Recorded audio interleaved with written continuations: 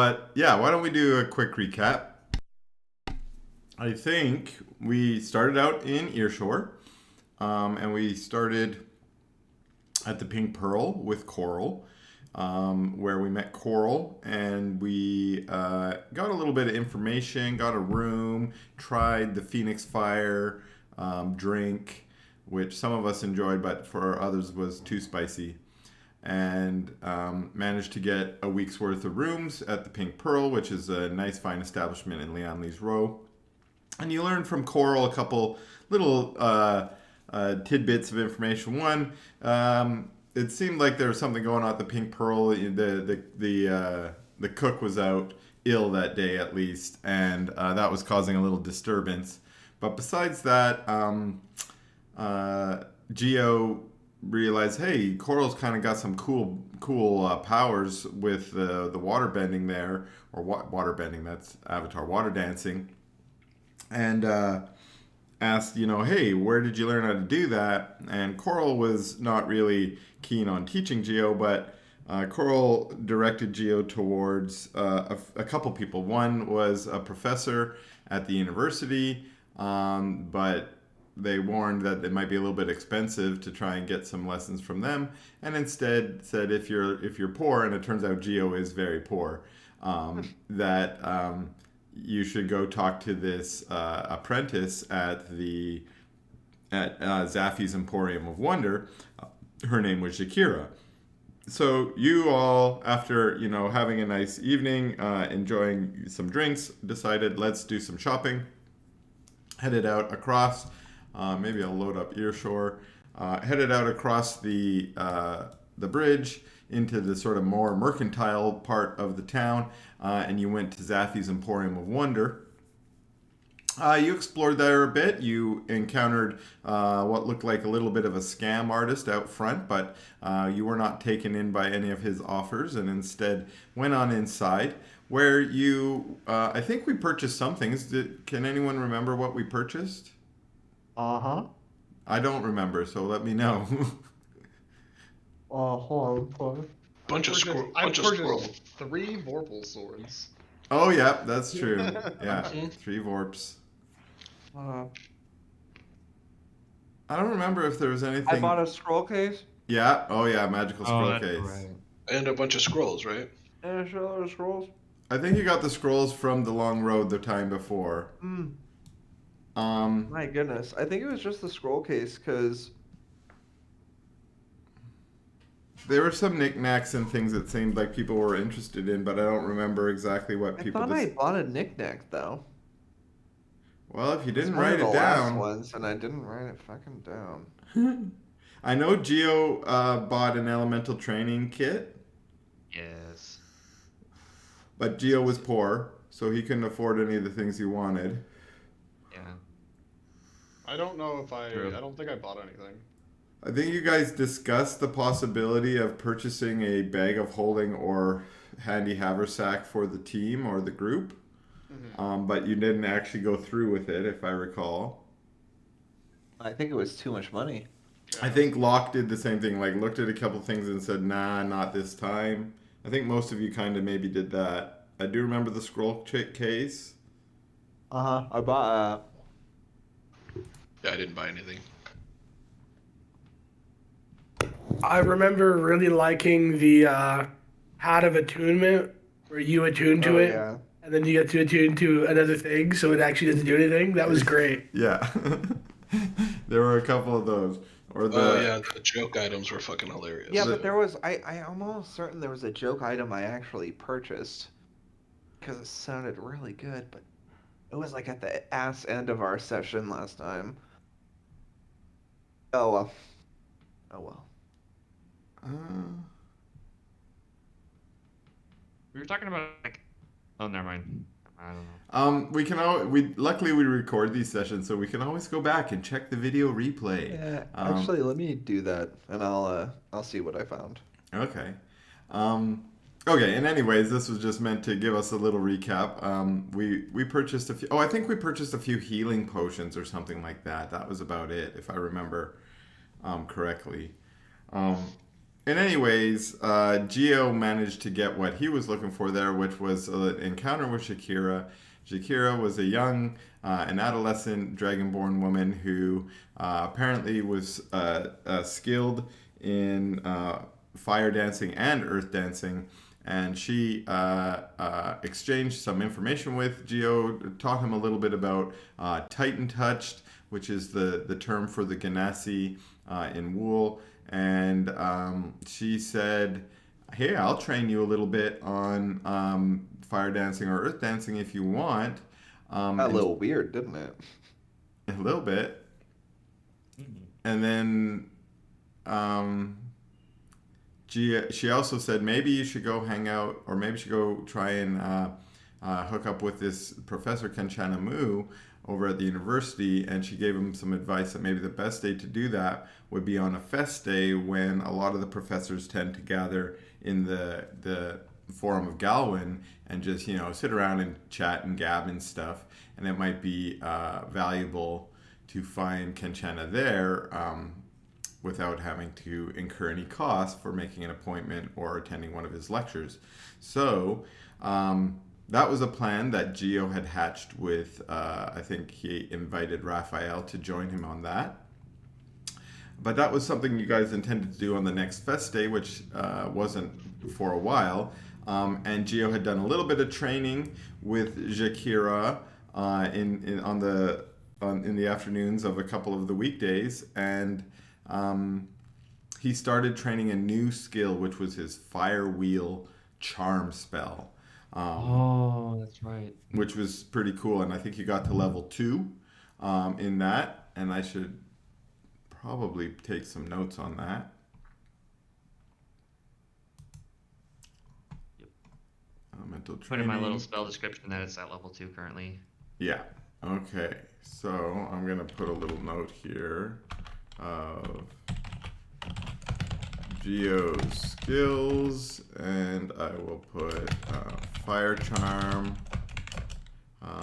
level 2, and I will add more details to that later about how it works and such. We'll probably have to add a saving throw and something in there, but at the moment you're working on it. Okay. And also we had the idea of a like Earth Grapple. Maybe I'm going to call it Earth Grapple. But you're at level 0 of that yet. We haven't trained anything on Earth Grapple. And she, just to remind us of some of the details, she said it's better to train when that element is strong. So there are certain days when it would be better to do training, different seasons, and so where it might be better to do certain training. And then she also recommended that you probably get a focus or some potions to help you in your training. It will boost the rolls basically you have to make when you do your training. Now, you looked into that, but you're like, oh, I'm poor, I can't afford any of that. And so you decided, no, I'm just going to train, just raw. And you were able to, again, get to level 2. Okay, after that, we did some, we bought new skins. That's what it's called when we play video games, right? You bought new robes. You got some cool skins. Yeah, you got some ivory crowns. Actually, I was thinking, can I have a retcon? Sure. I bought a cloak, and I don't want a cloak. What I actually want, hang on, it's a, I'm gonna try and find a picture. Okay. So, The half capes from Black Clover? no. I'm gonna link a picture. Or just a website. It's for buying it, but that's it's fine. It's pantaloons. It's No. pantaloons. Isn't it? Here, take a look at this in the chat, guys. Open that up. You see that jacket? Yeah. Okay. Yeah. Pirate jacket. Oh, I yeah. bought- It's a I fucking bought pirate that- jacket. Yeah, I bought that jacket in black with the skull and crossbones with the ivory crown on the back of it. Nice. Instead of a cloak, that's what I bought. Okay, we'll call it pirate jacket.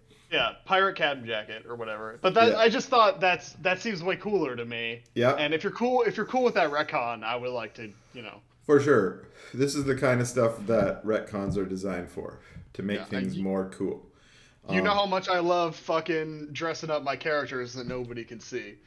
Exactly, that we only can see in our own mind's eye. But look how cool he is. Yeah, exactly. Look how fucking cool he is, yeah. Right. That was part of the point of that shopping trip, was basically just to try and make ourselves feel like our guys look way cooler now. And they do. Some of us have more prominent displays of our ivory crowns, some less prominent. I recall Geo bought a tabard to go over his armor. I think most of you ended up with cloaks. Who else? I think Lucius ended up putting it on your leather jacket. Is that right, Lucius?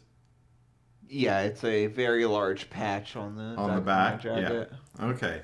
So you guys are walking around, and you're now recognizable as the Ivory Crowns. It's not sure if anyone knows what that means yet. Your reputation doesn't necessarily precede you, but you're now recognizable more as a troupe and not just a ragtag band. And then, just to sort of sweep it under the rug a little bit, but I'm going to assume you all, if you were interested in this, also were able to buy some, nicer sets of clothes or something. So you just, if you were kind of impoverished before, now you can step it up a little bit. Again, only if you think your character was into that.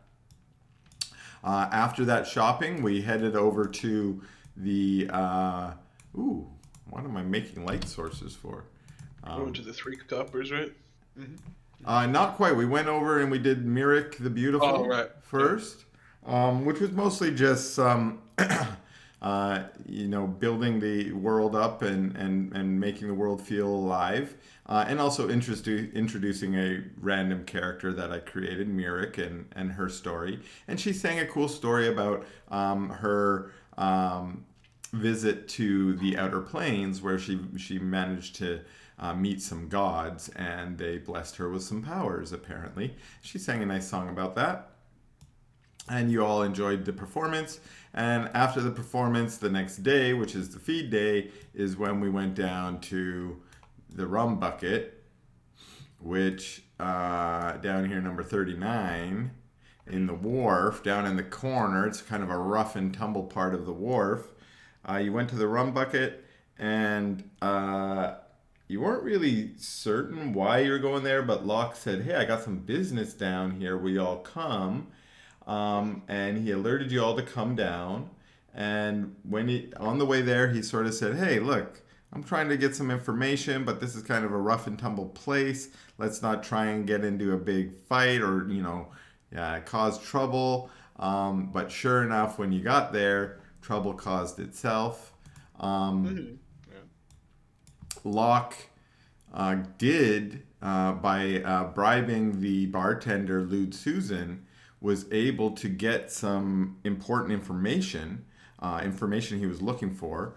But as he was maybe getting ready to get up and leave, one of the pirate groups in the bar recognized Locke and said, "Hey, my captain, Ace Scruggins, is looking for you."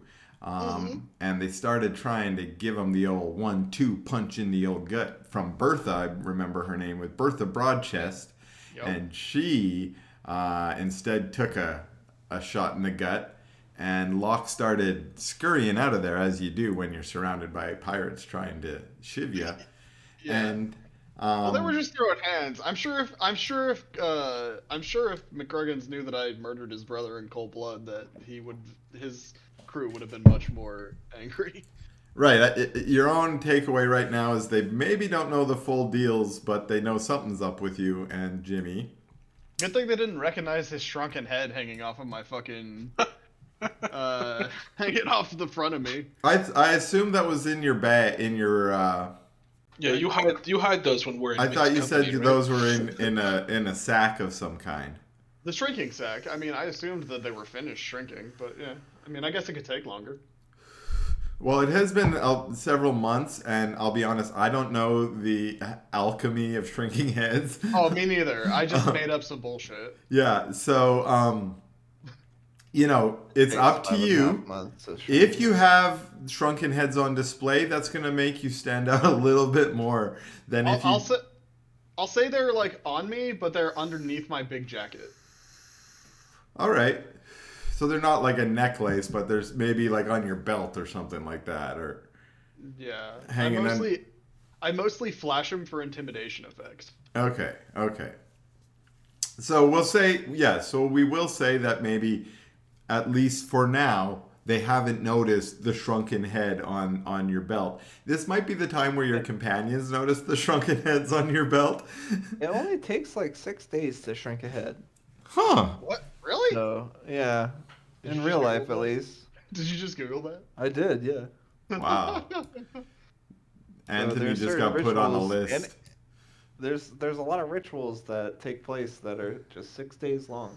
And like I don't like take the heads of everyone. I only take the heads of people who like really wronged me. Like you have to really fuck up for me to be like, I'm taking that head. So, which heads do you currently have? Just Greasy Hooks is on there. Well, if I recall, I did say I took the brothers' heads, but I Yeah. decided that I didn't care and I disposed of them. What about Nesbith, the assassin who you were really fucking mad at? I think you took her head too. Yeah, but I also decided that was really petty. Okay. They didn't do anything wrong necessarily. yeah. They just did their job poorly. You're a reasonable headhunter. You're a Yeah. reasonable not A Yeah. reasonable A Yeah. very reasonable headhunter. Yeah. Head You don't want hunting to. Don't want to pirate. take it too far when you're shrinking the heads of your enemies. That's I right. kind of want to reserve it just for like the dudes who really fucked me over, like the crew of what were they called? The Bloody Buccaneers? Did we give him a name? The crew, I think we did. Hang on, let me look at my journal. I have my journal. Bloody executioners? The That might have been it. The Pittsburgh Pirates. Yeah, that's what it was. It was definitely the Pittsburgh Pirates. That was definitely it. I don't think we did, but we probably should. I don't know. What? We'll think of that later. I was just, yeah. They have a name of their ship, but I didn't give them a name of who they were. You want to call them the Bloody Buccaneers? I actually like the Bloody Executioners better. Bobby's idea. I like that better. Okay, I got it. Bloody Executioners. At least that's what you can call them. Yeah. Maybe that's what they were called when they were a pirate gang, because I split them all up just to make it more fun. Yeah. Yes, you did, and I like that. Yeah. Okay. And maybe it will be worthwhile. I did put in your journal. Notice the journal change. Yes, thank you. Okay, good. So, one of the reasons I did that was so that if you want to share that information. Okay, so maybe that's where we'll pick up here, which is the last thing that happened-ish was Dresdis basically stood up and did his badass thing again, where he did his channel divinity and made everyone in the whole fucking bar frightened of him, most of the people at least. And that was enough to stop the fight. At least enough for y'all to scurry out of the rum bucket. And we'll say that, a few folks kind of follow you out, but mostly just to see you scurry down the street and head out into the wharf. And you're not really being followed by any pirates necessarily. Maybe one or two follow you a block or two, but then they turn back as well. It doesn't seem like you're, seriously being pursued for anything like a major crime or whatnot, but it did look like Ace Scruggins was interested in, or not Ace Scruggins, Big Bertha. Bertha was interested in bringing you back to Ace Scruggins for a talking to lock. Now, with that said, you have left the rum bucket. You can head back to the Pink Pearl if you like, but I thought we might start today with just you all having a chat about maybe what went down at the rum bucket, and if you want to make plans on what you want to do next now that you have a little bit of information, Locke. All right. So are we all back at the Pink Pearl then? If you like, or this could be a conversation on the way home, or whatever. I wouldn't divulge this in public. I'm a rogue. And Okay. be more hush hush about that kind of shit. I haven't divulged anything to these guys after like months. Like it's taken months for me to fucking actually be like, maybe these guys are. Exactly. That's what I was thinking too, because Now they've got a glimpse into your other life a bit. How about that? I gotta play it close to the vest. Yeah. So you're all back at the Pink Pearl. We'll say Locke has sort of invited you all into the private chambers after maybe some of you were badgering him for information about what was going on. Okay, so Locke, you've got them in the private chambers. All right, fellas. We gotta have us a discussion here. I got some business that's needing tending to, as you might have seen. There's some others involved, and we got some problems that are gonna need addressing if we're gonna be sticking together. Well, look, mia poto, I want to say that because you have been so loyal to us and because you have been such a figurehead for the Ivory Crowns, I am happy to help you with whatever endeavors you get into, but I must ask if we are to be a respected organization here in Earshore and around the wool. I believe we must come with a more subtle and a more relaxed appearance. I do not know if carrying around the heads of our enemies all the time is exactly appropriate for our organization, but I am willing to discuss it.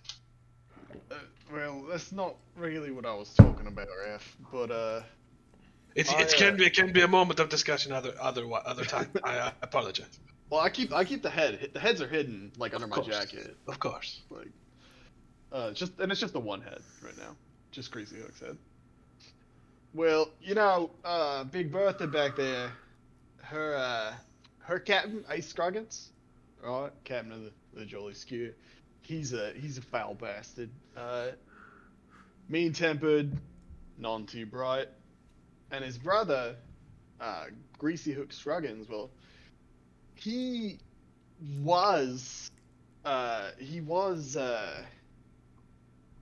was a better pirate, to be honest, until I ended him right outside that barrow where we met. Yes, he is here with us. He is here with us now, is he not? Yeah, he's hanging off my belt. I see. Yes. Yeah. Anyway, here's the thing. Them boys, Jakey Smiles they were talking about, right? He's one of them men. He killed me crew. He's one of them men. One of them pirates.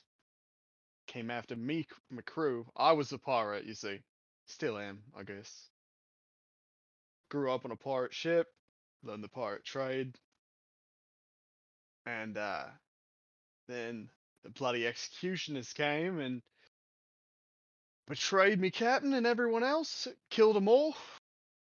And I fully intend to take their heads and to get the treasure they stole from me captain. She spent a whole life trying to find that treasure. And how much treasure are we talking about here? I rightfully don't know monetarily, obviously, but definitely some definitely enchanted items. I know. And I've got part of the map here, you see, and I'm gonna show them the map. Could you share the map with them? My map piece, please, Chris. Oh shit! What? Where are we getting cool shit? I actually have a piece of a map. Oh, cool. That Chris has made? Yeah, I have a piece of a treasure map. That's tight. I have Greasy Hook's map.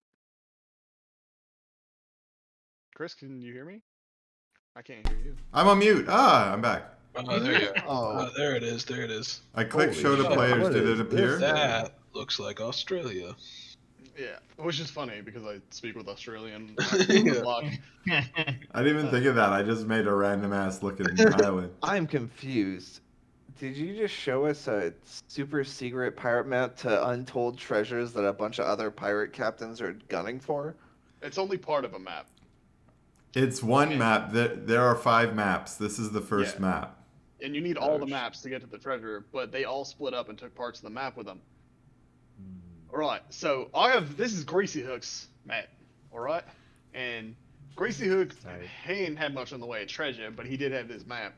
He wasn't, like I said, him and his brother, they're not the fucking brightest bulbs. Well, Greasy Hooks ain't nothing anymore, but, But Jakey Smiles, he's trying to build a crew here in Earshore. Now, I got this plan, you see. I wanna talk to, Jiminy the Gloom. I want to talk to him. He's the captain of the Golden Chain. She.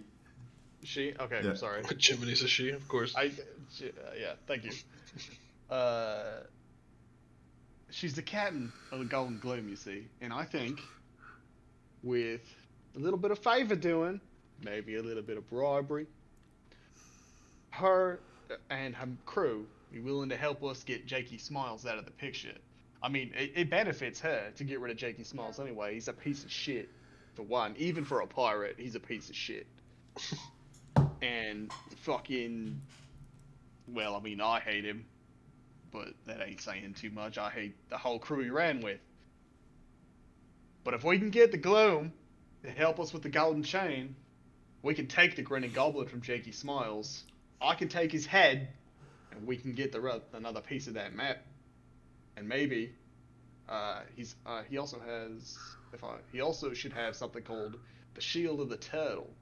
I don't know what it's fucking about, but can't be bad, right? Definitely sounds expensive. Right. If we go and we do this and we find this item, before we decide what to do with it, would I be allowed to study it extensively? I don't see why you couldn't, but there's another problem we're gonna come on here. See, we're staying in Earshore, and you'll recall any ship that docks in Earshore is compulsively a member of its armada, including pirate ships. That's why they don't dock here. That's why they dock off the coast and then walk here instead. They don't want to be a member because then you can't do piracy in these waters. You see, the other problem is that we're trying to be known as, how do I put it? Well, maybe not you, Lucius, and no offense intended, because I'm on that side of the law too myself.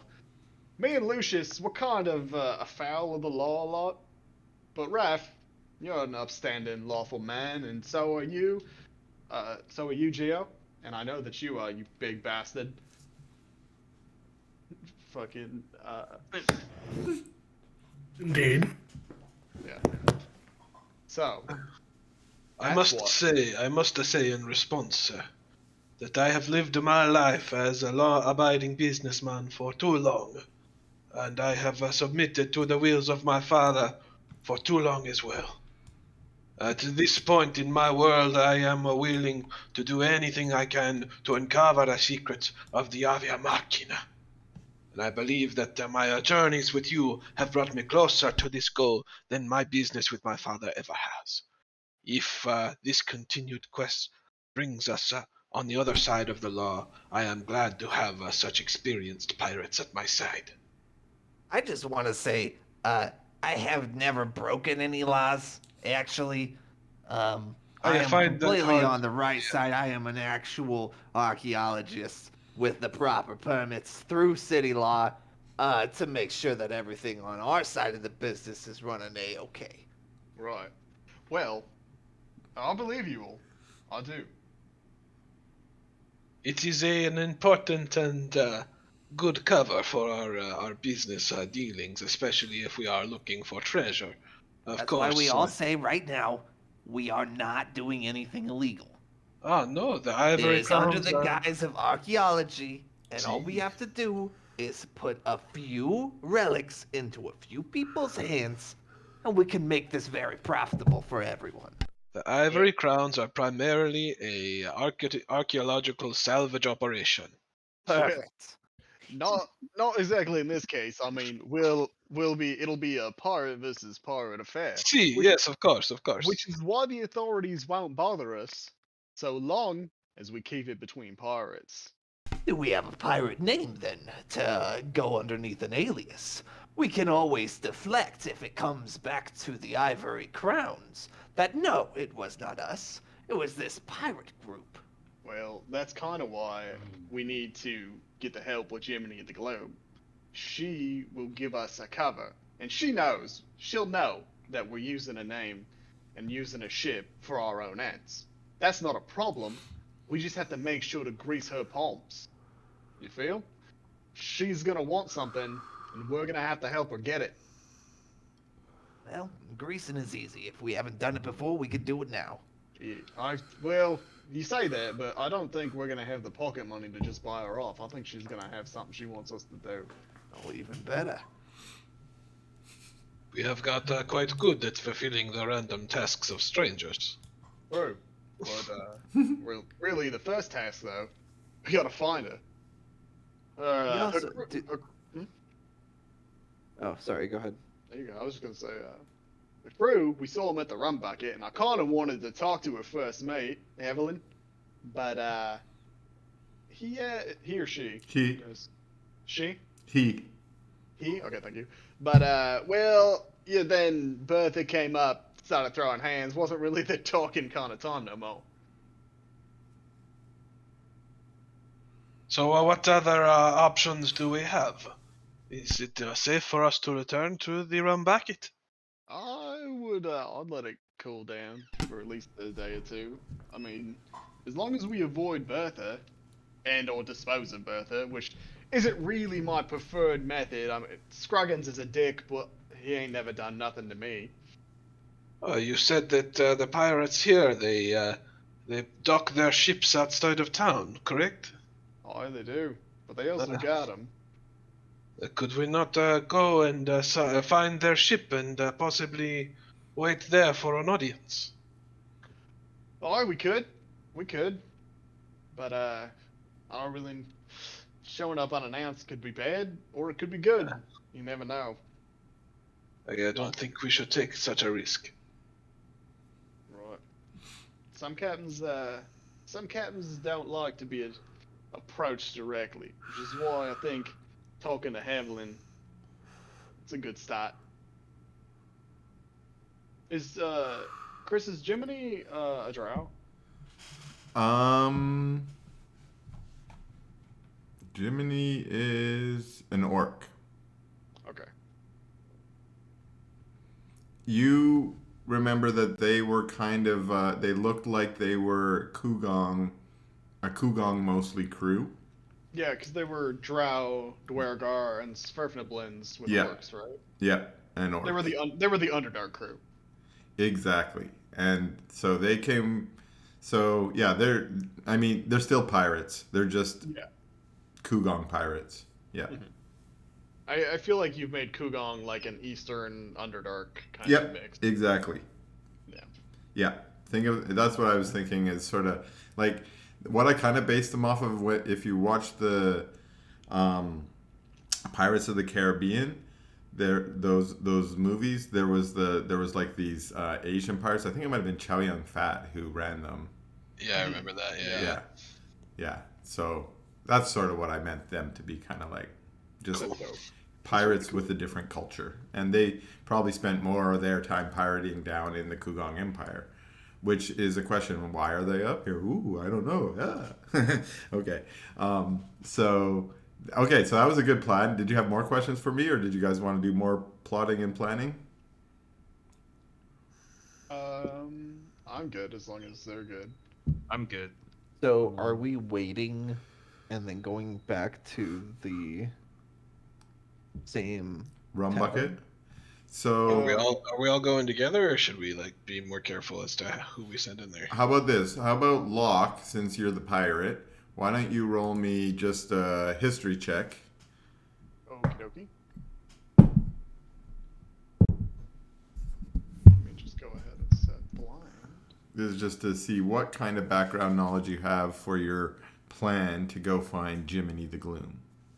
Oh, look at that sweet, sweet 0. Wow, okay. So I'll say here's a couple pieces of tidbits of information that Locke, that might be helpful. the Rum Bucket is the main pirate pub in Earshore. So it's the main place you would go to go find pirates. There are other sailor pubs in town. You might be able to find pirates also at sailor pubs, but you can't really remember where they are or what they're called. You do know that there is a rough group of sailors in town. So if you didn't want to go to the Rum Bucket directly, maybe because it's a little hot right now, you might also want to look up this group of sailors. And it's like a gang in town of sailors and pirates. And let me see if I can remember their name. Thieves Guilds. Oh, they're called the Salty Dogs. Of course they are. Nice. So yeah, you think you got maybe 3 options for finding your leads. Back to the Rum Bucket, but maybe a bit hot. Find one of these other sailor pubs. You might be able to find some sailors there, or maybe even find Haviland hanging out there. Or go talk to members of the Salty Dogs. They might be able to point you in the direction of where you want to go. Okay? Okay. Are we good for the little pirate information dump? Yeah, I think so. Okay. Yeah. So... my exposition. That was fun. I like that. I like that you guys have secrets that you have to, like, tell each other. I gotta have secrets, dude. I'm a rogue. Yeah, it makes it more fun to interact with one another. Okay. Yeah, for sure. Yeah, I love the treasure map, though. That's, like, my favorite part. Yes. Oh, and I didn't want to interrupt anything, but I'm going to be a little bit meta. Each map is to its own piece of treasure. Oh, okay. Okay. That's just so there can be something for you to find. And then those pieces of treasure that were listed there, like you named one of them, that's the treasure that the map will be to. Okay. Well, in that case, it didn't... So we know where treasure is now. Yeah, Yes. but we don't have a ship. Sort of. Right. But there wasn't one for Greasy Hooks. Ah, that's because Greasy Hooks wrote down the names of the other people's treasure. He didn't write down the name of his own. Oh, right. So that's how come... Right, it was on... Because the reason I know the names of the treasure, it says right here, it was written on the back of the map. Yes. Because, like, I'm going to share this with the crew. Yeah. We have Captain Gerard has the Crown of the Oceans. Grend has the Compass of Navigation. Jakey Smiles has the Shield of the Turtle. And the Vamp has the Armor of the Sea Elf. Hey, all of that sounds awesome. Yes. Yeah, I want to look at all of those things. Yeah. I'm particularly interested in the Armor of the Sea Elf. If it's... Because, yeah. Yeah, what the fuck is that? Crown of the Ocean sounds pretty cool, too. Yeah, they all... Compass of Navigation sounds like Jack Sparrow's compass, where it points to what you want most. But I don't know, obviously. That's dope. I just made up names, so... It all sounds awesome. Yeah. Chris. Yeah. When you find them, I'm going to frantically be like, what the fuck does this do? But, like... Yeah. But yeah, like, yeah, awesome. So you have these ideas. Also, I just want to put it out there, Raph or Lucius, you guys could do research on some of these things if you like. There's a lot. Yeah, for sure. Just because this is Locke's kind of arc doesn't mean you guys can't be interested in it as well. Or gain something from it. I feel like my arc is going to be several sections too. Like I feel like we're going to do Jakey Smiles here, and then we'll do other people's stuff, and then we'll run into one of the other captains and be like, oh hey, guess what? Pirate time. And also, I've plotted so many hooks and threads here. I'm starting to feel like it's impossible for us to tie them all together. So what I'm thinking way down the road is like Locke, or like you were just saying, Josh, that if we go to Jakey Smiles now and then we end up being level 10, we might not end up going to every single one of these, but it might, what I'm thinking now is it might reach some kind of climax later, If you take out 2 or 3 of them, the other ones might be like, oh, fuck, we want to hunt you down, and then we get some big final battle or something, like that. Mm-hmm. Which sounds cool. Now that I just said that, like, wouldn't it be cool if a whole bunch of pirate ships all came together in a big fucking, pirate battle? Yeah. Well, okay. you're absolutely right, Chris. I was reading on the was it the D&D subreddit today. Yeah. It was like, hey, instead of doing leveling or things like this, imagine you do a hook, and instead of having that go all the way through, have it be working also in the background. Like, have the hook be cleaning itself up while the players are also cleaning it. Yeah, that's partly what I'm trying to do with stuff is like I made these 4 pirate crews, they have different things on the go. Like I didn't know if you were going to go to Jiminy or one of the other ones, and so when Locke said Jiminy, that like set certain things in motion, assuming you guys follow through on that, where the other ones are still doing their shit, but like in a way, if you guys are successful, you've kind of like made their crew stronger, where the other crews who you could have gone with are now weaker, right? So you guys will steer the story. I'm trying to make it so that your choices steer the story as much as possible. Well, you're doing a great job. Oh, thanks. Yeah. It feels great, honestly. It feels really good. Yeah. And I have another idea about that compass, too. Well, send me all your ideas or blurt them out right now if you want, because I write this shit down and, I steal some of it. What if instead of going to the magnet of the world, like it goes to like the magnetism of a specific island? So it's like some unwritten island that's not on the map. The only way to get to it is to have that compass. Yeah, well, dude, okay. That could be our like base operations and shit. Of course, I also have some secrets I can't tell you about what these treasures are and such. So, of course, I don't know what they do, but I've tied them into a narrative a little bit. So, anyways, let's not spoil too much. Lots of cool things to do. Here's what I want to do next. It is feed day. The next day is fest day, which was the day that Geo was going to try and meet up with the professors. Is this going to be a full party thing? Everyone's going to go to the forum, or is it just Geo and Raph? And I think I'm going to have Jakira tag along as well.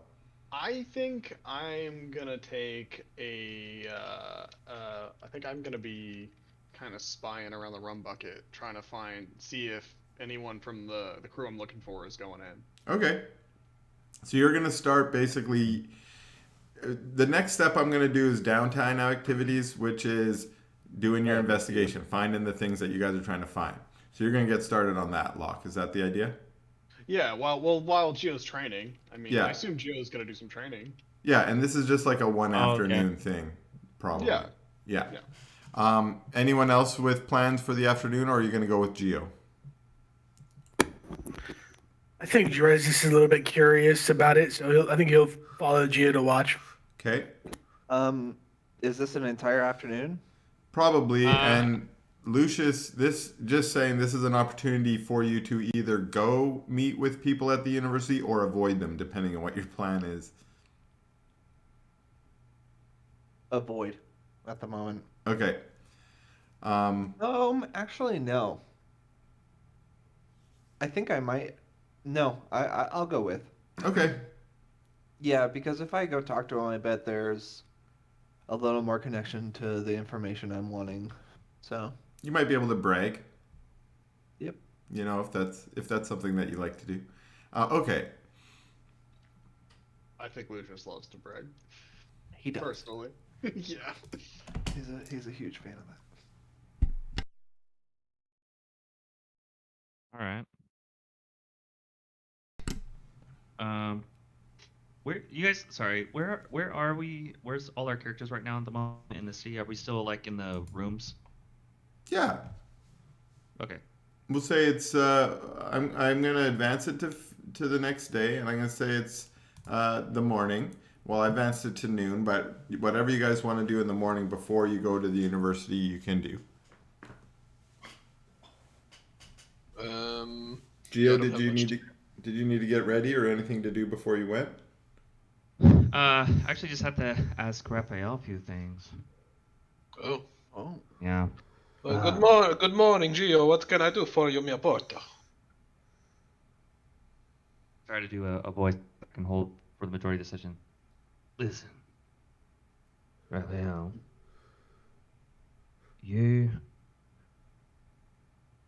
today, the day that I'm going to try to pitch something to the professor.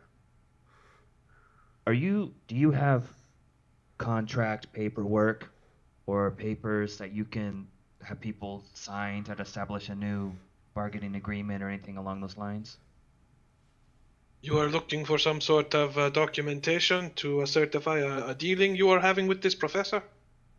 Dealing that I'm going to propose, but I would like the paperwork just in case. Well, I would be more than happy to use my tools here to write you up a document, of course. Okay, so yeah, I definitely craft that up. I write that up for you to your specifications. Nice. I've got really fancy handwriting too. I bet. Can't imagine it that way, like just really like a paint, Yeah. one of those. Yeah, I tear a page out of my notebook. Yeah. All right. And Wow. then, as mentioned, you would accompany me to help. Of course. facilitate the legality of the proposal. They may just reject it outright, but. Gio, I am happy to help you with this as a symbol of our new relationship as equals and peers. I appreciate that. So shall we go now? Is there anything else we need to prepare? That's everything. Unless you believe someone else should come along. Well, I have been interested in seeking out some books in the library at the university, and maybe Lucius could be interested as well. Should we ask? There was also, we might want to double check. Dresdes? Sure, we can go downstairs and see who has awoken. See. All right, let's do it. Okay, all right. So we want to go check if anyone else is awake. Okay, you guys find them in the dining room, waiting for you to have your morning breakfast. Avianti mia portos, it is not my intention to interrupt your meal, but me and Gio are headed to the university to work on a few personal matters. If anyone would like to join us. Yes, Lucius, we are headed to the university. We thought maybe you would care to join us. Oh, God, you know I graduated from there, right? Well, I have heard you speak of it before, which is why I thought you would have some sort of interest. Goodness gracious, well, come with me. Come on, of course. Let me show you around at least. My old stomping grounds. If you could act as a guide, that would be most helpful. Lucius. Forgive me, brothers, but I'm gonna have to excuse myself. I have some other business to take care of today. But best of luck. Oh, I thank you. Well, look, I wish you luck in your endeavors. Locke, you just let me know, and I'll update the books when you get back. Lucius. Yes, sir. Dresdes, I do not wish to leave you behind. You are welcome to come with us as well. Then I shall go as well. Of course. It could be an opportunity for us to be seen as the Ivory Crowns in our full power. Absolutely. All right, shall we go, mia portos? Absolutely. Follow me. Lucius. Or Lucius. Is it what? Or am I just? Hello? You're breaking up. Oh, okay. Sorry. Let me double check something here real quick.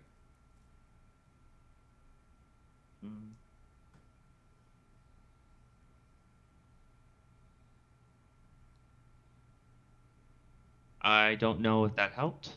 That did help. But you sound good now. Okay. Yeah, that was really good. I have a mic that's sensitive to the distance. Lucius, do you know if these professors are open to deals to the selling of knowledge? Well, yeah, that's pretty much how university works. You give them money and they tell you how things happen. See. I paid them lots of money, and now I'm an archaeologist. A completely legitimate and legal archaeologist, I will add.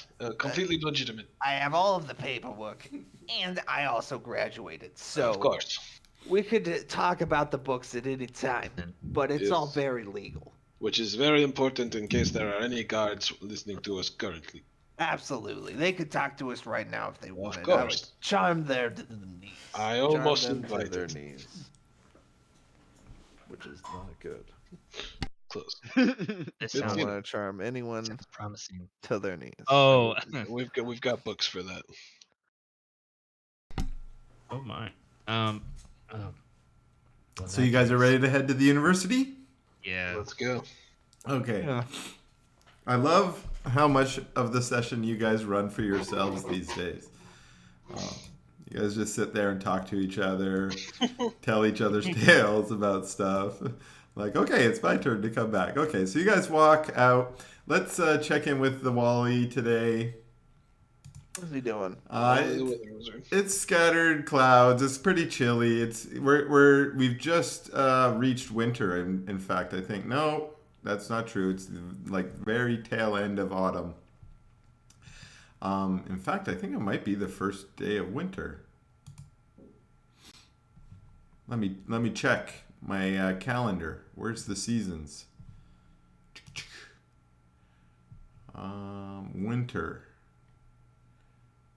begins today. I think so. The 22nd of Ernia? Yeah, I think so. 22nd of Ernia. There's the detail in your worlds, my man. It's unbelievable. Yeah, winter dude. starts on this day and this Hold month I on. made up, and this calendar I made up. In any case, it's getting kind of cold. That's all I was trying to figure out was it's getting Right. cold, so I The needed to make up a temperature. calendar. But yeah, you guys wander out to the Forum of Galwin, which is in the university, and as you approach going through the city, most of the time you're a little bit used to the city after being here for a week, and you've been over to this square a couple times now, or rather the Arch Square down below. But this is the first time you've climbed up the large marble stairwell that has been built into the side of the cliff face and arrive in the university proper. Now, Lucius, of course, this is a climb that you did many, many, many times when you attended the university as a student. And so it's sort of a very familiar climb for you. But for everyone else, the top of the climb, when you experience the top of the climb, you look out into the campus of the university, and it's sort of your first time experiencing sort of how marvelous it looks. The buildings are all quite large. Many of them are multiple stories high. On the left and the right, the blue building and the red building that you see there, numbered 11 and 12, are the famous libraries of the university. The 11 is known as Reiser's Library of Wonders. Let me just load up my Earshore map again so I can get details on all this stuff. Reiser's Library of Wonders, and then on the right we have Rufin's Library of Histories, which are the two main libraries that have information about magic and the arcane art and the divine magic as well, all kinds of magic, and then also information about all the history of the world. So there's lots of information there. And then there are other smaller schools and smaller buildings gathered about. There is the main academy. And the main academy of Ilowol is where most of the university classes actually occur. There are many, many classrooms in there, lecture halls, and so on. And then those are for actual lectures that are attended usually by paying students, but public forums and public lectures that can be attended by anyone occur in the Forum of Galwin, which is number 8, which is where you guys are headed today. So there are other campus buildings. There are up in the north is where there's some more magical societies that do, work on sorcery or alchemy or other things like that. And then maybe the one other building that is significant here is a building with a gold roof. And it's sort of a small building, but it does have a very important place on the university campus. And it is well respected because it is the home of the Gilded Conclave. And the Gilded Conclave is a very powerful organization of wizards that they're not formally in a political position. They don't hold any actual political power. But they are wizards. They are very powerful wizards that hold a lot of power in the city. Exactly. And They are deeply associated with the university, so many of the wizards in the Gilded Conclave are also professors at the university. And in fact, the leader of the Gilded Conclave is also the chancellor of the university. You all climb up to the top. Maybe a few of you are experiencing the exercise of climbing the stairs this day, but it certainly helps with the chill in the air. And you come around to the Forum of Galwin, which is not as well attended as it might be on a spring or summer day, but you still see a collection of maybe a dozen, a little bit more than a dozen professors. You can kind of tell the professors because they're dressed in their robes and their gowns, and some of them have their caps and so on. They're kind of presenting themselves. Some of them have sashes and whatnot as well, declaring maybe their field of study or something else. And they're usually in clusters of maybe 2 or 3, chatting amongst themselves with a small gaggle of students or other civilians hanging around them, listening to them or chatting with them as well. And on this day, you take a look out. Well, why don't we get some perception checks? Our initial glance at the university. Perception. All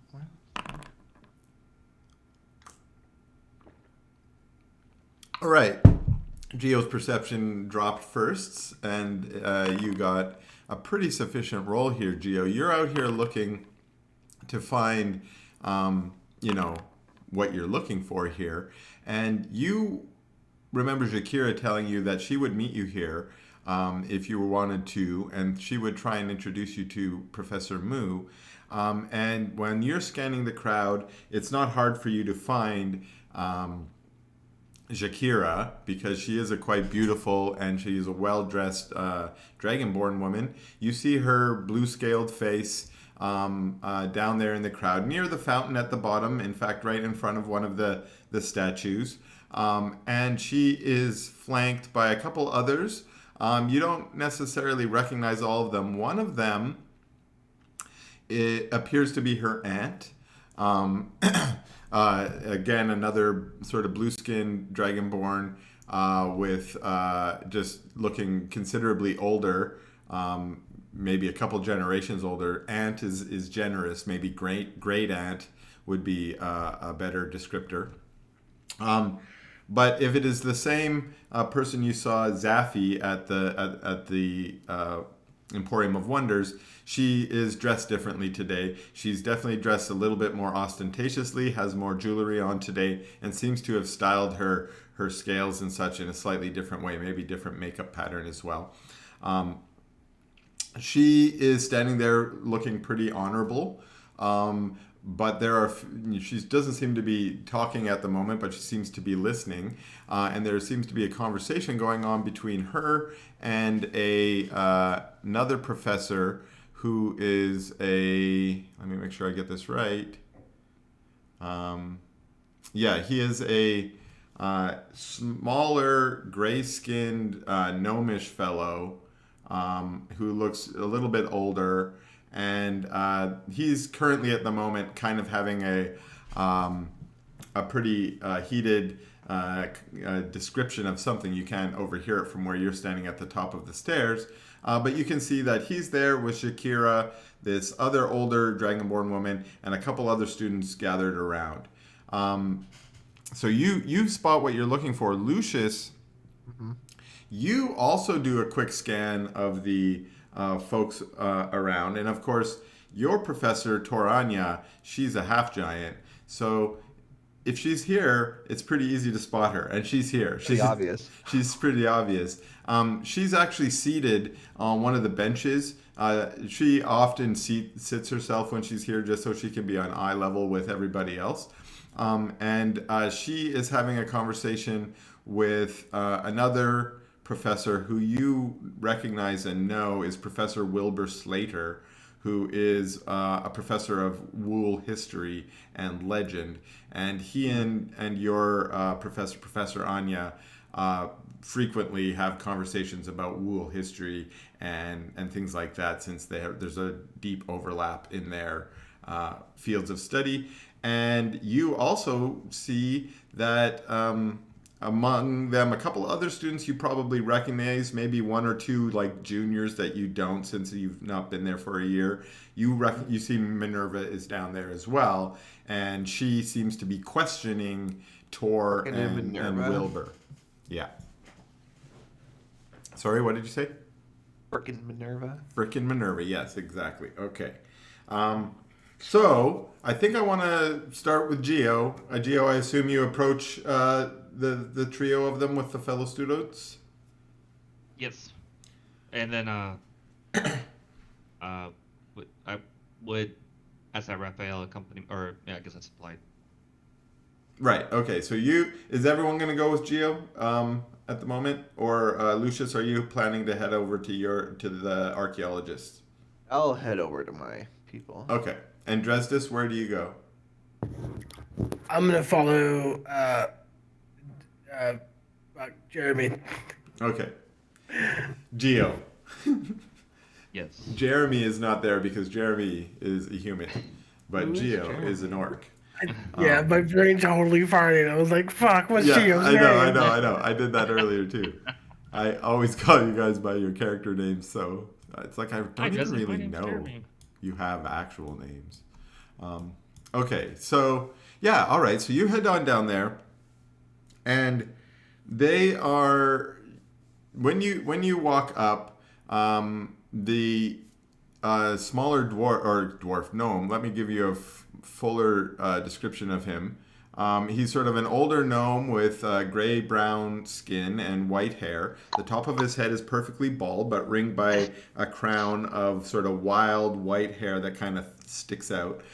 He has thick white eyebrows, and he's got like just kind of a scruff beard on his chin. It looks more like he hasn't shaved than like he's actually trying to decorate his chin in that way.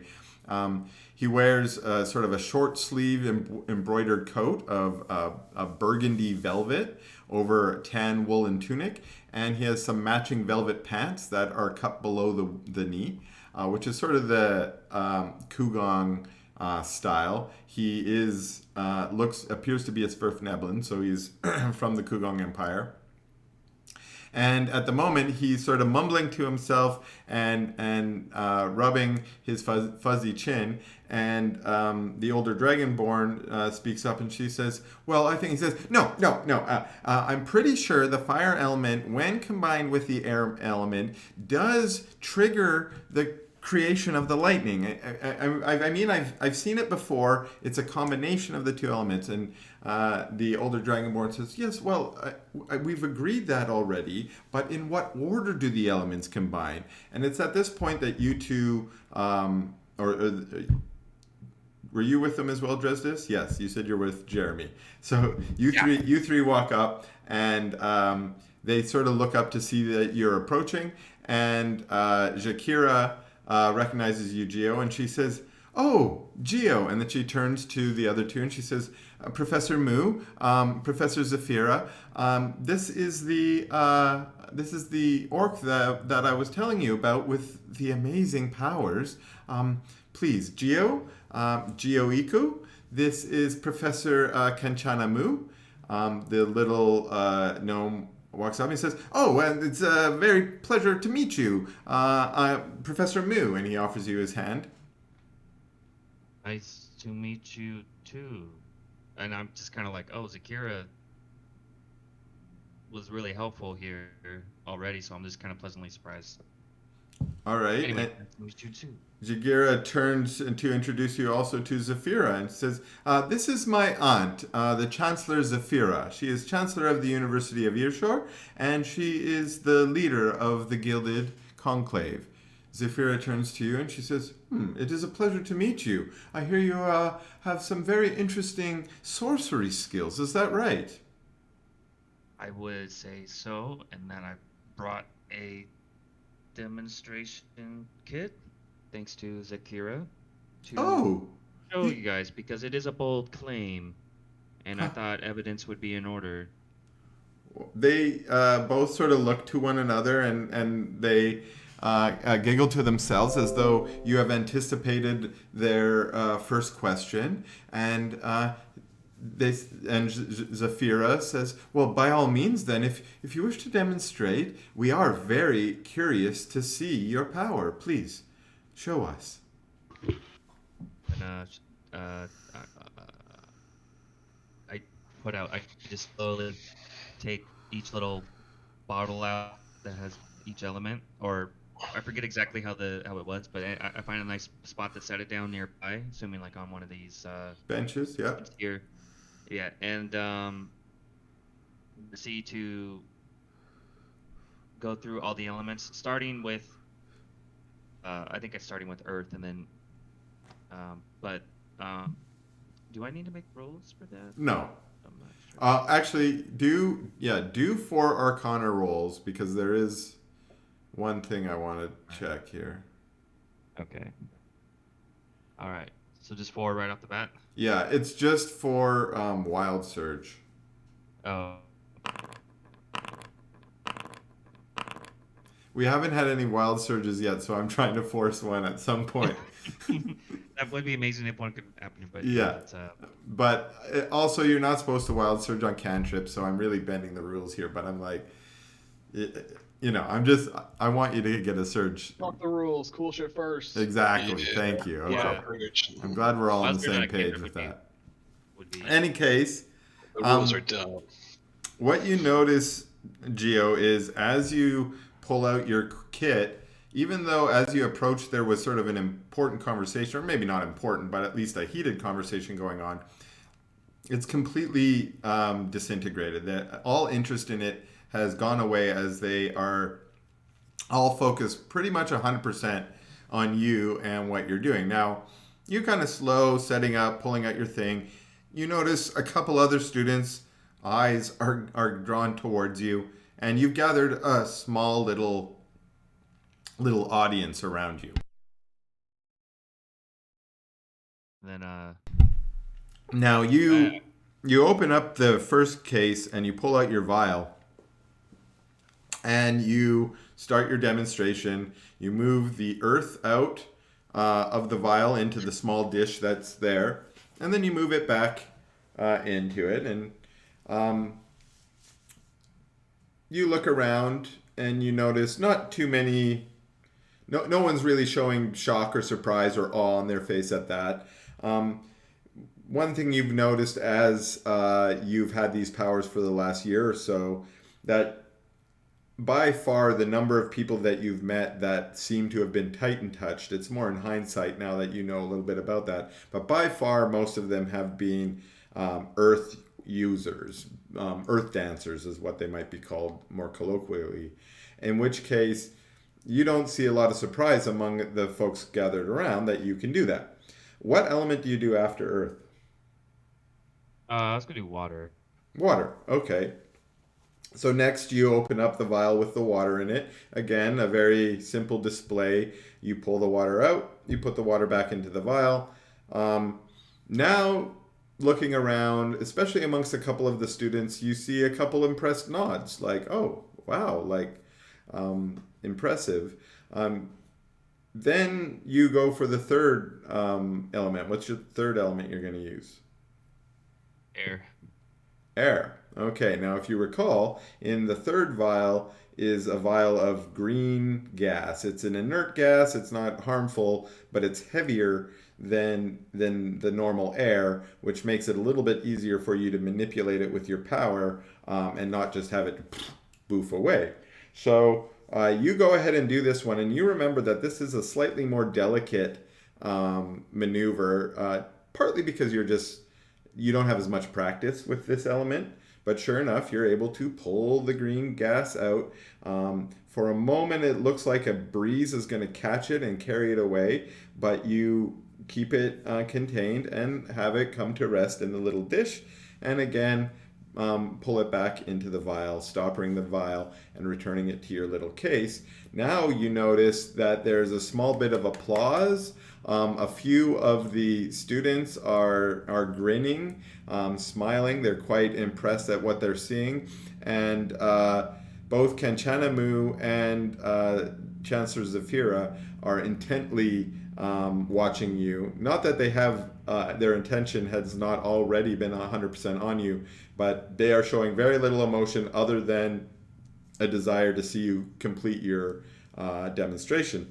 So you finish things off by unstopping the fire. Now,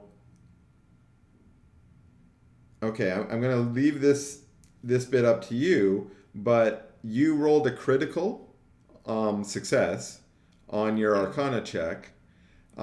So I'm curious if you want to do anything, special here on your final demonstration, showy offy, and if you do, what it might be, and if you don't, you don't have to. You don't have to do it. I would say if Geo felt all of a sudden that the fire is behaving more easily than he thought, that I think he would somehow try to have it float, somehow get the, if it physically makes sense, the fire somehow float over their hand for just a small moment, and then for it to gently just go right back into the bottle. Okay. So, something like that. All right. So you actually, we'll say, what you're able to do is, not quite as cool a display as Coral would put on with the fire, or with the water, sorry, but you allow the fire to kind of dance a little bit, and you have it like dance into and around the palms of the hands of the two professors, or do you dance it into the hands of some of the students, or everyone? Oh, great idea. I'll have it dance on the hands of the professors. I think that might be good. Okay. So yeah, so you have it dance around their hands, and as you do, their faces, which are showing a deep levels of interest, now also light up in some uncontrollable smiles, and maybe even a small giggle erupts out of Chancellor Zafira as you return the fire back to its vial and stopper the case, and you start cleaning up your materials that you got there. And you can hear about you are a large number of discussions among the students. They're saying things more, expressing their awe and how cool that was, whereas some of the older students and maybe the professors are starting to discuss ideas of how you got this power, or maybe what could have been the source of this kind of power. And as the last thing I want you to do one more Arcana check for me. All right, so I mentioned that you kind of criticaled that fire, and you sort of said that maybe the fire was working a little bit easier for you. It was definitely your skills that was kicking in there.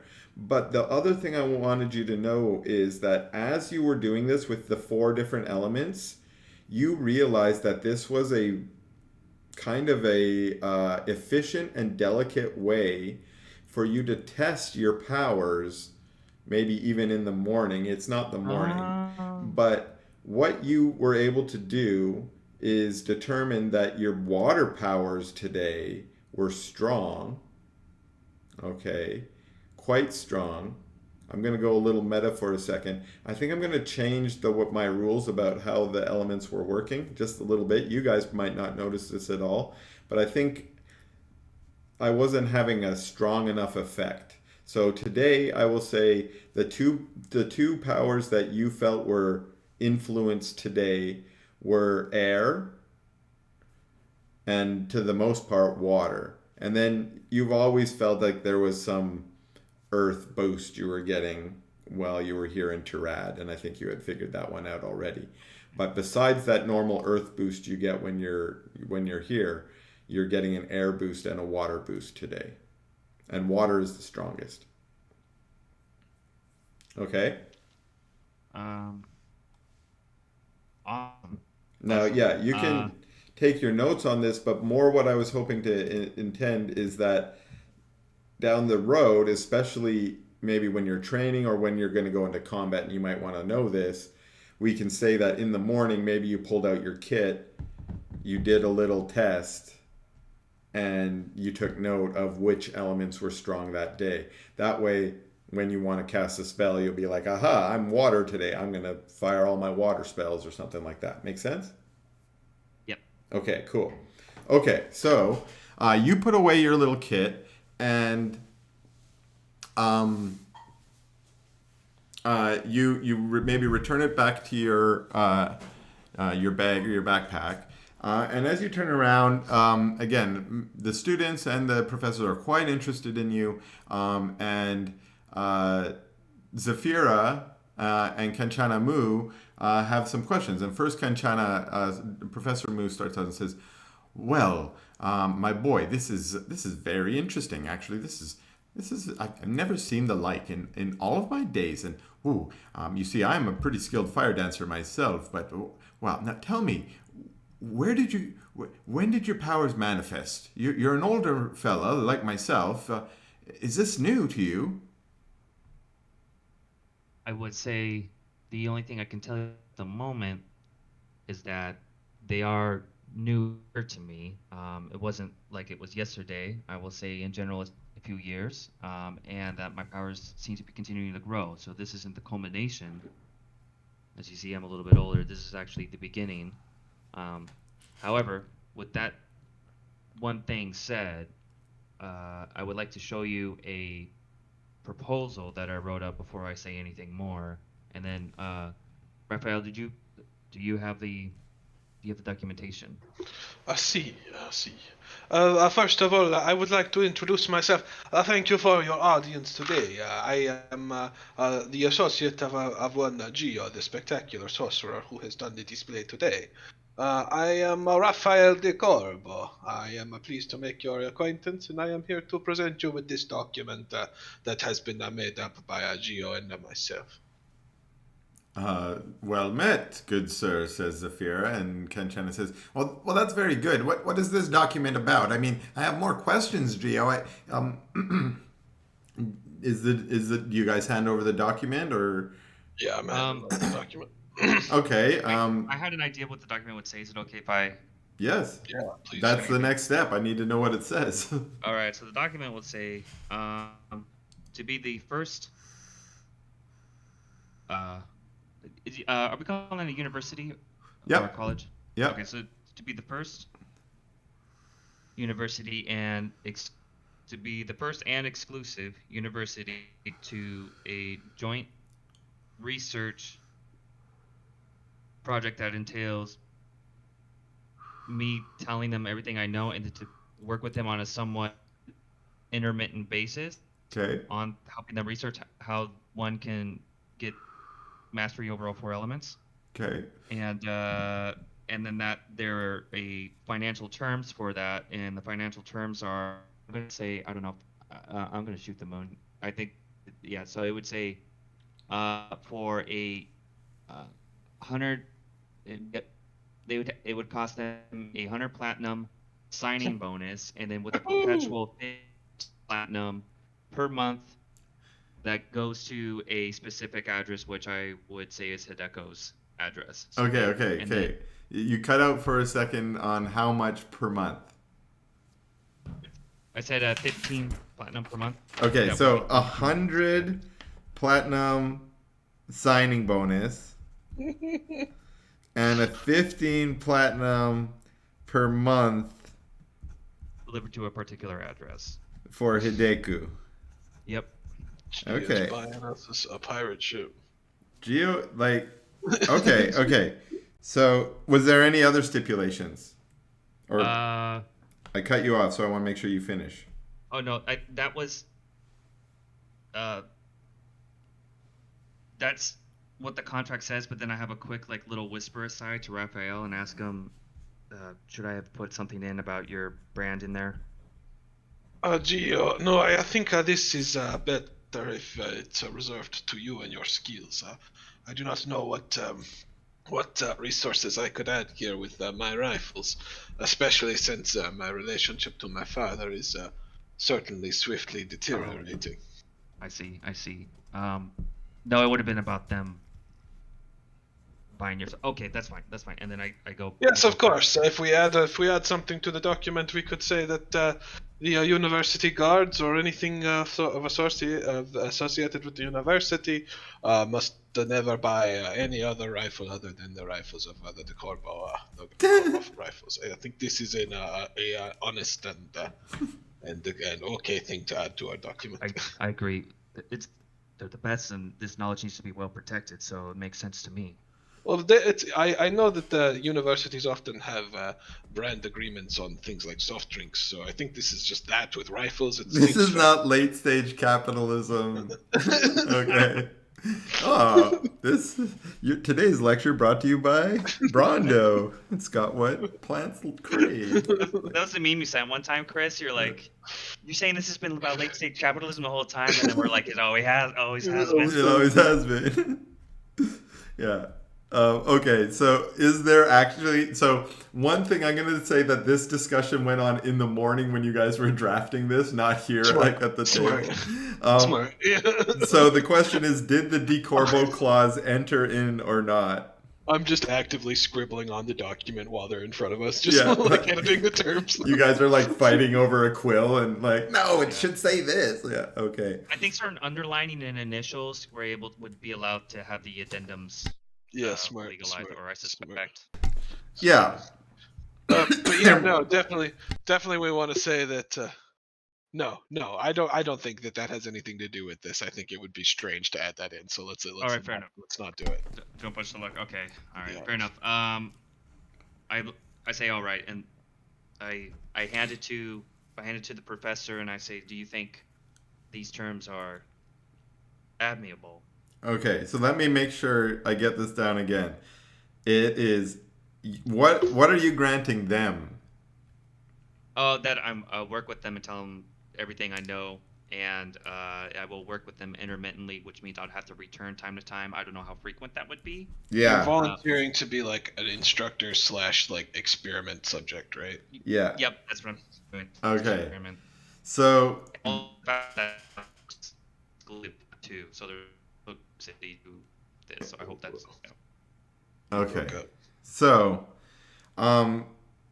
you hand off this document to Professor Moo, who opens it up, sees that there's some, kind of sees the gist of it, and is like, oh, okay, and is impatient with it, and hands it off to the Chancellor Zafira, who seems to give it a more thorough read through with her niece, Jakira, looking over her shoulder and reading as well.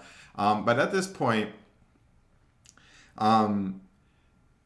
Dr. Moo starts saying, okay, now listen, I need to know a few things, at least a little few things about you before I can even agree to this. Like, now you said your powers are new, but I need to know, like, okay, tell me about your parents. Did they have these kind of powers? Who is your mother? Who is your father?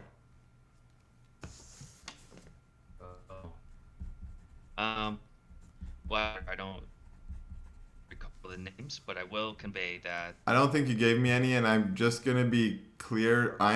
This is me putting you on the spot. I'm gonna now demand a bunch of information about your life. Especially if we agree to this thing, because the next thing you said is, I'm going to tell you everything. So. All right.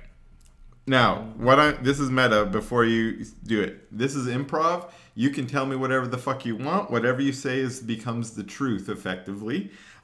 You can also say, I don't fucking know. That is an okay answer to some of the questions. Sure, we can retcon shit if we need to, right? Like, and we can change. Yeah. You're not like beholden to it. Exactly. You're not 100% beholden to it too. So this is just meant to be fun. So he's going to ask you, who are your mother? Who are they father? Who is your mother? Who is your father? And did they have these powers? My father was in the military. We were a military family from the Gilded Empire. for the longest times, and I followed the tradition, and this was all much before my powers came to be. My mother was just a farmer. She would just farm. Also, this is where I learned my farming. Okay. Actually, same character. Yeah. And father was traveling a lot for the Kugong Empire, being in the military. So from there, no, they never showed any signs of magical use. So this is new. So from what I can tell, this is not genetic, which means this might be something that students can learn. Okay. This is important knowledge for us because we have information that suggests that maybe it should be coming from your lineages. But if we agree to this agreement, then I will definitely have more questions about your parents and any potential powers that they might have. Now, listen. Oh, okay. You have asked for us to send some funds to someone else. Who are they? Are they your family? Yes. So you have a family. Tell me about them. Who are your family? Well, the married with a child, but the mother died in childbirth. So, but the son is grown and with their own children, or with their own child and his own wife, and the money is to support them. And that's all I will tell you about them. It's a very private matter, so in character, like I do have an idea fleshed out, but in character I wouldn't. So in character you're going to withhold information. Yes. The professor is insistent and says, but we need to know if does your son have any of these powers? No. And what about your grandchildren? No, but I would like to find a way to teach them. Well, I would request, I mean, we have a lot to discuss here. It's possible that my theories are incorrect, but you do understand that the Titan touched is often a power that can be passed on from parents to their children and is often shared amongst siblings of folks. Do you have any siblings?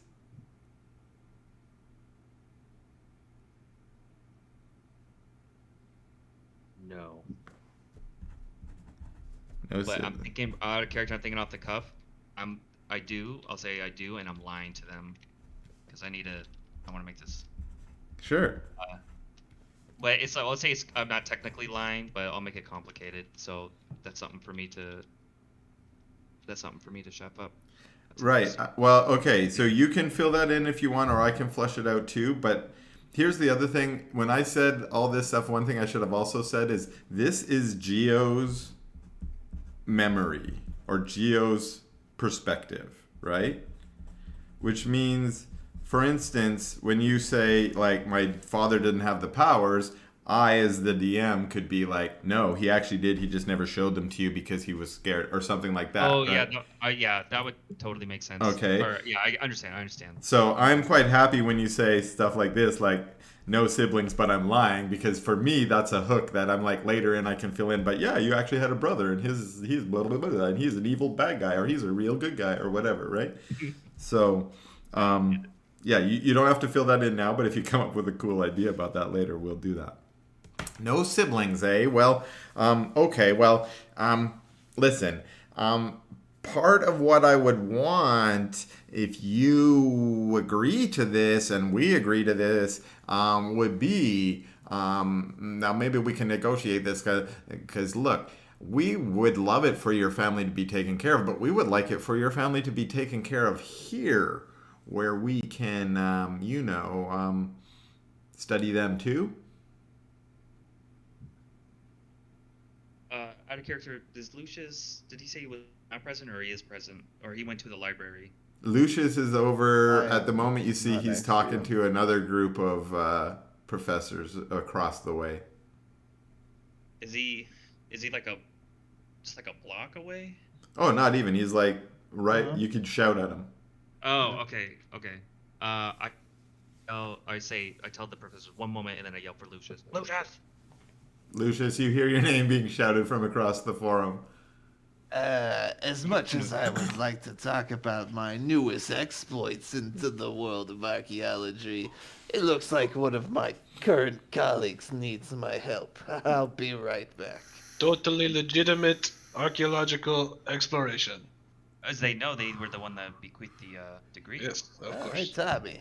Isn't it? I'm gonna try to meet him halfway through and just kind of have a quiet, Okay, you Try to- guys meet right like- by the fountain. Listen, Lucius, you. These are good people, right? Good enough, Like- at least. Would you trust them with your family? Good people, kind of like to take care of and treat them fairly. I'll explain why I'm asking this later, but Can I do an insight check on these folks to determine whether or not I think they're safe? Yep. To help my buddy out here? this totally makes this my intelligent wisdom is actually Well, like, they taught me everything I know. What am I sensing off these people? I think it's gonna be just fine if you want to further the knowledge of what you are going through. Chris, you're on mute. Yeah, I'm gonna send you a secret one. But I'm trying to figure out how to do it. You can just add it to my journal if you want. oh, that's kind of slick. Oh, did I get a message? Okay, I got a message.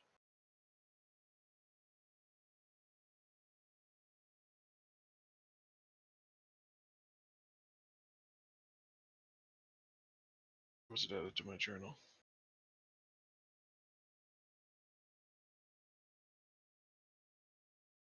Journal.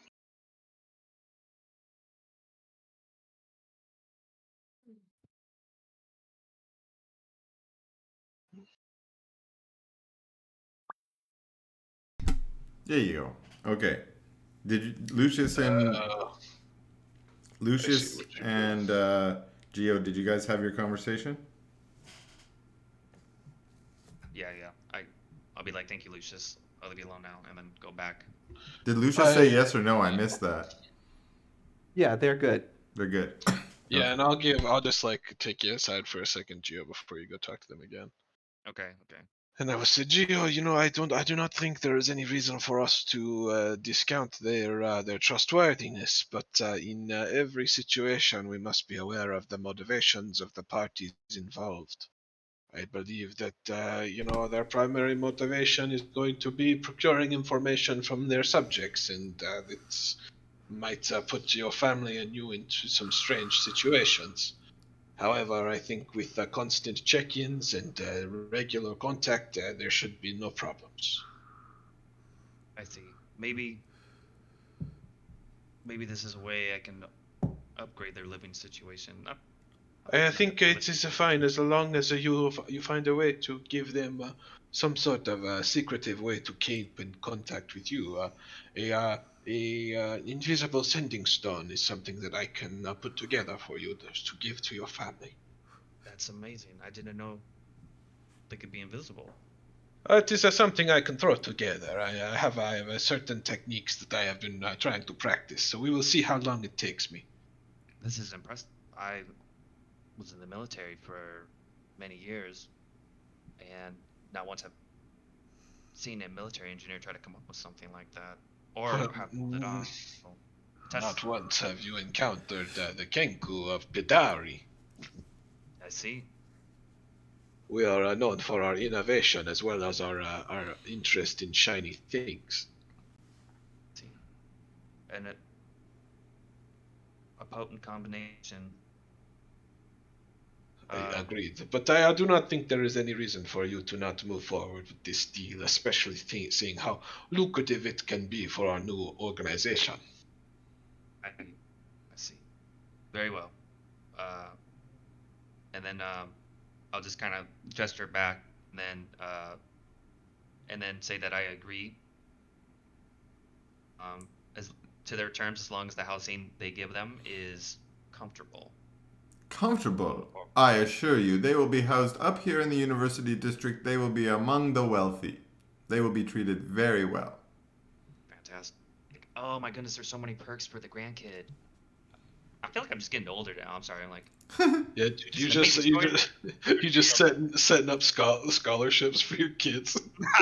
This is the best part of role playing. When we're 80, we're gonna be like role playing these 80-year-olds who all have like grandkids and stuff, and it'll be like, oh, we'll be showing pictures of our grandkids to each other. Look at my grandson. He's an adventurer. I drew these. Okay, so great. So you set up some scholarship funds for your boy. Oh my gosh. You need to get some life insurance set up. These are things to think about when you're an old orc. It's important. Okay, so I love that you do this to me, you guys. I had no idea there was going to be a business deal contract that I had to negotiate today. Again, better than I could have planned. Okay, so you've agreed to the terms that they will take care of your family here in Earshore instead. Is that right? Yes. Okay, so they will say, or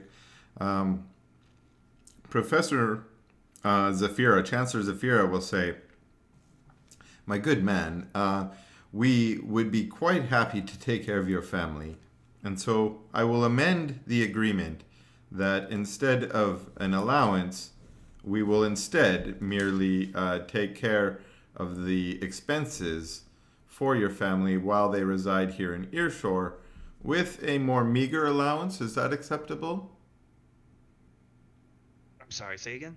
Well, we will take care of the normal expenses, the living expenses, food and shelter and such, and then we will offer a meager allowance for any additional expenses that your family may incur. Is that acceptable to you?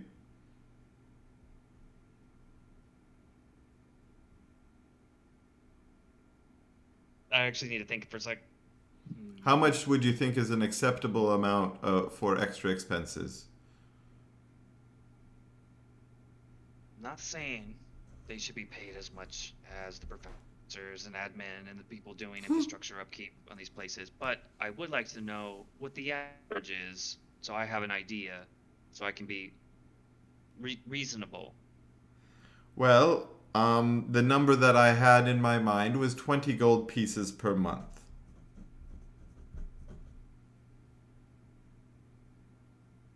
Real quick out of character, how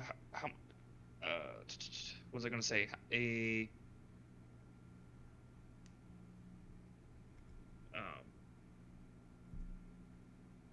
How much is a noble? How much would you say a noble lives on per month? Or would I not? Or Go look up. I try to. Well, how about this? You go ahead and roll yourself a history check. All right. Oh, not my forte. I guess if my character's ignorant about it, that's just the risk I take. That makes sense. Thank you.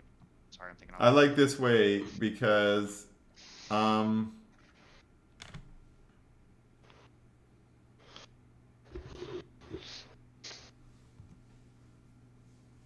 so. Can you guys hear me? Am I back? Yep, you're here. Okay. Yep. Cool. So, you estimate the total expenses for you to live a modest life, which is the best that you've probably been able to live, is my expectation, is about 30 gold pieces per month total.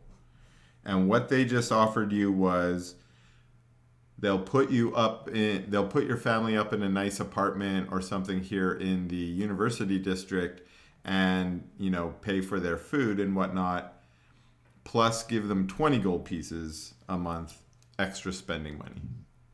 I see. That's pretty reasonable.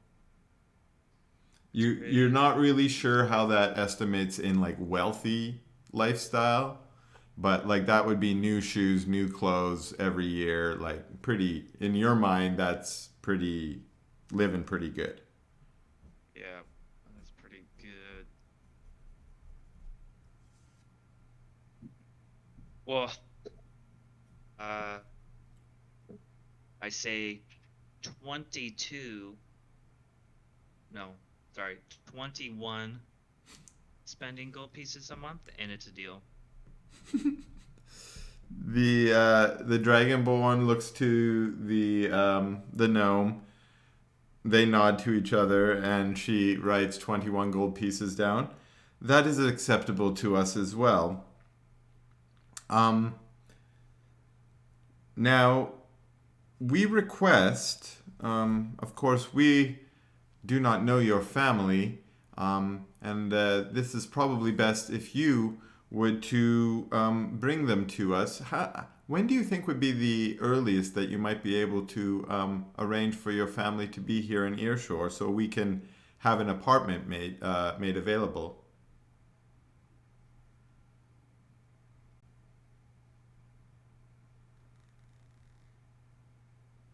One moment. I have to go to Raphael. Yes, so what can I do to help you, mio forte? Or do you think reasonable for us to make a slight detour within the next month? I have to visit the family, but it will secure our signing bonus. I do not see why we should not take the opportunity if it is ahead of us. The signing bonuses are more money than we have had before for our organization. I see. I would say How much that was the signing bonus again? 100 platinum, right? That's what he asked for, 100 platinum. It's a shit ton of money, man. 1,000 gold. It's a shit ton of money. Geo might go from the poorest to the richest member of the Ivory Crowns in one day. That's what Tabasco Sweet would call a swagger boost. That's what I'm calling it now too. So. Okay, so what's your estimate for bringing your family down? So I would say I would need a month, and to make sure that I'm on top, would be willing to be allocated a sending stone that they can be in communication with me about. Adding a sending stone to the agreement? That is very reasonable. It makes sense that you would want to stay in contact with your family. And I will say that we can arrange to have an apartment probably, certainly within 3 months. But if your family does arrive within a month, we do have a place, at least temporary arrangement for them to stay until permanent arrangement can be made. Well, Dr. Moo, or Professor Moo, I do think that this is an acceptable agreement for the university to make, considering that we stand to make some reasonable advances with having access to Geo, his skills and his knowledge, and potentially his family as well.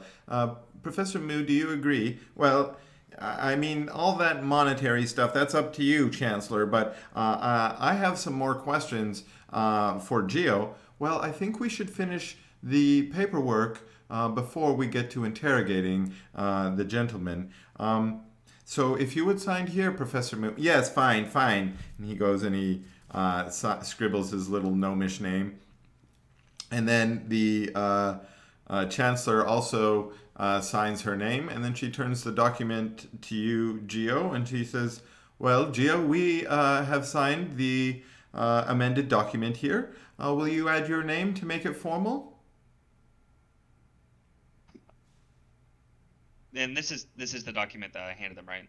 Yeah, they've made a few changes, the ones that you guys have agreed on, and you can do a quick review to make sure that, you know, there's nothing suspicious. Okay, and then I sign. Okay. Dun, dun, dun. And then they actually turn to Raphael, saying, in the city-state of Earshore, we require a witness of sound mind and body. Would you be able to perform that role, good sir? It is an honor that I have come across to you as someone of sound mind and body. Of course, I will sign mi porto. All right, and you add your avian-like signature on there, and the chancellor says, "Well, what a profitable fest day here at the Forum of Gawain. I didn't think we'd be making such an arrangement today, but." Geo, sir, I do believe that the university owes you a stipend at this time, and if you will, please remain here, and we shall have someone sent over with that stipend as soon as possible. Is that agreeable? Agreeable. Okay. The chancellor leaves, and Jakira leaves with her as well as a couple of the students, but a number of the other students still remain, and Professor Mu says, well, now that that is over, are you willing to answer a few more questions of mine? Certainly. Certainly.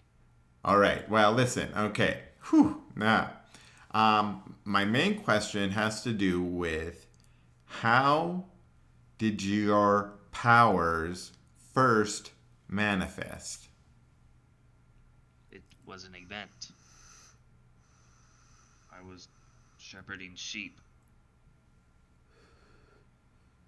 And some type of chaos bolt.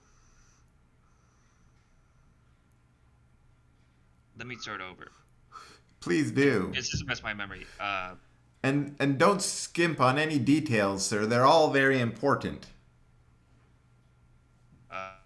I believe it started with a crystal. Yes, tell me.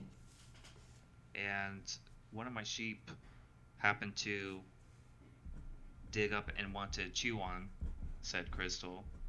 Mm-hmm. Chain reaction occurred.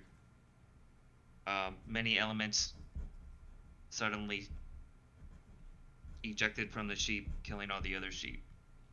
And they all died from different causes.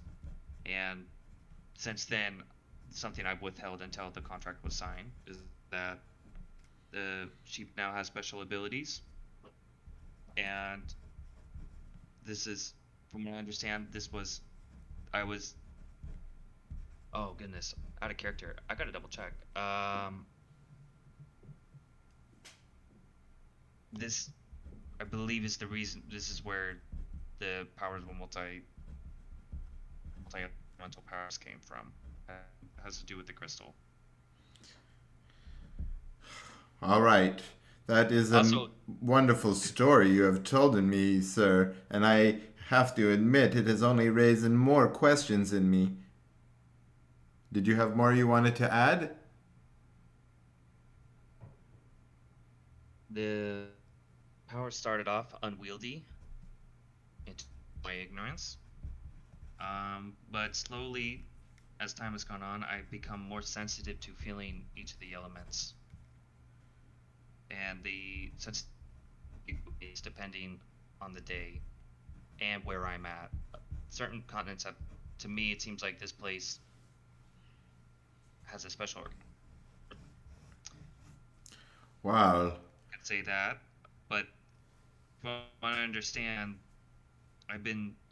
it's through the crystals I've been bequeathed a primordial sensitivity to all elements that I've slowly been able to wield better and better over time. However, it's dangerous at first, as there's sometimes random surges, which could lead to devastating consequences to those close to me.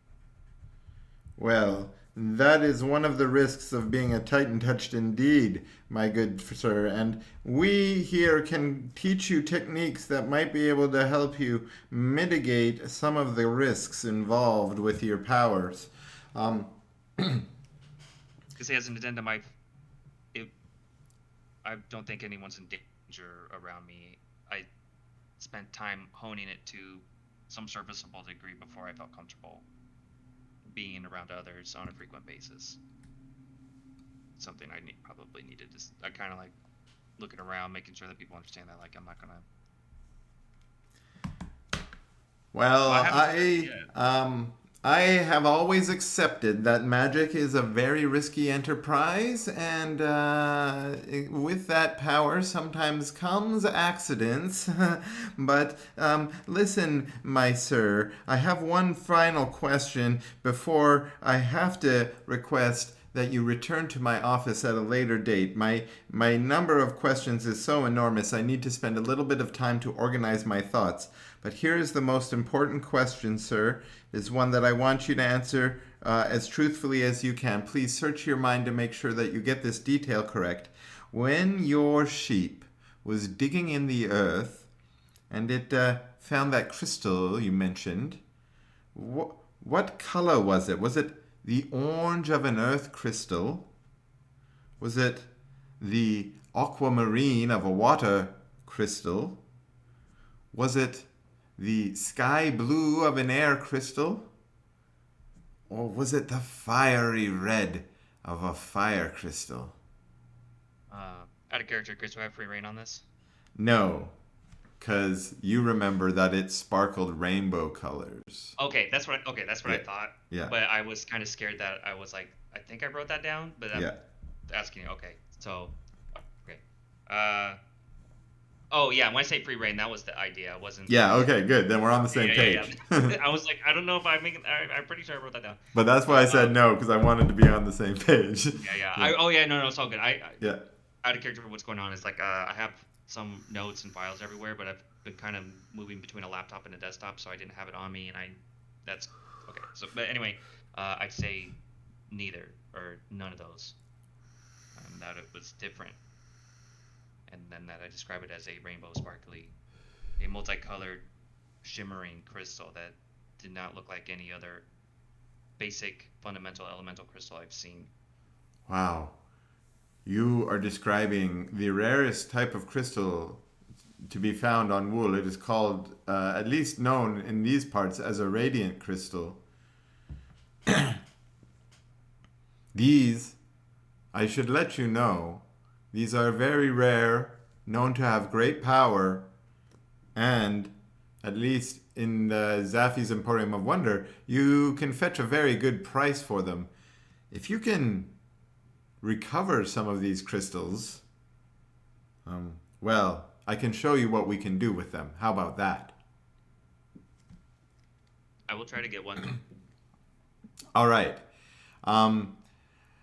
Since you have offered me some important things to think about, good sir, and while we have compensated you for that information, I wish to trade with you also, as is the tradition here at the Forum of Galwin, to trade information for information. So allow me to give you a short but hopefully informative lecture on some of the elements of the elemental magic that might be helpful in your own studies. So, now I have to look at my notes. What am I trying to... Okay. He goes on for a bit talking about training different powers, earth, water, fire, and air, and about how you can, by practicing the powers as you basically have started doing with Jakira, that you can learn new powers, maybe even teach yourself something new and unique, and then also hone your control over the elements so that you're less likely going to do harm to those around you. He also talks about the wild magic aspect of your power and how some sorcerers have embraced the wild magic in order to let it be more wild, surge more often. And if that was something you were interested in exploring, he has some lessons that he could teach you about that as well. And then finally, he gives you this sort of last little explanation that he thinks. He sort of starts rambling a little bit, and he says, you know, the Titan touch, well, we're all touched by Titans, that is, those of us that exhibit these kinds of power. At least that's my current theory, being touched by the Titan. Now, how were we touched by the Titan? That's really kind of a confusing thing to even talk about, but I mean, we're currently standing on a Titan. I guess that's my working theory, is that if you are born maybe here, you know, you might be touched by a Titan. Now, of course, course, if we really are standing on the Titan of Tirad, where is he? Why does he just lay here? Well, actually, one thing I was thinking is that maybe he has a mind that you could tap into. But if he has a mind, does he have a heart and a head and what other thing? Anyways, it got me thinking about hearts, and so I sent off some students saying, well, none of them have returned yet from Boros or from the Eyrie or from Pyrene, but I have one student who has sent me messages, very important and tantalizing messages, that they think they have found Terad's heart in the heart of the jungles of Fjernhenge. Now, what was I talking about? What was that? You mind telling me that first again? The heart, the Fjernhenge? Fjernhenge. Okay, anyone who heard the word Fjernhenge could do a history check. Fjernhenge? Fernhenge. I'm doing it. Oh, Fernhenge, yeah.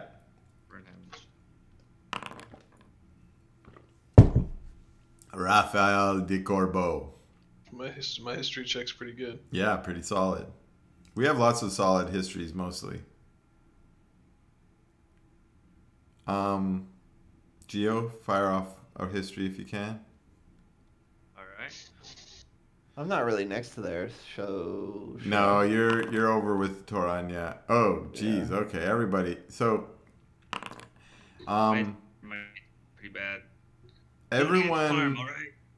Everyone knows well enough that Fernhenge is an area of the jungles in the southern part of Tirad that sort of tucked into the mountains. It's kind of a mystical area that you may have heard myths and legends about it. It's got connections to the Fey realm. Geo, you probably didn't pick up on that stuff. You know where it is, Geo, roughly. But Dresdis and Raf, you know a little bit more that the people that live there are mostly elves, but specifically Eladrin elves, Furbolgs, some goblin-kin, but other like Fey enchanted races. And yeah, probably the most you've heard of Fernhenge is from Furbolgs and maybe a handful of Eladrin that you've encountered in Gerlir or in Gurden more generally that have come from there. They probably don't display as much of the culture from there as they would if they were from there, but that's how you know of Fernhenge is that, Furbolg mostly have come in from there. Okay, so that's Fernhenge. So he was talking about the hearts of Fernhenge, or the Titan's hearts, the heart of a Titan, and he said that he thinks that Tirad's heart is to be found in Fernhenge, and it might be something you might want to check out. I don't know. He was kind of rambling, so just a hook. Put a hook in there. Okay, I think we've done so much geo stuff that I want to switch the spotlight around. But I'm going to swing over to Lucius.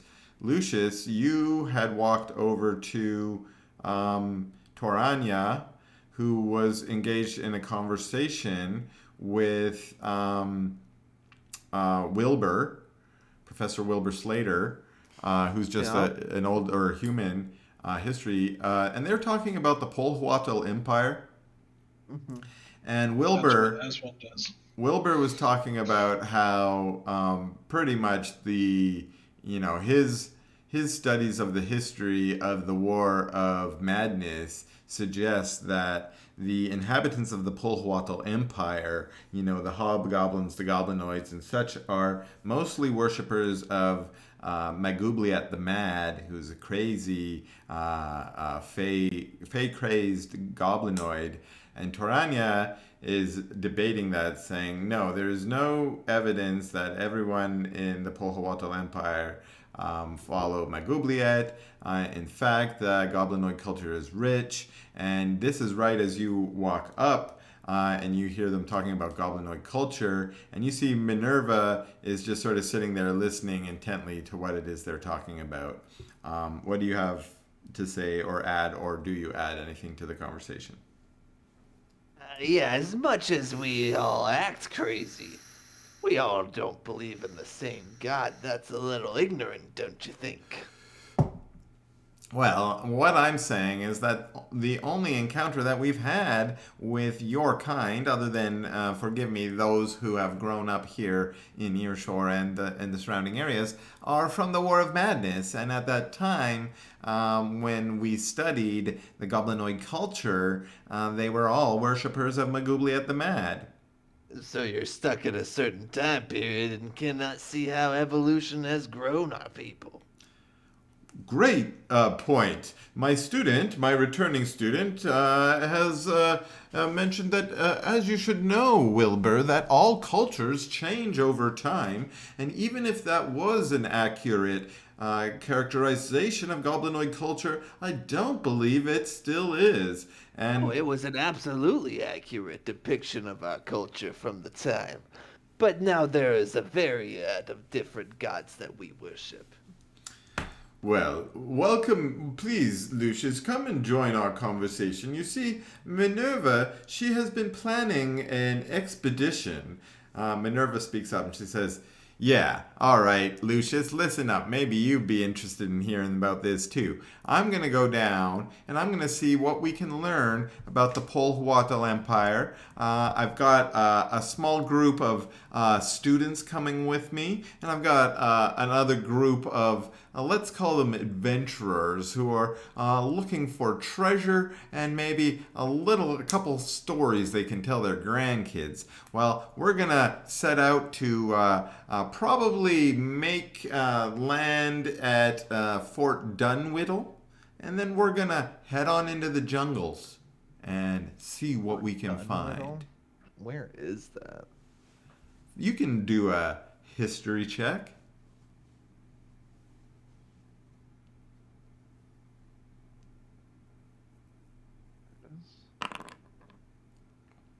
So, you have no idea where Fort Dunwhiddle is. Yeah. But You're right. you have picked up on some context clues. That's all you're going to be able to get here. Fort Dunwhiddle sounds like it is not a Polhuatl name. Okay, it doesn't sound like the name of a Polhuatl city. Sounds like the name of, in That your sounds mind, like they're going to be sailing there. yeah, they're going to sail there. And it also sounds like it's going to... Well, you know where the Polhuatl Empire is. That's something you do know, which is down... We were just talking about Fernhenge with those other dudes. It's sort of in the same region of Terad.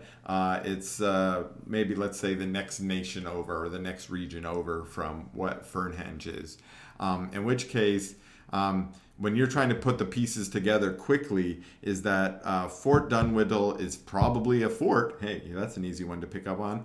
And it was probably founded by Gerdanians, because the word Dunwhiddle doesn't sound like a Polhuatl name, or a goblinoid name. For instance, you're a goblin, you should know that.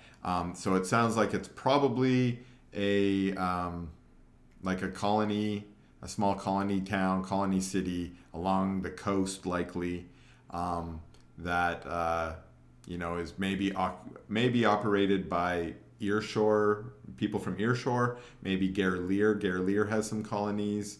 Maybe by Freya. Freya has lots of colonies. They're sort of explorer nation. They're an island nation to the south of Gerleer. It might be them. But yeah, you expect it's probably a foreign colony city on the coast of that part of southern Terad. Do you have a map in front of you or do you want me to raise one so you can look at one? Yeah, I'm trying to find a map, but I don't think I see any. Let's start with Wool Map Ancient. Okay. I'm going to show players Wool Map Ancient. And you can actually see Fernhenge's right there. Fernhenge. And then the Polhuatl Empire is sort of more to the left of Fernhenge. I still don't have it. I'm just on Oh, Earshore.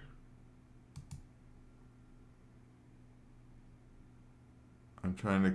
I don't know what happens when I click this. I say show, and then it says it shows it to everybody, but I don't know what happens. Oh, I see it now. It's actually one of my backgrounds, so I always have it open. So you already know where Fernhenge is?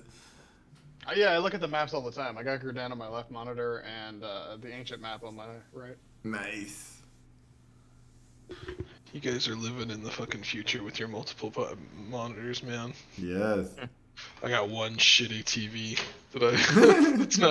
It's not even a monitor. It's a television.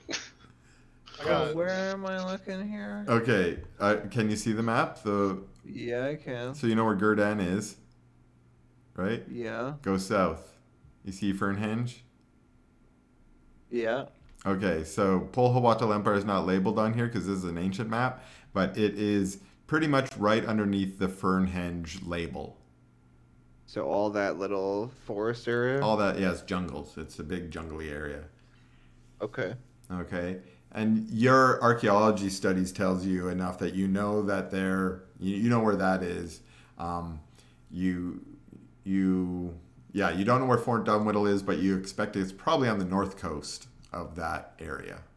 That's the best you can pick up from context clues alone, because you actually you've never heard of Fort Dunwhiddle before. Okay.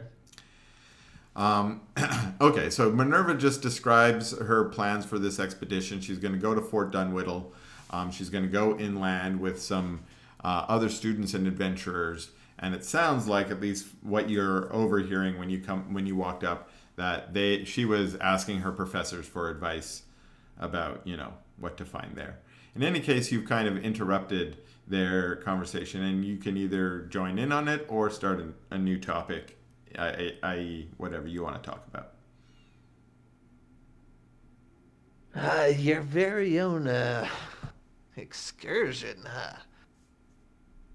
All the way down south. I don't know. Are you even up for it? You barely made it out of the last one. Oh, that's a low blow there, Lucius. I thought we were friends and colleagues. Well, yeah, you did help out a good friend there in helping me out of that trap I got myself in. But those two double crossers I hired, Blurn and Tart. Well, no one could have seen them stabbing me in the back like that. Except for the fact that you just are throwing money at problems instead of actually solving them. Well, our business costs a little bit of money there, Lucius. How did you hire your crew if you didn't pay them, if I might ask? Oh, please, my crew. We are an illustrious band to the Ivory Crowns. We only go after the most profitable adventures. When you call yourselves the Ivory Crowns, do you show off your emblazoned? I do a little bit of that. A little bit. Just showing it up. Just a little. Right there. We got jackets. Okay, do a performance check for your spin. Well, that's not good. How's that charisma stat, bud? Just don't roll a one, bro. Really good. I have a +4. Yeah. I think that's the first performance check we've ever done. I don't. At least since we had a bard in the team. Yeah, right. Yeah, all right. You actually do a pretty cool twirl spin, maybe pop the collar as you come around. We need to get badges or insignias or something that's we can flash badges to say who we are. Ivory Crowns. Yeah. I like it. Maybe you need tats. Brooches. Well, that's not like a pirate thing to do. When you get into a pirate port, we'll get tats, matching tats. Yeah, I was totally gonna do a tattoo. Yeah. Okay. All right. So you say you're the illustrious band, the Ivory Crowns, and Minerva's like, the Ivory Crowns? I've never even heard of that. Is that what you guys are calling yourselves? We will allow this discretion once. You can disrespect us here in front of all of our. I'm not anywhere near, am I? Am I close by? No, I think you're probably still over with. Never mind. I would just go on. Never mind. I'm sorry. That's all you, Anthony. Yeah, Lucius.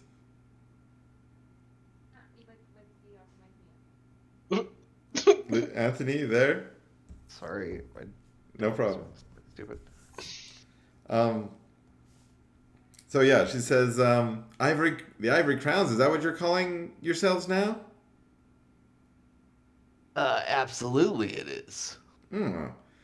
Well, I mean, it's a pretty good name. Now, let me ask you, is that because of that crown you found there? I don't know what you're talking about crowns. I just feel like we're all kings. And we also have a Loxodon in the party, so, the ivory part. Oh, right. But Toranya turns to you and says, but tell me, Lucius, Minerva here has told me that when you were in the Cabric Barrows, you found a very impressive artifact. Is that not correct? She would be right. And please tell me more of it. I am really interested. Are you planning to deliver it to the museum for display? At the moment, I'm not trying to deliver it to anybody, as it is not currently my property. It is not your property. Well, it is an artifact. It belongs to all. It belongs to the people of Gurdan, of course. That is why I had to leave here. Listen, I understand you think all artifacts are for the worthy of all. But some of us need to make a living. Not all of us come from such beautiful families, such as yours, to get entrance into this prestigious university. Well, Lucius, my student, as I'm sure you know, that if you bring back artifacts to the museum will offer you a grant, and we could write up a grant immediately, especially if you give us the opportunity to inspect and display the artifact that you have found. Well, I'll tell you what. I'll see what I can do about the artifact. It's not currently in my hands, nor will it be in my hands. It's with a friend, and I will see if he will be willing to part with it. He won't. No, he won't. I love it. He won't. A little crow flies by and it says, "He won't." I know he won't, but we're just. Yeah, I know. I know. I love it. Maybe we'll find some other artifacts for you guys. We do have a dude who can make artifacts. Like we have an artificer who maybe could counterfeit. Oh, that just hit me. Like that might the reverse engineering opportunities for Raphael. We find. I could definitely counterfeit some shit. Well, also, you guys are on your way to making the Philosopher's Stone, which is, or the key component of it. You guys might be able to actually make one of those crowns, like, if that was a goal. It's going to be. Okay, so you want to steer them away from this, or? Yes, absolutely. Look, Okay. I'll inquire, but my friend, he's a very busy and a very prominent person in Earshore, so just let me work on him. I'll see if I can get that over here. All right, so they We're all accept. equal in the Ivory Crowns, you see. I can't just be laying down any laws. Well, I see. You're all equal. That's very, I guess, progressive of you. This is Toranya speaking, and she says, well, Lucius, I'm quite impressed by what you have already accomplished. I assume you told a little bit of the Cabric Barrows. She asks, have you had any other important discoveries that you would like to share with us? You know, I don't know if I want to do it right here. I wouldn't mind talking behind some closed doors. Oh. some important secret information, I see. Well, you know... information for information. You know how it is. I need to know something, and I've got something that you guys probably need to know. Well, you know, as a former student of mine, I would, of course, waive any fees associated with having a private meeting. Why not just come by my office later this week, and we can have a conversation? I think that'd be fantastic. If you like, you could also just attend one of my lectures, and we could discuss it afterwards. I might do that as well. All right. Well, it was good to see you again, Lucius, and, well, great success. And, yes, do you have more questions? Can I leave? Let me see. I don't think I have anything.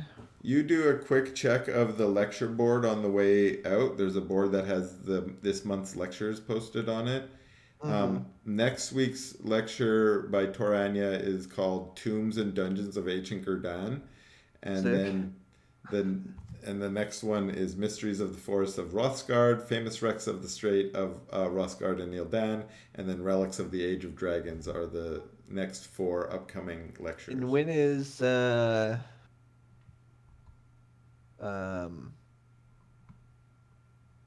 damn it. My arrival. When is she leaving?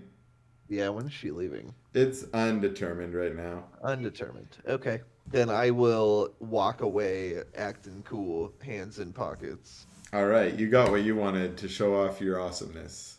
I did. Okay. And then I'm going to trade some information for information later with them. Okay. I think this might be a good time to take a break. Let's do 10 minutes, bio break, get some water. All right, let's take 10. Sounds good. And then, Alrighty. All right. We just spent a lot of time on the Geo faction with a little bit of Lucius faction.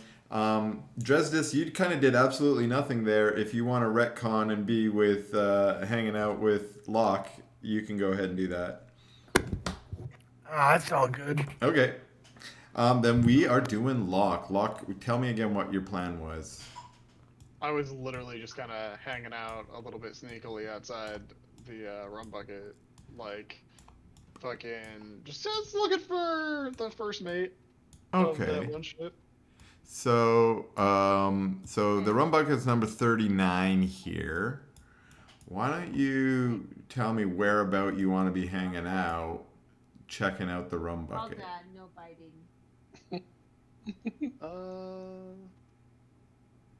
Alda. No biting, Alda. Down the block here? Yeah, I just want to see the entrance. I want to see who's going in. Right, okay. So, we'll say you're maybe hanging out down here, all right? Now over here by this sort of like on the riverbank here, you can find a couple of different sailors that have casted some lines out into the water just to see if they can catch a couple fish for dinner. And you know that this is a real kind of rough part of town. So those sailors are probably salty dogs or pirates of some kind. They're definitely, they probably got blades in their boot like you do. But when you come up, they take a look at you. They take a look at your fine jacket. They can tell that you probably earned it or at least stole it off someone who did. And you know, they don't really give you a nod, you know, in terms of camaraderie, but they don't seem to think that you're going to do any harm to them, and they don't seem like they're going to do any harm to you. So they let you maybe find your place to stand over here. What are you going to do? Lean up against a wall, smoke a cigarette? You know, what's your plan while you're staking I'm drinking out of my rum flask. That's my that's Locke's vice of choice. When he's down, when he's just kind of chilling, he just kind of sips rum out of his flask. Sips rum, okay. So you pull out your flask. You take a quick little sip. The warm liquor burns your throat, and roll me a stealth check. Yo. Stealth check. You can follow that up with an investigation check. Hey. All right. So you watch for this fest day afternoon. A fest day is pretty bustling day down at the pubs. A lot of people go out drinking. Sailors don't need an excuse to drink, so you see I'm lots. literally doing it right now. Yeah, exactly, exactly. You see lots of other sailors also doing the same. And so you're hoping to catch a glimpse of Haviland, right? That's who you're looking for, the first mate. Mm-hmm. I mean, I'm Haviland, Barek. Or Jimeni herself, if you see her. Yeah. Okay.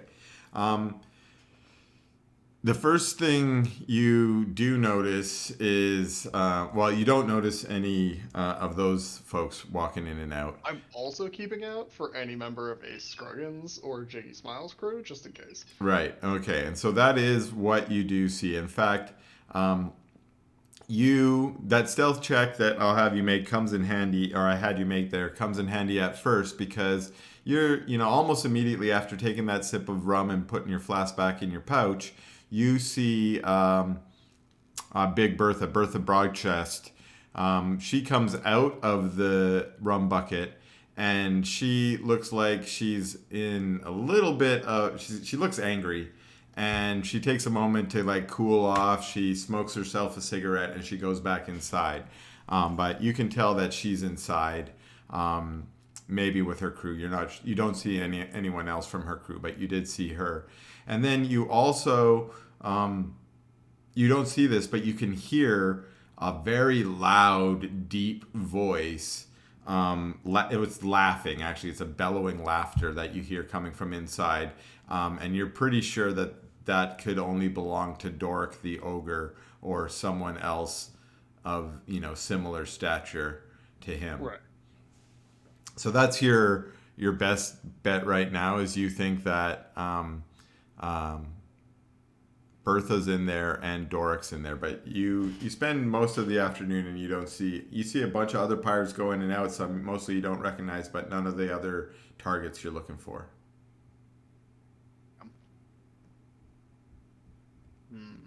I guess I will.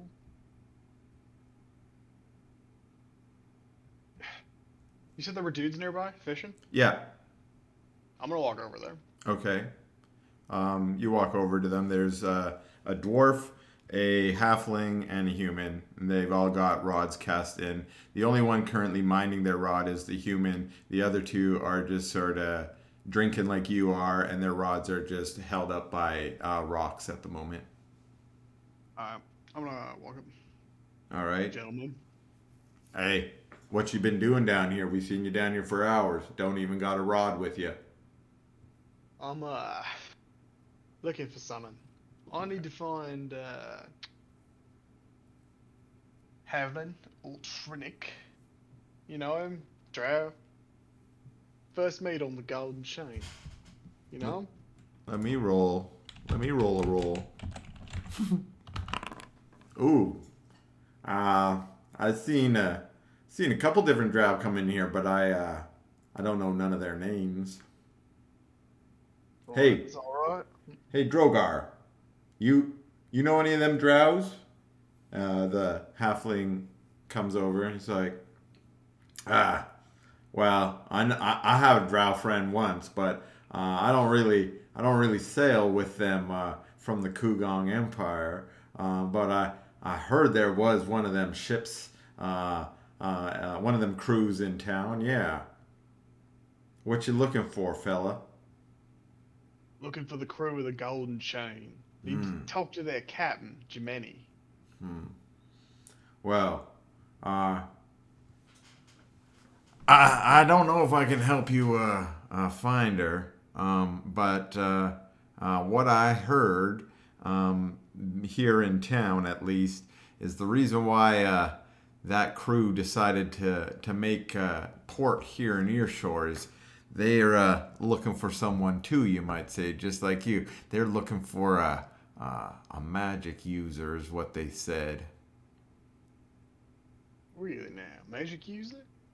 Yeah, I don't know what they need them for, but they've they said they need someone that's maybe got some knowledge about how magics works, or them smarts and stuff.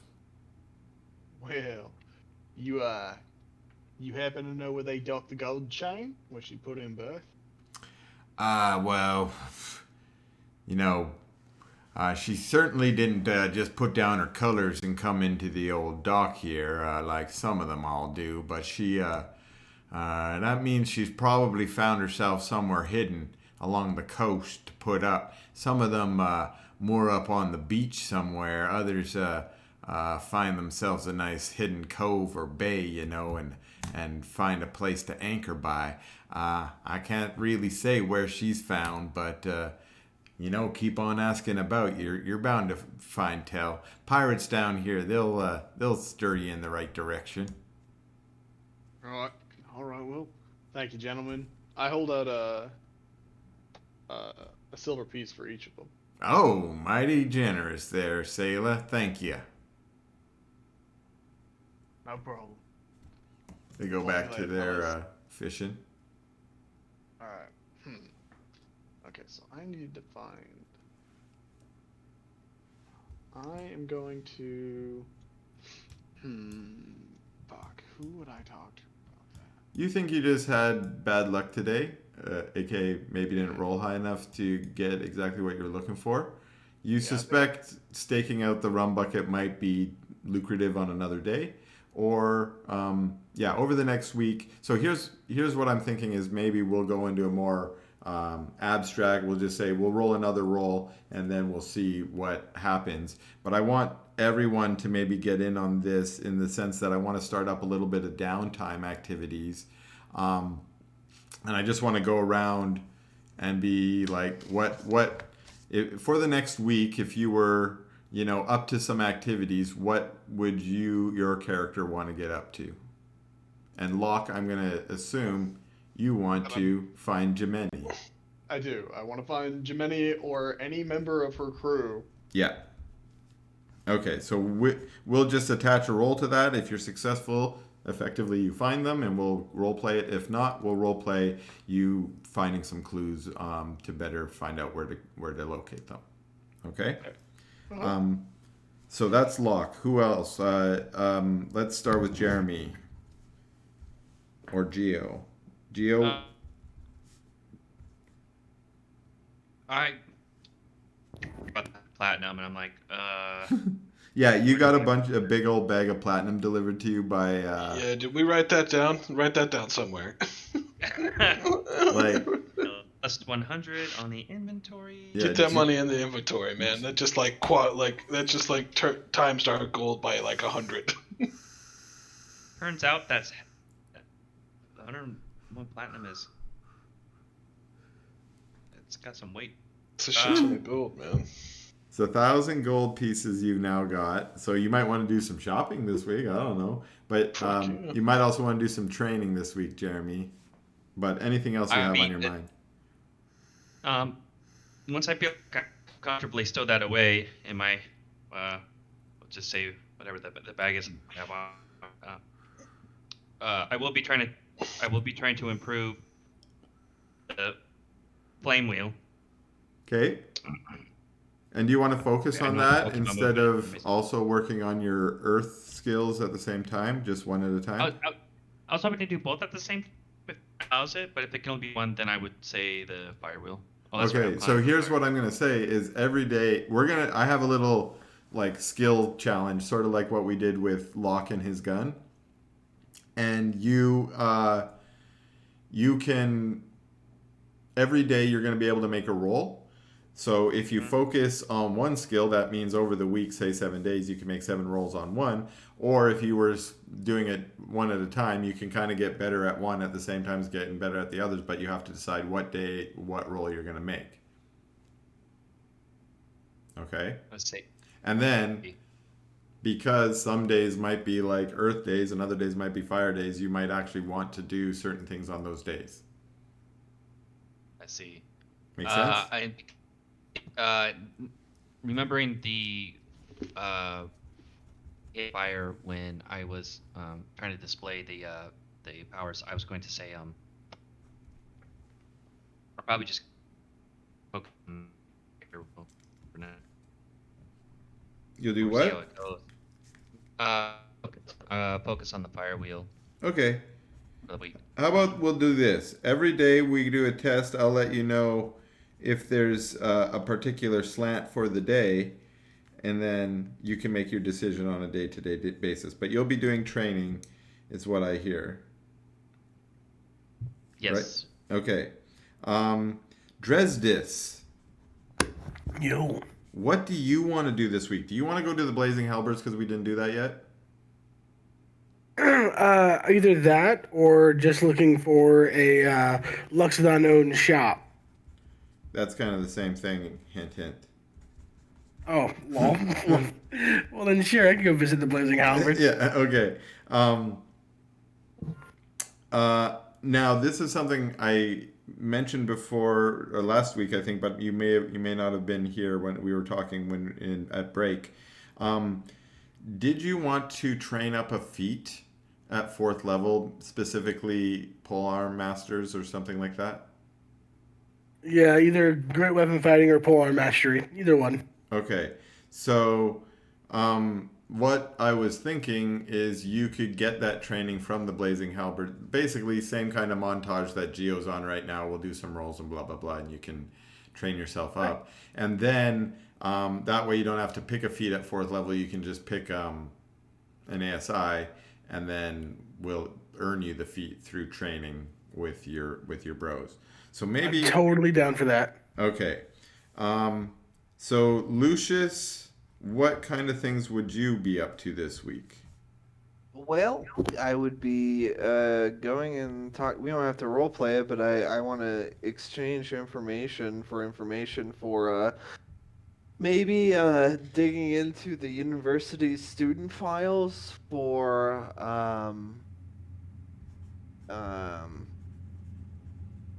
frickin' his house in Earshore. Okay, you want to look up about maybe... Tristan stuff. Yeah. Tristan research, and I also want to do a probably a construction check because I currently have +5 for a Philosopher's Stone.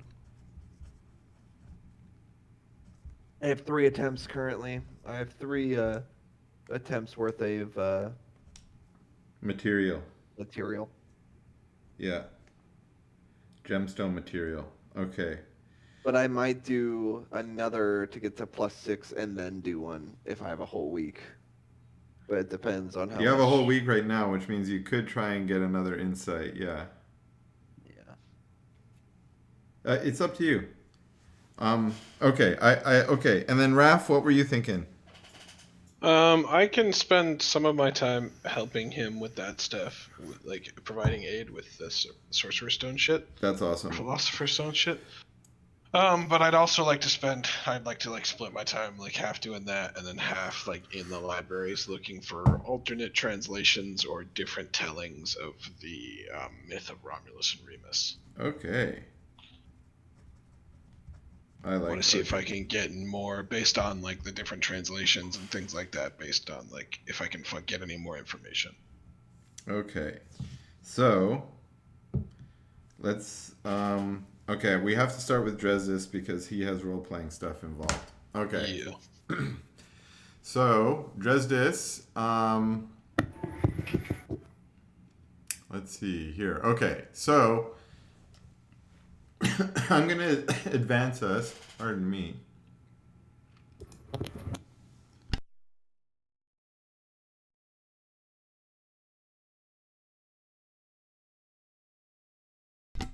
Okay, so it's a little bit, there's a small flurry starting today. Luckily here in Earshore, most of the snow does not stick when it hits the ground. It just sort of melts. But it's kind of chilly. And Dresdis, you decide to head out to, on this moon day, to go visit the Blazing Halberds. Are you going to bring anyone with you? Anyone want to go with Dresdis today? No, I feel like I'd be busy. I have to look for The pirates of the. Yep. Okay. Does this by himself? Sounds like. Okay. All right. All right. So, you head over to where you remember the Blazing Halberds was. Luckily, you've been in the city for a few weeks and you've traveled this way a few times. You know you need to go across the bridge and go past the whatchamacallit, the auditorium where you saw Mirik, and head on back to this region where by the southern wall here, by the southern gates, there are a number of different adventurers guilds and fighting guilds set up, and you can see down this path there are a couple other, and you see lots of mercenaries and fighters types sort of walking about in their armor and displaying their arms. But you are attracted to the Blazing Halberds, where you can see out front there are a number of, again, fighter types, mercenaries, and so on, training, shooting the shit, gabbing, telling jokes. But there are a handful of training that you recognize. They mostly are displaying Blazing Halberds insignia somewhere on their armaments or armor. And again, you remember there's a big Blazing Halberds insignia up on the wall here. This group, let me click over to them here. You recognize this little group of maybe a dozen different individuals as all being individuals mostly from the Loxodon Desert. So they're kind of familiar in terms of the racial demographics that you see. There are three different Loxodon that you see currently engaged in training activities with their halberds. There is a gnoll also training with them, who's got kind of a stern look on his face. You also see a Leonin and a Tabaxi and a pair of halfling, a male and a female, that are just leaning against the wall, sort of laughing and enjoying the display that's going on. At the moment, you see the gnoll and one of the Loxodon are squaring off in a battle with their halberds, and they seem to be sparring, but they seem to be focusing on training a specific skill. And you recognize, or you get a kind of flashback to your own time with the Blazing Halberds, and you remember these same kind of training exercises that you used to carry on with your own companions, like what did we call it? Ancelon? What's his name? Yeah, Aslan? Aslan, that's it. Aslan. Yeah, Aslan. Let me load them up so I'm not trying to pull them out of my brain.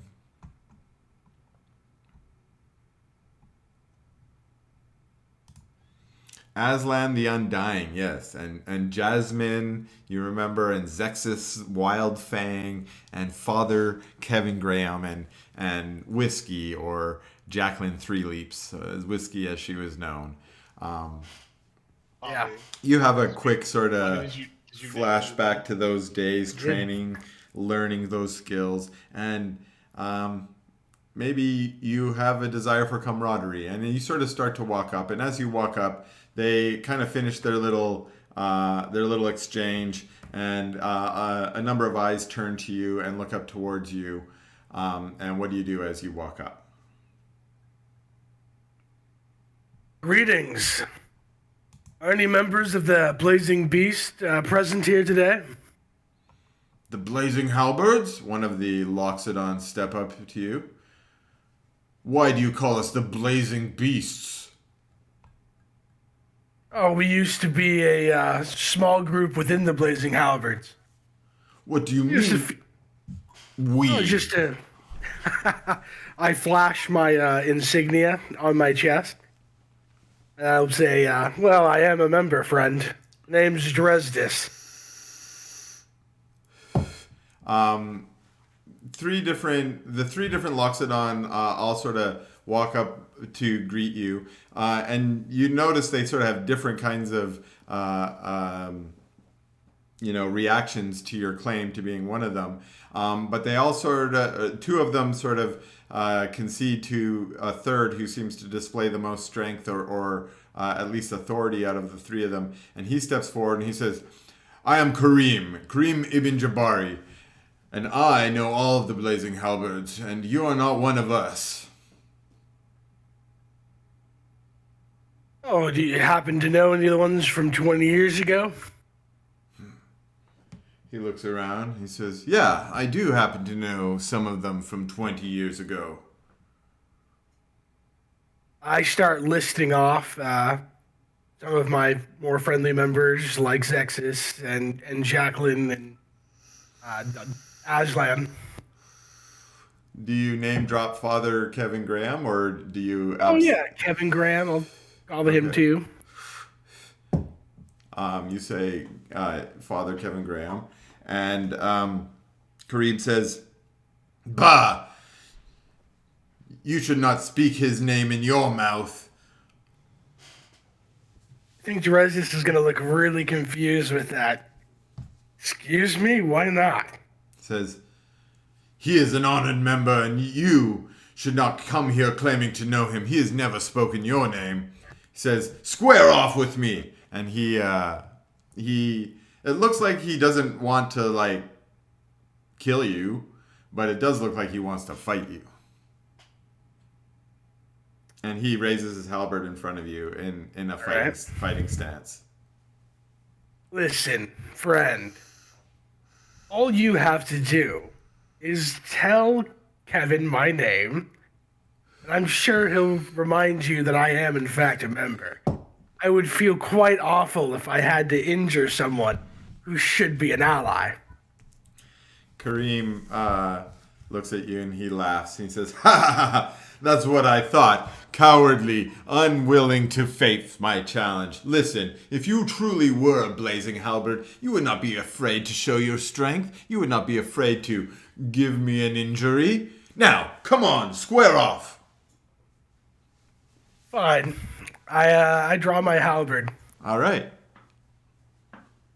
You hear some cheers and gasps from the people around you, and they're like, "Yeah!" A couple are like, "Get him, Kareem! Yeah! Get him! Show him who's boss! Show him what the Blazing Halberds is all about! Get the poser!" Yeah, stuff like that. Yeah, let's just do this not like super formal, so we don't get bogged down in time and stuff. But we'll say that he waits for you to take the first move. All right. Hit his ass. I'm going to use a bonus action and catch my fucking halberd on fire. Okay. Just scream, "Blaze my burning halberd!" And I'm going to attack him, yeah. Okay, so you cry out with the battle cry of the Blazing Halberds. And... Oh, yes. My favorite roll, question marks. Yeah. Well, it is an 18, which I will say is a hit today. I didn't make any stats for Kareem today.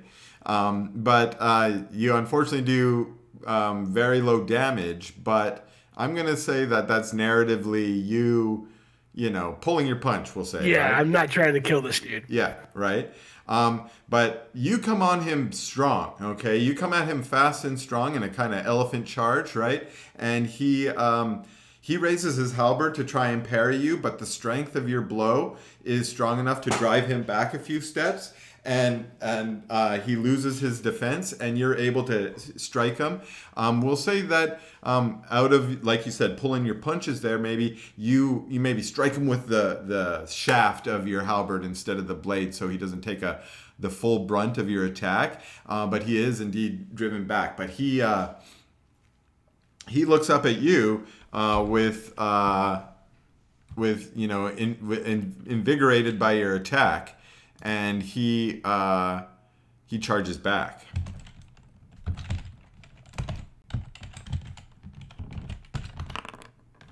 Ooh, a 21. 21. That's a hit. Okay, so he strikes you back, and what was your damage roll? I'm just copying you. 1d10 plus 3. You're in mirror match, like your Link, fighting against yourself. You take 4 damage. It doesn't matter because no one's going to die here today. But again, maybe register it so that you can, because we do have to heal later. I registered it. Yeah, okay. Actually, I didn't have to because I've never healed the last time I took 4 damage, apparently. Nice. Okay, so now what he's going to do... Oh, no, that might have been last day when you got punched, so take another 4 damage. Oh, shit, that's right. I forgot about that. Yeah. Okay, so now what he's going to do is... Oh, does a 10 hit you? No, right? No. Okay, but what you notice is he spends his bonus action, mechanics-wise. He goes, even after he hits you with the first strike, he goes to try and trip you with the bottom of his halberd, of the shaft of his halberd, and you recognize this maneuver, but you realize it's gone from your brain. Somehow in the last 20 years of sitting around in Aliona by yourself, you have forgotten some of these maneuvers, and you're like, wow, that's a cool blazing halberd maneuver. Anyways, despite not remembering how to do it yourself, you do remember how to sidestep it, and as you see him moving for that particular form, you step out of the way and avoid the trip maneuver. You can go. Your attack. I'm literally say, I haven't seen that maneuver in a while, but I have seen it. Now have you seen this one? And I'm going to flip up my cloak and go blurry. Okay. And you going to attack? Yeah, I don't know if that's a bonus action to activate, but I'll do that. Yeah, it's not, but we're in narrative mode. Narrative mode! All right, and you go blurry, and you come out with a strong attack. He is having trouble following your movements, and you're able to strike him, we'll say, under his chest here with the blade. And it mostly is scoring his armor, but you expected probably left a nasty bruise underneath. He comes back, and he's going to try one more time. So, does an 18 hit you? Oh, with a blur, because he roll one more time. Yeah. No, Yes. he misses. Okay, he's really struggling to follow your actions, and by missing on that, he cannot try and pull you into a trip attack. So we'll say we'll go into the third round. You go ahead and make your attack. Okay, this round, he spends most of his effort. We'll say he kind of goes into a dodge action, even though that's not what happened. But he sees you coming on with the blur, and it's really hard for him to follow you. And he mostly backsteps. Okay, so for this whole round, he steps away from you as you come at him, and finally he says, "Whoa, whoa, whoa!" And he's like, "All right." And you see him put up his blade, and he stands in a sort of a casual stance, and he says, "Well fought, stranger. What did you say your name was?" Dresdis Abkolath. So Kevin will know me as Naldez. You notice that your war cry, when you lit up your blazing halberd, a few rounds ago, obviously it was loud. It could be heard throughout. It also was heard throughout the blazing halberd's compound. And you see a older Loxodon come walking out, and he has on his arm a very old-looking and kind of decrepit Father Kevin Graham. And if you remember, Father Kevin Graham is a camelkin. We don't have a name for this race, but like a camel minotaur or whatever you want to call it. Yeah. And so he comes out, but he definitely looks really hunchback now. But he's got an old cane, and he comes out and he's like, "Oh my, I've haven't heard that war cry for many years. It's very invigorating to hear. Good work, my young boys, my young lads. You're working really hard out here." And you recognize him as your old companion, but definitely the last 20 years for his kind has treated him much worse than it has for your kind. How do you want to greet him? I think I'm going to completely ignore that he's clearly aged, right? Right. And just go immediately up to him and grabbing him for a hug. He's like, oh, well, now be gentle with me. I'm an old fella. He's like, do I know you, Shunny? Well, Kevin, it's me, Dresdis. Dresdis? Oh, well, you know, I once had a friend whose name was Dresdis. He was a real great guy. He was a pretty powerful fighter. It's a great name you got there, lad. Tell me, are you looking to become a blazing halberd? You seem to be a bit mistaken here, Kevin. I'm already a blazing halberd member, and I happen to be your friend. Well, I'm so sorry. You know, I'm a bit forgetful these days. You may have joined when I didn't even notice. Well, you know, you kind of look like an old friend of mine. His name was Dresdis. What's your name, sir? My name is Dresdis, Kevin. Oh my, that's so great. I had a friend named Dresden, and as he's starting to go around, the older Loxodon says, That's very good, Kevin. That's very good. And he turns to you and he says, I'm very sorry. Kevin is a little bit forgetful these days, but he was very excited when he heard your war cry. He offers his big Loxodon hand to you and he says, I'm cousin Jabrane Ibn Maurice. Welcome to the Blazing Halberds here in Earshore. What is your name, sir? Dresden. Okay, you already gave your name 3 times. He's not old. He heard your name. He's like, it is very good to meet you, Dresdis.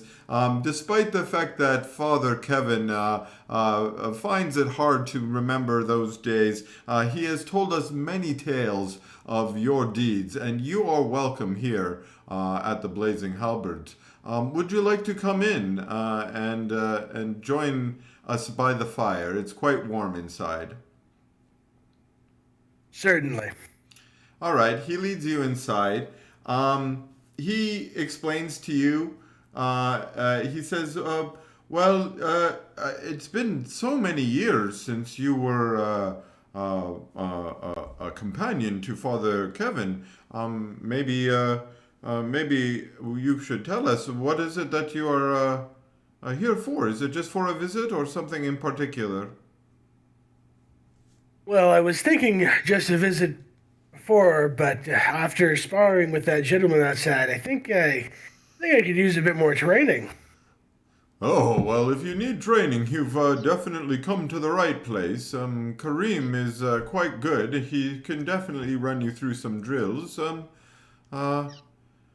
Yes, you are. Let me write your name into our ledger. You know, Father Kevin thought you had died, having not heard from you for a long time, but we will now make you an official member. The Blazing Halberds here, you understand, is not what it once was, but we operate as an adventuring guild and mercenary guild. Our mercenaries, our members, they are quite bold and brave. Many of us, you see, followers of Koloth, and so we are known here in Earshore for taking some of the more dangerous causes and dangerous commissions. But we will write you down as one of our honored members, of course. And you are welcome to spend your times here in the barracks, practice here with our fellows, or make use of any other resources we have at hand here. Is there anything I can help you with? Well, have you heard much of any other previous members, or? Oh, well, I mean, Kevin has told us many tales. I could probably share with you some information from what I have heard from these tales, but please know that some of it might be quite dated. Oh, would you happen to know what's happened with Aslan? Aslan. Well, yes, Father Graham spoke very highly of Aslan, and he has told us that after the battle in the War of Darkness, I'm sure you know of the one. Yes, I remember. He told me that for at least a few years, Father Kevin traveled with Aslan, and I believe they also traveled with Whiskey, but Aslan was racked with guilt and shame for losing almost the entire company to the undead. And he was trapped by his own dark cloud of darkness. And Kevin did his best through the teachings of Koloth to try and tell him to be strong and to fight back those demons. But Aslan couldn't find the way. At least not in the time that Kevin spent with him. Kevin spent 2 years with him, and they traveled to Wulani, I believe, and they spent a few seasons in Wulani. Jacqueline there introduced them to her family. But after discovering that Aslan was maybe beyond his help, Kevin set out west here to Earshore. Whiskey joined him, and they left Aslan in the care of the gnomes and the elves of the Wulani. We believe, or we like to hope, that he found some peace there. It is likely he is very old, like Father Kevin now, and we hope that his final days were peaceful. I see. I think that kind of upset Dresdis because, like, I think he also had it rough after the battle that we lost. I think he had a spill of depression. You know what I mean? Yeah. But I think that he's going to let it out in training and just step outside. Okay. All right. And then do you want to do the same kind of training stuff for one of your feats, or for the polearm thing, or the great weapon thing? I'm down for that. Okay. So I think that was some good role playing for that. So now we can do some roll some dice playing. So let's do Locke, do an investigation check. Hell yeah.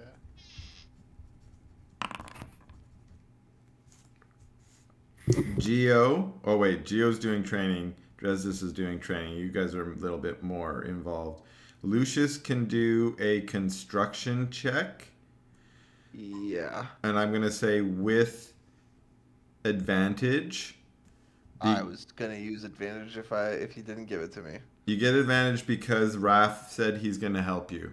Okay? Oh, okay, so a construction check is just let me go pull that back up. Now where did I put that?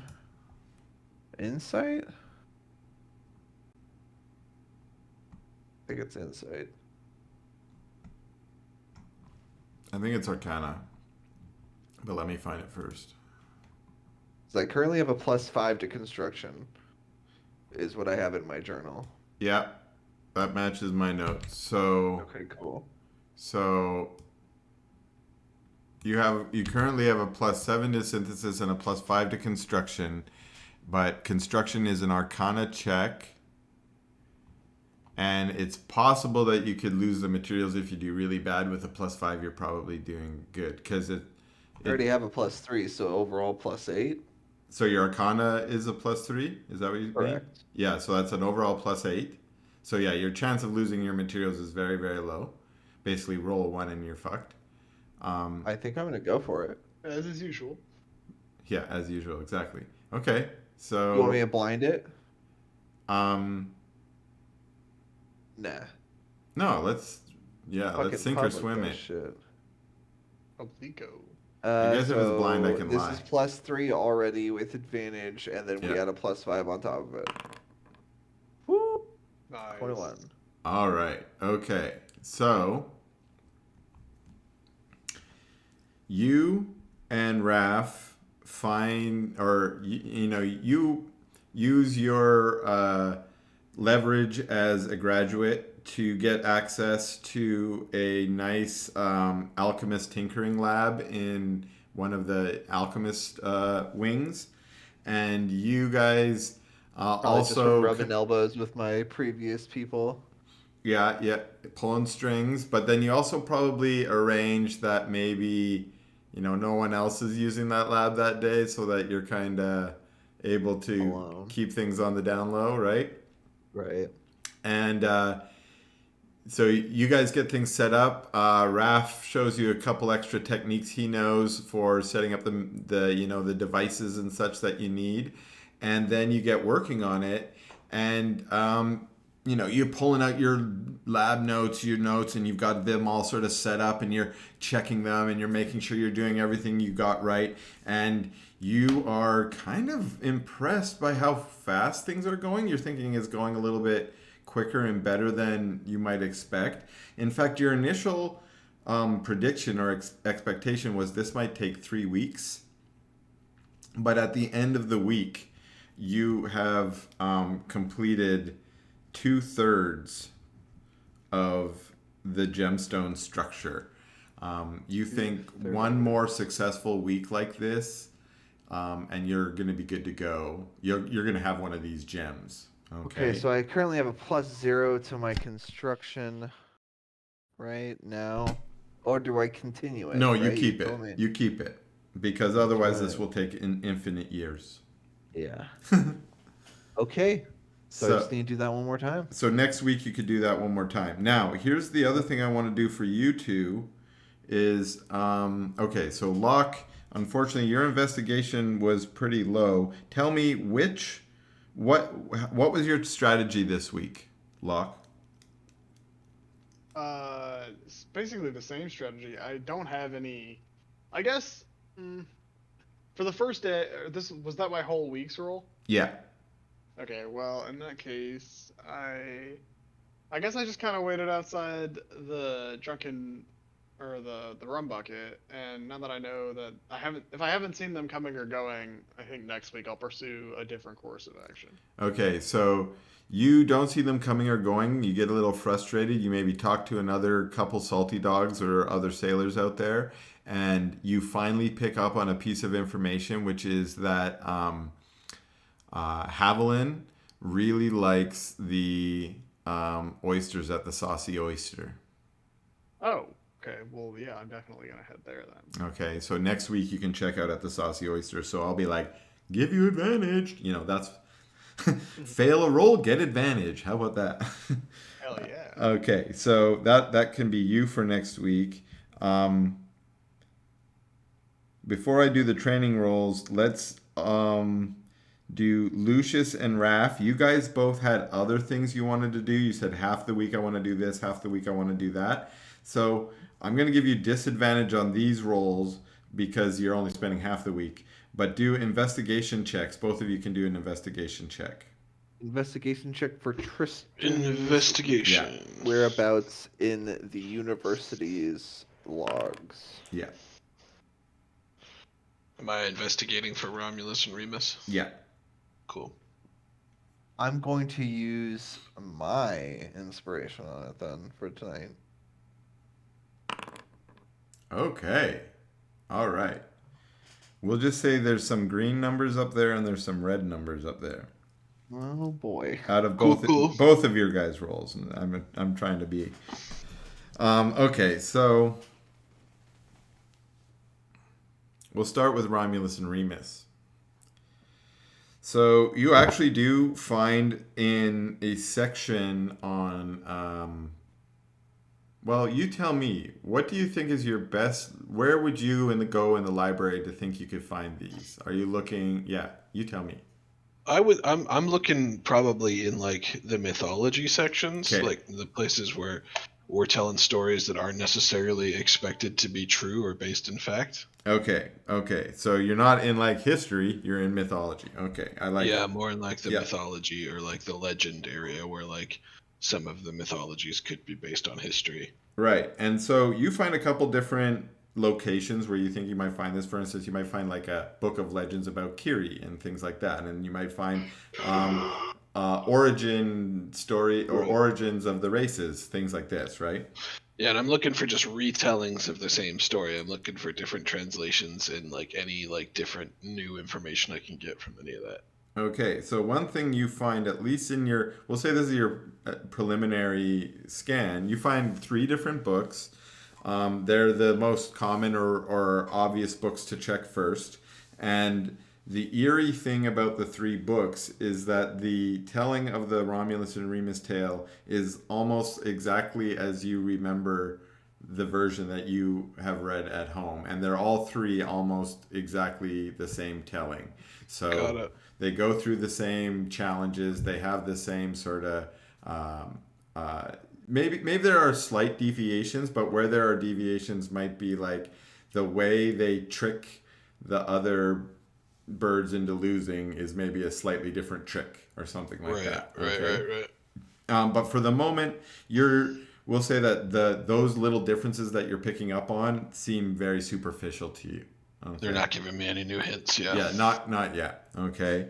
But I would say the one hint you are going to take away is it's kind of weird that they're all so eerily the same. You were expecting differences. Yeah, right. Yeah, Okay. with myths like this that have existed for so long, it's odd for them to all be the same kind of translations.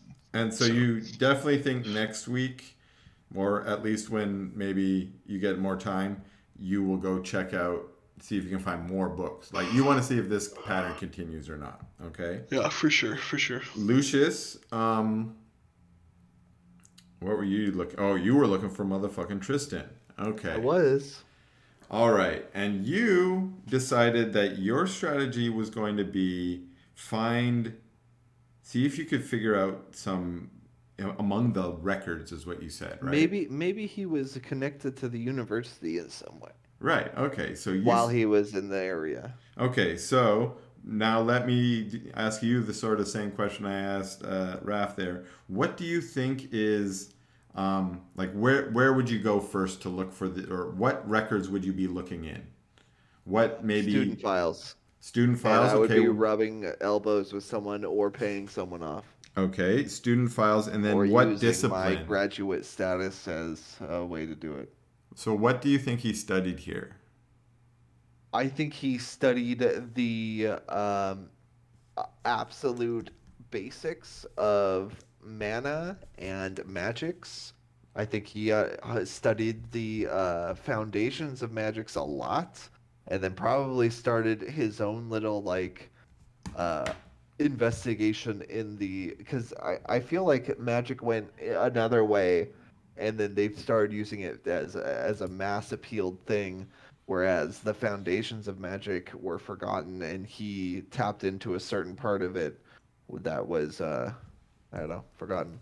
Okay, so you take some of that information in to it's not really in the libraries. You're actually in the Academy of Ilowo building where all the classrooms are, and you're actually in the basement where the records are. And you bribe your way past a sort of it's not a guard, it's the librarian, right?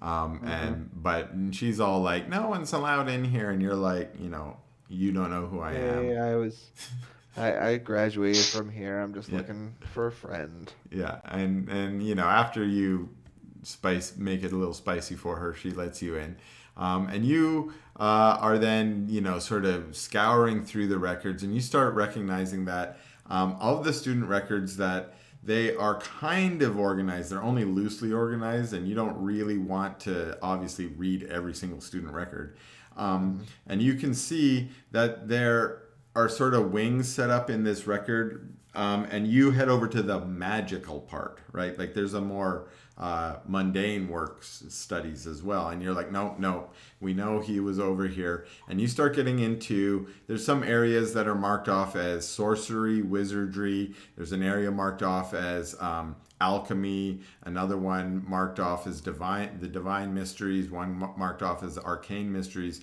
and you start digging around in that area there.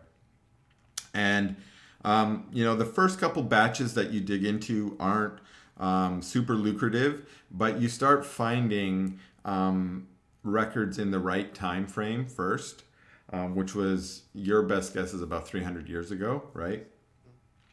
And you start reading through, you go through some of the wizardry records, and you don't see his name appearing very much. You do see it appear once or twice on like class records, right? So like he attended some wizardry lectures. I see kind of where he's been a little bit.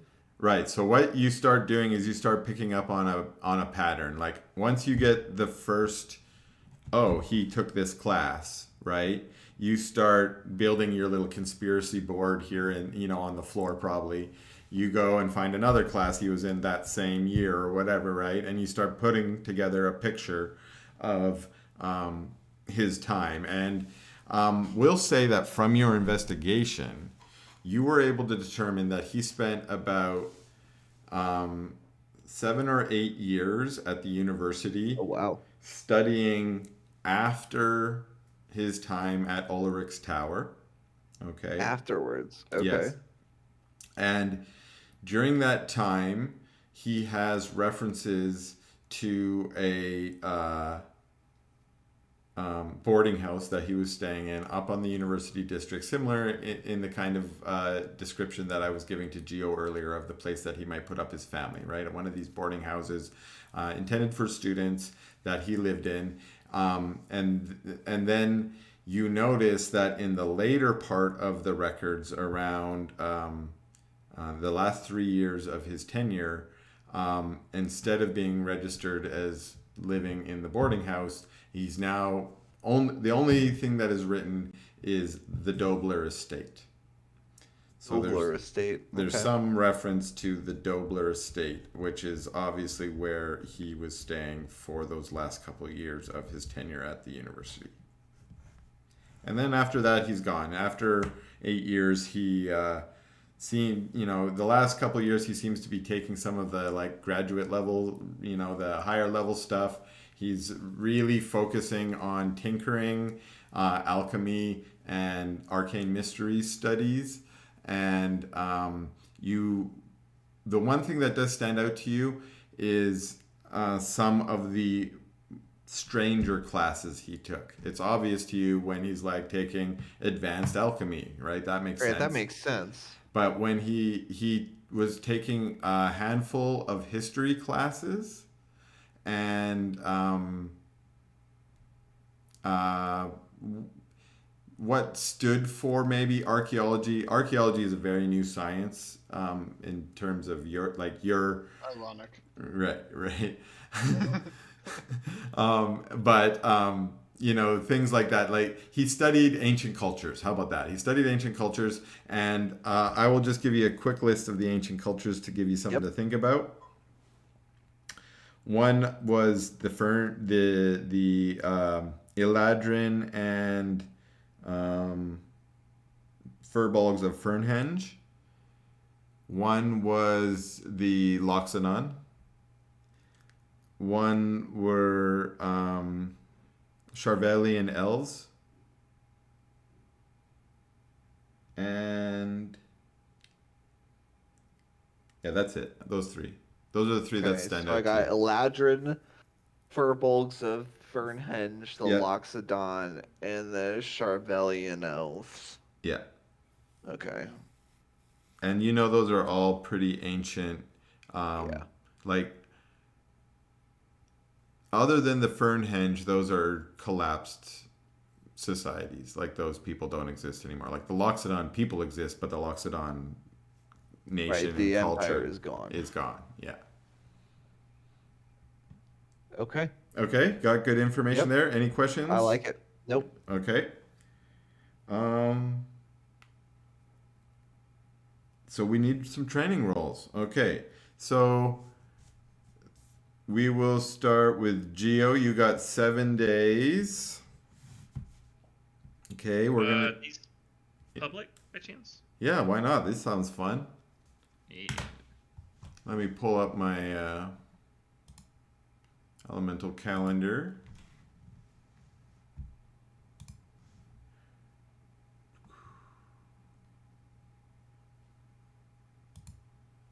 Okay, so what we're gonna do is, and let me pull up my rules for how this works. So do you want to test the elements in the morning, or do you just want to go balls against the fire, just go full fire?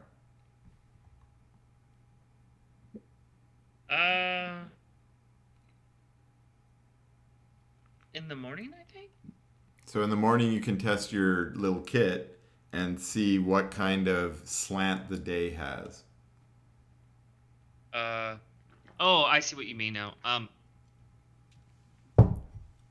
Yes. Okay. I think that might be a good idea. I'll try to. Okay. So today is the 23rd. It's Moon Day. You crack out your test kit in the morning, and you have today is a +2 Earth. That's counting the +1 you normally get from just being here on Terad, and it's also a +2 Water day. So you could either test your Earth, start training out an Earth power today, where you get +2 for it. Although starting to train the powers is the easiest, so you don't really need the boost. Or you could keep training your fire today, which you don't get any boost to, but you're still on some of the easier levels. Oh man, I'll do fire. Do the fire. Okay, so you will be making an Arcana check. Let me just make sure. Yeah. Ooh. That is a failure today. So that was Moon Day Dude. X. So we'll go Tuesday. Tuesday is you break out your test kit and you have the same feelings. Today is a +2 Earth, +2 Water. All right. Fire again. See if that's just breaking off rough. Ooh, you're not feeling it today, and Jakira is like, well, this is why I usually train fire only on War Day and Fire Day, but we can keep trying, if you want. It's I'll say. Oh, sorry. I was just gonna say. I'll take a break from the fire for now and focus on the earth. Okay, so the next day is the rain day, and it's definitely a strong water day. It's a +3 water day, and it's only +1 earth that you've got today. But if you want, you can now train your earth grapple power. And Earth grapple. Okay, you get a +1 on your Arcana check. Yay. Hey! Alright. Okay, so I'm going to keep track of my notes here. You're now at level 1 on earth grapple. And then we get to the next day, which is War Day. War Day is you're currently at +1 Earth, +1 Fire, and +2 Water. I'll go back to the fire one. Okay, so you have +1 Fire today. Sorry. Your DC is 12. Okay. Let's get it. Boo! He gets it. All right, so you're now at level 3 Fire. Now it is Fire Day, which is also a Fire Day. Guess what? Fire Day is a Fire Day. So you have +1 Fire today.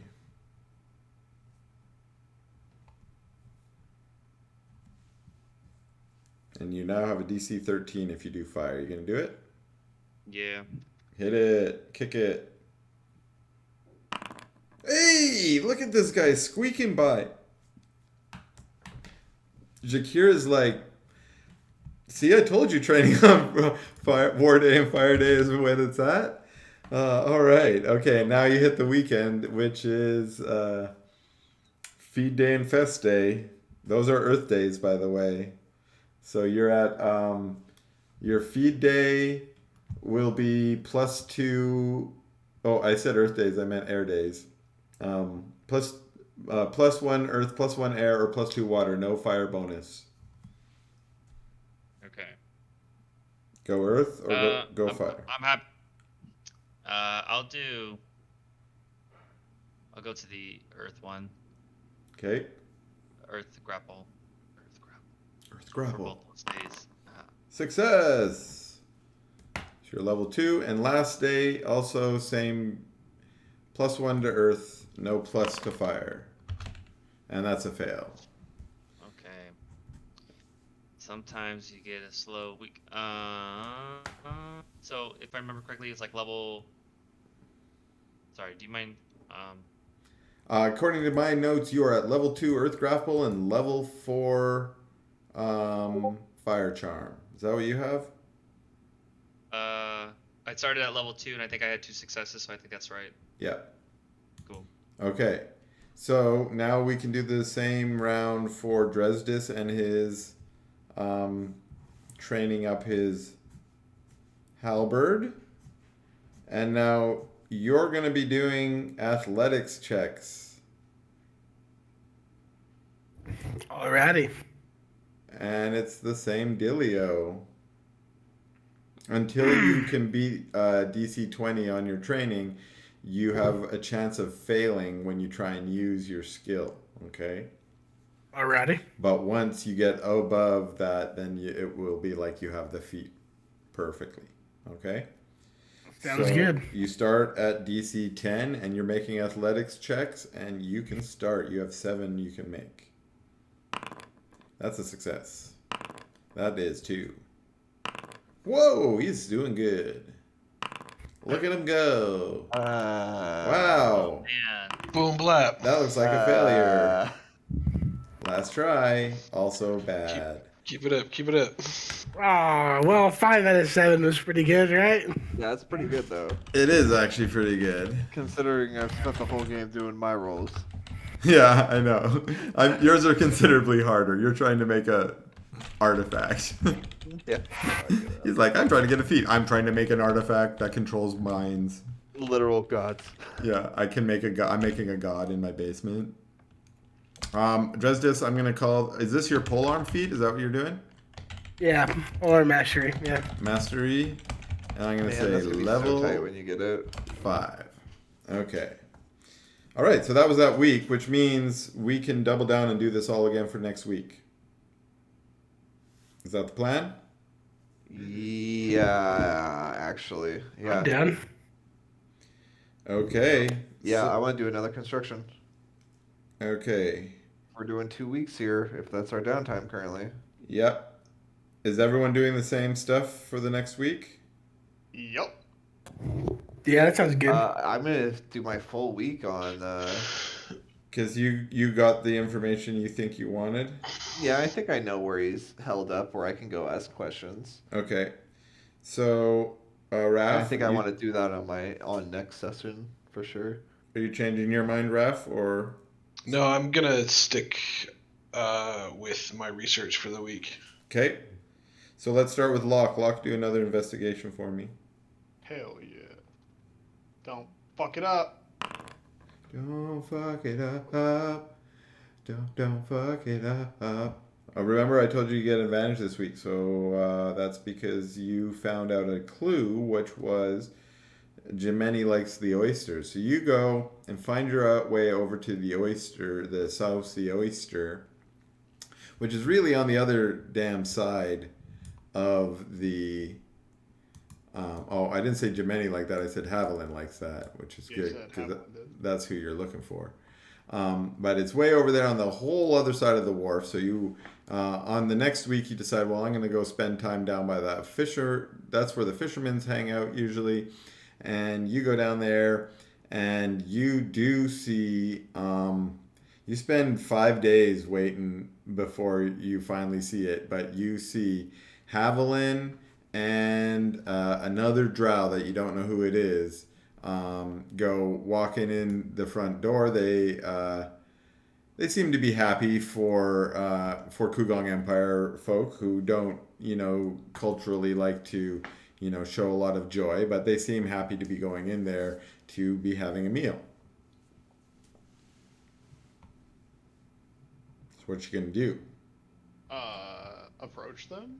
Okay, so you're gonna go in. They're just sitting down at a table, and a human serving boy is coming up. He's just bringing them some glasses of wine. I'm gonna approach the table. Mind if I join you? They look up at you and they say, "Kind of. Who are you?" Name's Locke. Got some business to discuss, if you're willing.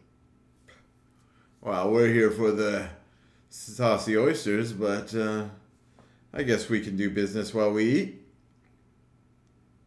Have a seat. Right. I sit down. I introduced myself, right? I did. I said my name. Yeah, I did. Yeah, you said my name's Locke and I have a business proposition. So, it's Haviland's there with another dark elf, right? Yeah, it's Haviland and some other dark elf. He also looks like a pirate. Right. He looks like he might be a lower ranked pirate on the same crew. You must be Haviland Ultrinic. Well, some people know me by that name. How'd you find out about me? I saw you a couple a week or so ago at the rum bucket. There's a little scrap there. Saw you on my way out. Woulda approached you then, except Bertha Broadchest, she's a bit feisty, and I didn't really have time. Oh, I do remember you now. You got chased out of there by Bertha. Well, what is this business proposition you have for me? Well, I hear your captain's looking for someone who's knowledgeable, needs to know about magic, maybe some other bookish type problems. And I got some mates that could help you out there if you're willing to help us out. But I really think we should rather discuss it with your captain, Jimeni. Well, we might be able to arrange a meeting with the captain, especially if you can help us with our problem. You say you got some people who know magic. So are they pretty good at what they do? Well, We good at what we do. Depends on the rolls most days, to be honest. Yeah, like, no, they're actually useless. I can shoot a dude's head off at 120 feet with Eldritch Blast. What do you want me to do? Yeah, I'd say I got some mates that are pretty good with the magic there. Some smart ones too. The bookish types, the big types. Yeah, we got all kinds. If you got a problem, we could do a damn good job of handling it. All right, well, I'm going to have to go back and talk to Captain about this. She'll probably be mighty happy to find out that we got someone that might be able to help us. But she is going to want to know what your price is. What is it that you're looking for from us? I lean in and I lean on the table with one arm, and I look him dead in the eye and I go, I'm after Jakey Smiles. I want his head, and I want his ship. Oh. Well, it's a mighty big price. Aye, it is. I agree. I know I'm asking a lot, but I'm willing to do a lot to get what I need to do. See, I ain't got shit no more of my own. And Jakey, he's part of the reason I ain't got no ship anymore. Well, what are you expecting Captain Jiminy to help you with. You expect her to take Jakey Smiles out for you? Nah. What we need is me and me boys, the Ivory Crowns. We need to get near Jakey. We need to get on his ship. We'll fight him and his crew. We're just looking for help. Can't very well sail out into the Green Goblin on a damn lifeboat, can we? I see. Well, this does sound like it could be a deal that Captain Jiminy might be interested in. Well, if you can come to on your side of the bargain, that is, yeah, she might be able to help you with that. She's got no love for that Jakey Smiles. He's kind of a motherfucker, Yeah. And the kinds of pirates that he sails with, she ain't got no love for them, So, how about this? Where you be staying? Me and me crew are at the Pink Pearl. That's for any member of the Ivory Crowns, or me, personally. Ah, the Pink Pearl. It's a bit flamboyant for my likings, but they got some good shrimp in there. I do say that. So, True. It's a little colorful, but the beds are clean. Can't ask for more. all right. Well, I'll talk to the old captain and I'll send word to the Pink Pearl. If she's willing to meet you, we'll tell you the time and the place. Thank you. And when I get up, I put down money and I buy him another round of oysters and another round of wine. All right. How much does that cost me? However much you think it costs you. Whatever. I'm gonna put a couple gold pieces down then. A gold and a half. Let's remind ourselves that the economy is completely made up in this game. I just like that's It's made why up that's by one man inside of his apartment. this is why I haven't been buying things. Is Yeah. one of the reasons I haven't is because it's so much easier to get your way if you could just grease people's palms. We Yeah. literally just handed Geo 100 platinum pieces, so I Yeah. feel like there's no rules anymore, right? Like, Not even that. Like, Gio just literally walked up and was like, "So, give me 1,000 gold pieces to the DM," and the DM was like, I okay, guess. I guess so. Like, will you That give me bold your? about Will it. you give us your family? yeah, exactly. Will you sell me your family? A trade was made. But here's the secret part. I try not to give away too many secrets, but I was gonna ask for his family anyway, right? Like, so this way you guys got 1,000 gold pieces out of it. No matter what happened today, I was gonna be like, hey, you should bring your family here. Now you get 1,000 gold. Awesome. Hilarious. I was Gonna also need in that my pirate head ship. like, how can I get you guys some money? Yeah, money that I couldn't just take from them. Yeah, exactly. Money that directly goes to the poor person in the group.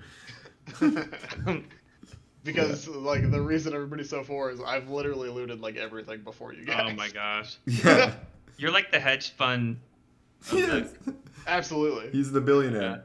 Yeah. I'm not though. I really don't have like a ton of money. I just have enough money. That's all good. I get it. Listen, all funds will be appropriately placed in the right hands. Yeah. All right. Cool. Well, I'm gonna leave Redistribution. after I buy them another round of oysters and wine. Okay. That hand is mine first. And They others later. they seem happy that you did that, and they're obviously gonna send you a message when they've got something. Probably Yep. next week. Yep. Okay. Did that take all week, or can I start something else? Well, that took you. We're just breaking Okay, this okay. off in weeks, but I also said it took you about 5 days to finally track them down. So that was later in the week when you finally got them. What else Okay. would you want to get started with your last couple days? I don't know. I was just thinking about training. Sure. What are you Training thinking for of a training? Hang on. Let me look at the thing. I don't remember the name. Like another thing. Also, So this is just something I was gonna say. I hadn't thought up a lot for you, Josh, yet. So if you have ideas, this is great. I was thinking swashbuckling would be good, but another thing I just thought up was gun tricks, maybe.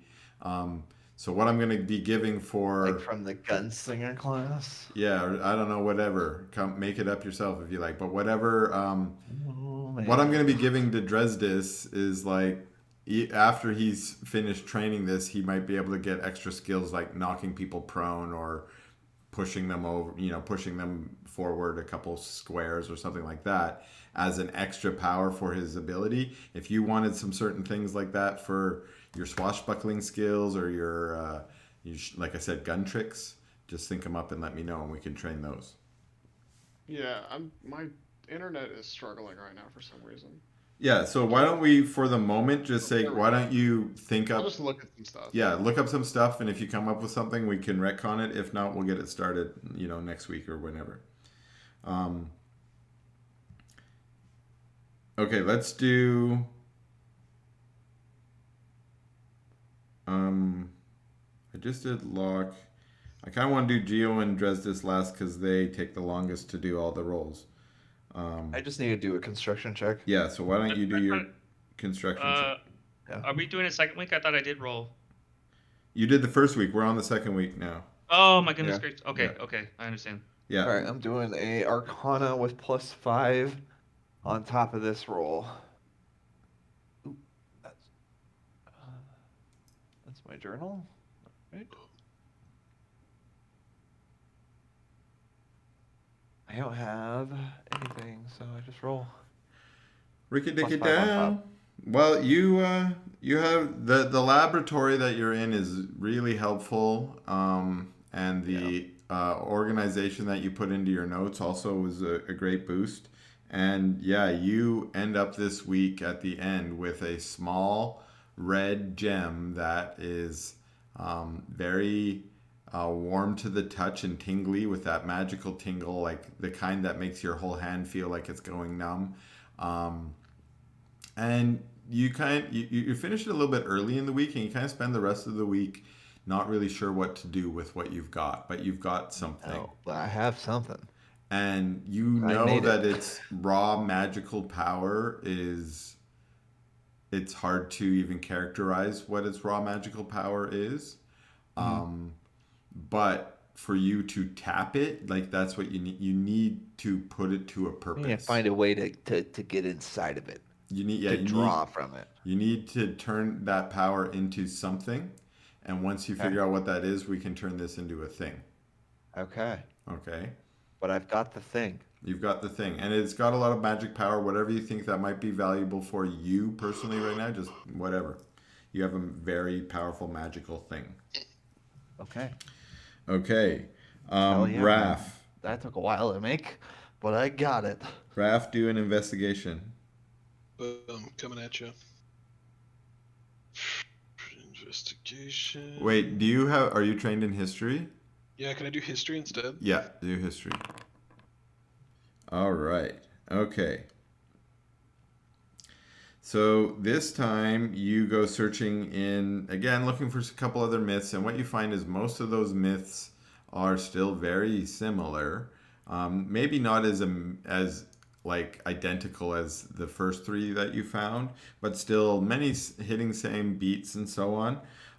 But you also start drifting out into slightly more historical texts and so on. And that's where you start finding reference to Romulus and Remus showing up in other areas. And your first main appearance of Romulus and Remus is in the history of Pidari.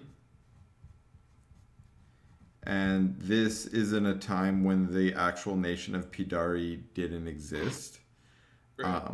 And the island of Pidari, I think it's named the same thing, is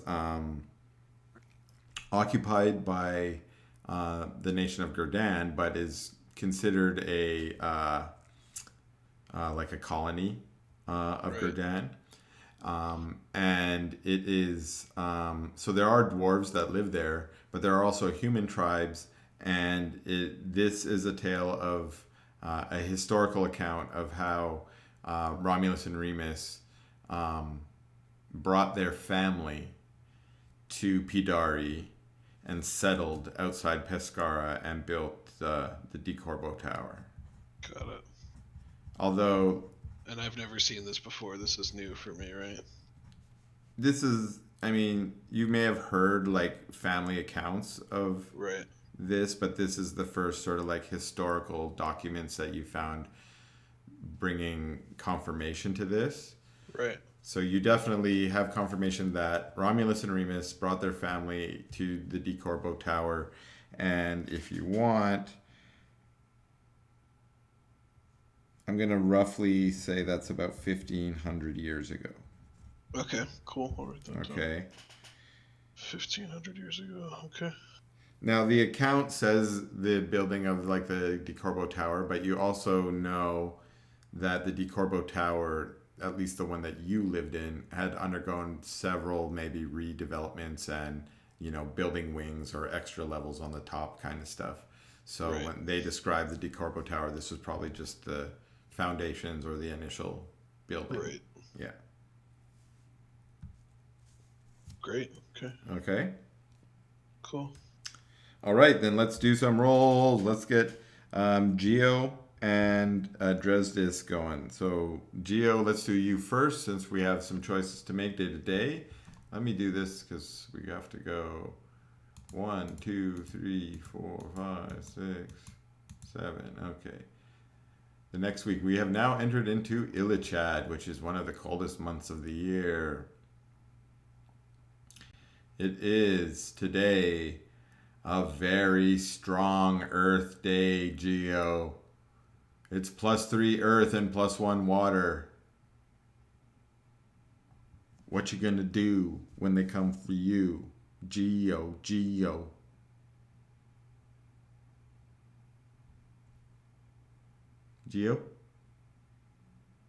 Sorry, I was on mute. I'm gonna go for the Earth. Earth Day. Earth Day doing Earth. So we're doing Earth Tremor, Earth Grapple. What did we call it? Earth Grapple. Earth grapple. And Arcana, remember.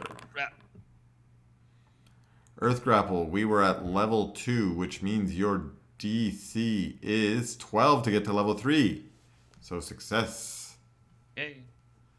And the next day is also a +3 Earth Day. All right. Earth grapple it is. Earth Grapple, and a +3 on that is a 14, which is a success to get to level 4 on Earth Grapple. Okay, your next day is a +2 Earth and a +2 Water Day. Very well. Let's do Earth again. Okay, Earth grapple. +2. Success! All right. And you're at level 4, so the DC to level 5 was 14, so you are now at level 5. Nice. Okay, the next day is +2 Earth and +1 Fire, +1 Water. All right. Let's do it. Earth. Earth again. Okay. No. Brant, brant. Next day, same. +2 Earth, +1 Fire. Earth. Yay. Yay! Chicka chicka chow. Okay. So you're now at level 6 Earth Grapple. You're getting pretty good with your Earth Grapple. And how many days did we do? We did 5. 2 more to go. The next day is +2 Earth, no Fire. Earth. Okay. Grapple. Earth Grapple. Fail. And last day is +1 Earth, +1 Fire. Fire. Fire. Fear. Brant, Oh my brant. god, I can't. Fire is hard to train. Yeah. I guess you don't got those fire skills. Dang. So that's where am I at on the Earth one? Is it level 5 or level 6? Level 6 is what I got for you for Earth Grapple, and level 4 for Fire Charm. No more success this week. Yeah. Okay, Dresdis, you want to do yours? Yeah, sounds good. You are at level 5, and so your DC to get to level 6 is 15, and you can go. That is a critically fail. All right, we'll give up for the week then. You give up for the whole week? No, I'm exaggerating. I'm like, you're taking it hard, bro. Okay. Let's do them one at a time because your DC might be going up. So 11 is a fail because you don't get any pluses. 20 is a success. 14 is a fail. 14 is a fail. Your DC 16 right now. Fail. One more? One, two. One more. Nope. Not getting it this week. No. Rough week. You probably should have given up this week. Wow. Yeah, I only gained one, yeah. You had a +5 too. I'm like, how bad are you at this? No, you're good. Did we do everyone for that week? I think so, right? I think so, yeah. Okay. We are hitting week 3, but people are also hitting success criteria for some of the things they were doing. So we can now maybe decide, do we keep going for another third week or do we... I would like to go for another third week because I found 2 things that I kind of want to start doing, and I'm going to pick one of them. Okay. So what do you want to do for your third week? It's a very hard question. I'm either going to have to ask Lucius or Dresdes for something. Ask me. Okay. Because I'm pretty much done with my stuff. I just need to figure out how to tap into it, so I have some time. I want to train up on... I've noticed that your magic is very useful. Yeah. And there's a feat. I want to train to get the feat Eldritch Adept. Okay. Eldritch Adept. It allows me to take an Eldritch Invocation from the Warlock class. As long as there's no other prerequisite for the invocation. Right. There's so just some one of good the early ones. ones. Yeah, I want to get Devil's Sight. Oh. Because I noticed... Do you want to, like, when we form were a pact with my genie to get sight? I don't know how it would work. I don't know how it works. I think so, right? I mean, I guess, but like... You would have to form a pact with something. Well, I don't know. I don't know how the feat works. Like, it doesn't really explain it. I'm, like, trying to read it, and it's just like... Well, basically, you profuse yourself to a thing, and they give you power. Right. So if you trade a part of yourself for sight, I am sure fucking or Kawa case, would give it to you. Or gems or something. Because when I was trying to be a sneaky boy for us, right? It's hard to be the scout in the middle of the night when you can't see in the fucking dark. Yeah. That's I true. noticed that.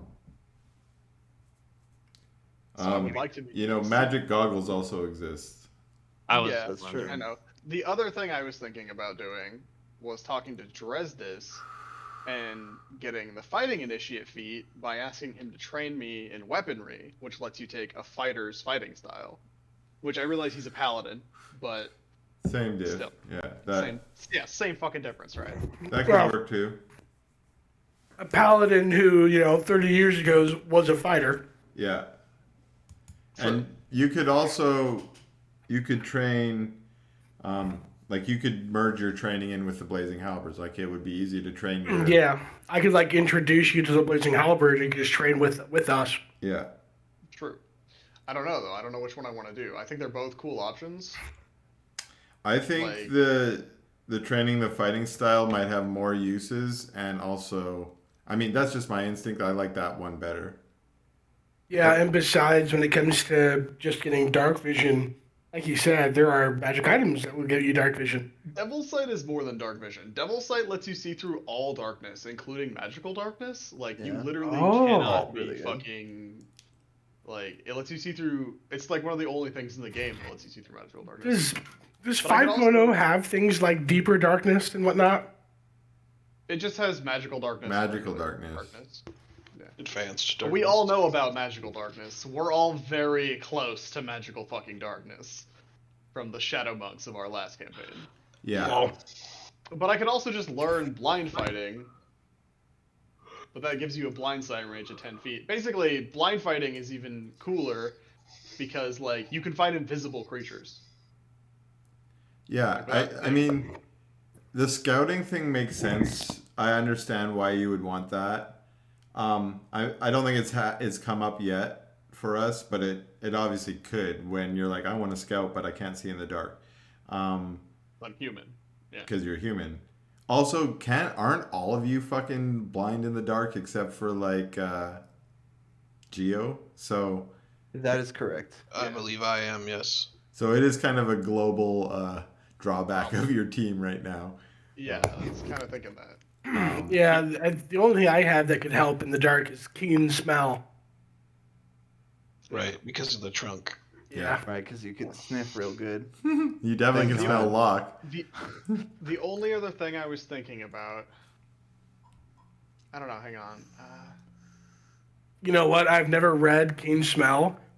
It gives me advantage on wisdom, perception, survival, and intelligence investigation checks that involve smell. Yeah, awesome. I'm going to totally annoy you with that now.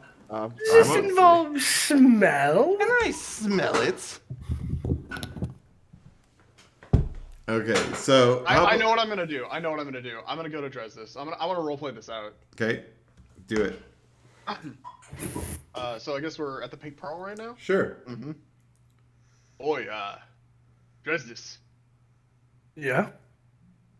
Oi, mate. I've been thinking, seeing you fight and being down at the down there at your mercenary, I don't know, base, I guess. I'm not Blazing really. Halberd?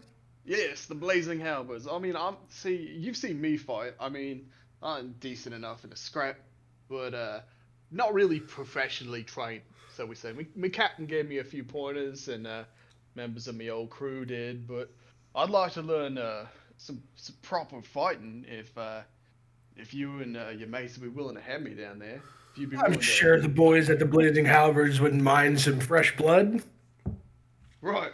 So if you don't mind if I join you today, I'd like to be training with you. Sure. I'll introduce you to, although they might require you to sign up to get any training. Right. I guess that's okay. I mean, thanks, mate. Thanks.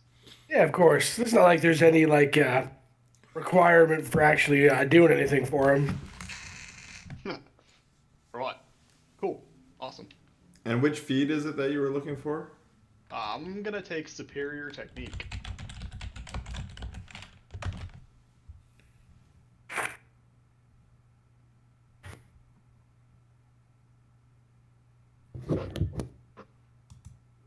Oh, so this is a fighting style, superior technique? Mm-hmm. Which lets me take a maneuver, a Battle Master maneuver. Okay. 1. It's not a feat? It is a feat. Oh, I'm sorry. The feat I'm taking is Fighting Initiate. My bad. But Okay. Fighting Initiate lets you get a fighting style, which is going to be Superior Technique, which gives you a Battle Master maneuver. Okay, it's just a long... It's like a really long-winded way to get to that, but Sure. That's how it is. And what maneuver are you trying to get? I haven't read them all yet. Okay. I'm still reading them. There's a billion of them. Okay, so here's what I'm thinking more. This is just more for you, Josh. Is this like a swashbuckling thing you kind of want to do? Yeah, I think I was gonna take like riposte or parry. Okay, perfect. Something piratey, something Right. swashbuckly. So here's what I'm thinking is, okay, we might go. Let's think about this maybe for a week, just so we can have some thought. But here's what I'm thinking is, maybe this feat that you've got here can be like the branch off feat, like I'm doing with Dresdes, kind of, right? Where once you get it, we can just add extra cool things you can do. We probably won't, or we may or may not use them exactly as they're written as the fighter maneuvers. The thing that I don't like about the fighter maneuvers is the what do they call them? The dice that they use, Superiority die. Superiority dice. That's the thing about Fighting Initiate is you can't take it twice, so I'm never gonna get more than one, right? So I'll only be able to do it once per rest. Right, and so basically, it sounds crappy. Would you rather then. give me like a different like resource instead? I'll tell you where I'm leaning, but Panache! Give him panache! Panache. No. Where I'm leaning is no resource, frankly. Just have like repost as a reaction if I want to use it. Yeah, but then maybe that means I might have to change how it works a little bit, you know? Yeah. But maybe not. The reason I'm saying that right now is because I don't remember exactly how it works. I just read about how it works. Here's the only thing I'm thinking I might change is taking away extra damage if it gives extra damage. Right. Some of them do and some of them don't. Yeah, like some of them will say and add your superiority dice to the roll, right? Repost says that, but like ambush doesn't, and ambush was also cool. Ambush lets you add the superiority die to your initiative roll if you make a stealth check or an init roll. Right, and that sounds kind of like your dude too. Right, but I guess repost would let me basically if somebody attacks me and misses me in melee, I can reaction to attack them instead, and then it adds the 1d6 superiority die. Right. So basically, what I'm thinking is okay, and you should think about that. But what I'm thinking is, we'll take those ideas and we'll just turn them into your swashbuckling idea and take away the fighter part of it and make them roguey. And then that way we don't have to worry about the mechanics very much. I mean, in terms of how you're going to get it, like which feat am I taking to get which superiority, whatever. Who cares about that? We'll just say, okay, we'll call it riposte, maybe, or something like that, right? And then we'll figure that one out. Okay, anyone else thinking about what they're training for this upcoming week or what they might want to do in this coming week?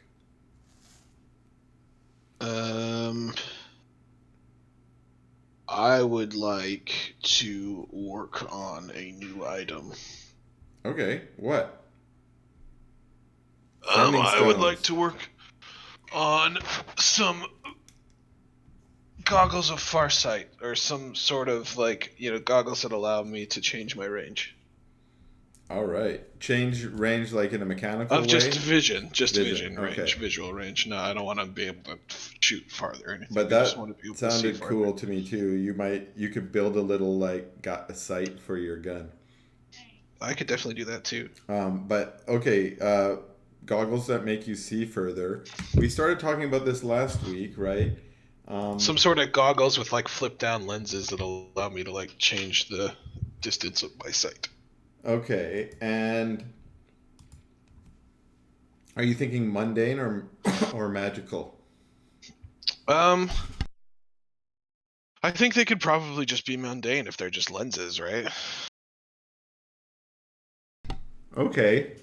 But I mean, I specialize in magic items, so probably magic. Yeah, you kind of do both, right? So the reason I was saying that is more for flavor. Is this a more steampunky kind of thing, or is this definitely. It's just I'm thinking about a pair of goggles that have 3 or 4 flip down lenses that work as a cone, but just out of one eye. Okay. Do you know what I mean? One of the eyes just has flip down lenses that really overextends and makes it look like a cone of lenses coming off of my eye. Yeah.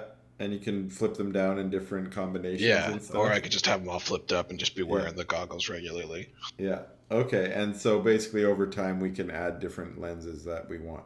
Yeah, we could add different enchanted lenses that do different things. Eventually I could work on inscribing detect magic into a lens.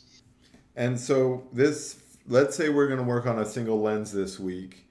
What specifically do you want it to do? And if it's look further, what kind? Is it magnifying glass kind, or is this telescoping kind? I'm thinking telescope, being able to see in the distance and see what's ahead before we get to it. And so, how far? You want to be able to see a mile away, 2 miles away, 100 miles away? I don't know. What do you think is too far? Do you think a mile is too far? I have no idea. Basically, I'm trying to get an idea of scope. Okay, nothing's too far for me. If you want to make a Yeah, lens no, I that think can like see a the mile moon, away is fine. I think that's perfect. I think Okay, that's like so- kind of the distance I'm thinking. And of course, it's like dependent on like the topography and like what I can see past and what I can't see past, right? Yeah, not Yeah. like see-through mountain goggles. Exactly. Yeah. But I mean, we all know that light bends due to gravity, so Sure. no, I'm just making up reasons why you could see around a mountain. Wait a minute, these goggles could prove to flat earthers finally, once and for Yeah, all. right. Oh yeah. Oh wait, if they could see the other city across the water, then maybe not. Yeah. Maybe like Like- the end game super intense lens allows me to like see back in time or some crazy shit. Yeah. Tight. Yeah. Okay. So your first lens for basically just it's kind of like a scouting lens, right? Like, Yeah. Yeah. Okay. Like before, if we're going up to like a barrow or like some sort of like enchanted mansion or something that we're trying to get inside, before we get there, I can scope it out and see what's up. Okay. So now I'm thinking for maybe the magical side of it, that maybe you can change its range within reason in that range. Does that kind of make sense? Like Yeah. it's change it from 1 times to 4 times or something like that, right? Like you can Right. kind of just zoom in and zoom out a little bit. Sure. That gives you a little bit of control over it, so that it's more than just a lens. So here's what I'm thinking: you're gonna need a lens. I don't think you could probably make the lens yourself, although Yeah, you I'll have to grind it myself, but Right. I definitely can't make it myself. And then you will need some magical components. And then you need some time. That's basically all you need. And then we need to make a roll too, probably just to see how successful you are. So let's say, since you're doing most of this effort yourself, you're putting in the labor, you just need to purchase the raw materials, which is the glass lens itself, and probably just some metal that you'll melt yourself and turn into the actual lens piece. And some magical components. So I'm going to say... How about this? Roll me just a raw persuasion check to see how good you're good at talking people down for coins today. Okay, do not have good persuasion. Can I intimidate instead? No. I'm kidding. It's risky to intimidate people. You do pretty good today, and you actually managed to get all of the materials you need for 32 gold pieces. Damn, that's a good deal. I'll Yeah. take it. Yeah. And it will take you a week, and you can roll... There's no even fucking roll. The roll is bullshit, but you can roll a tinkering check to see how awesome Sleight it of is. hand, maybe, yeah. Yeah. You said 32 gold? Yeah. Okay. I'll give you a sleight of hand. Shh.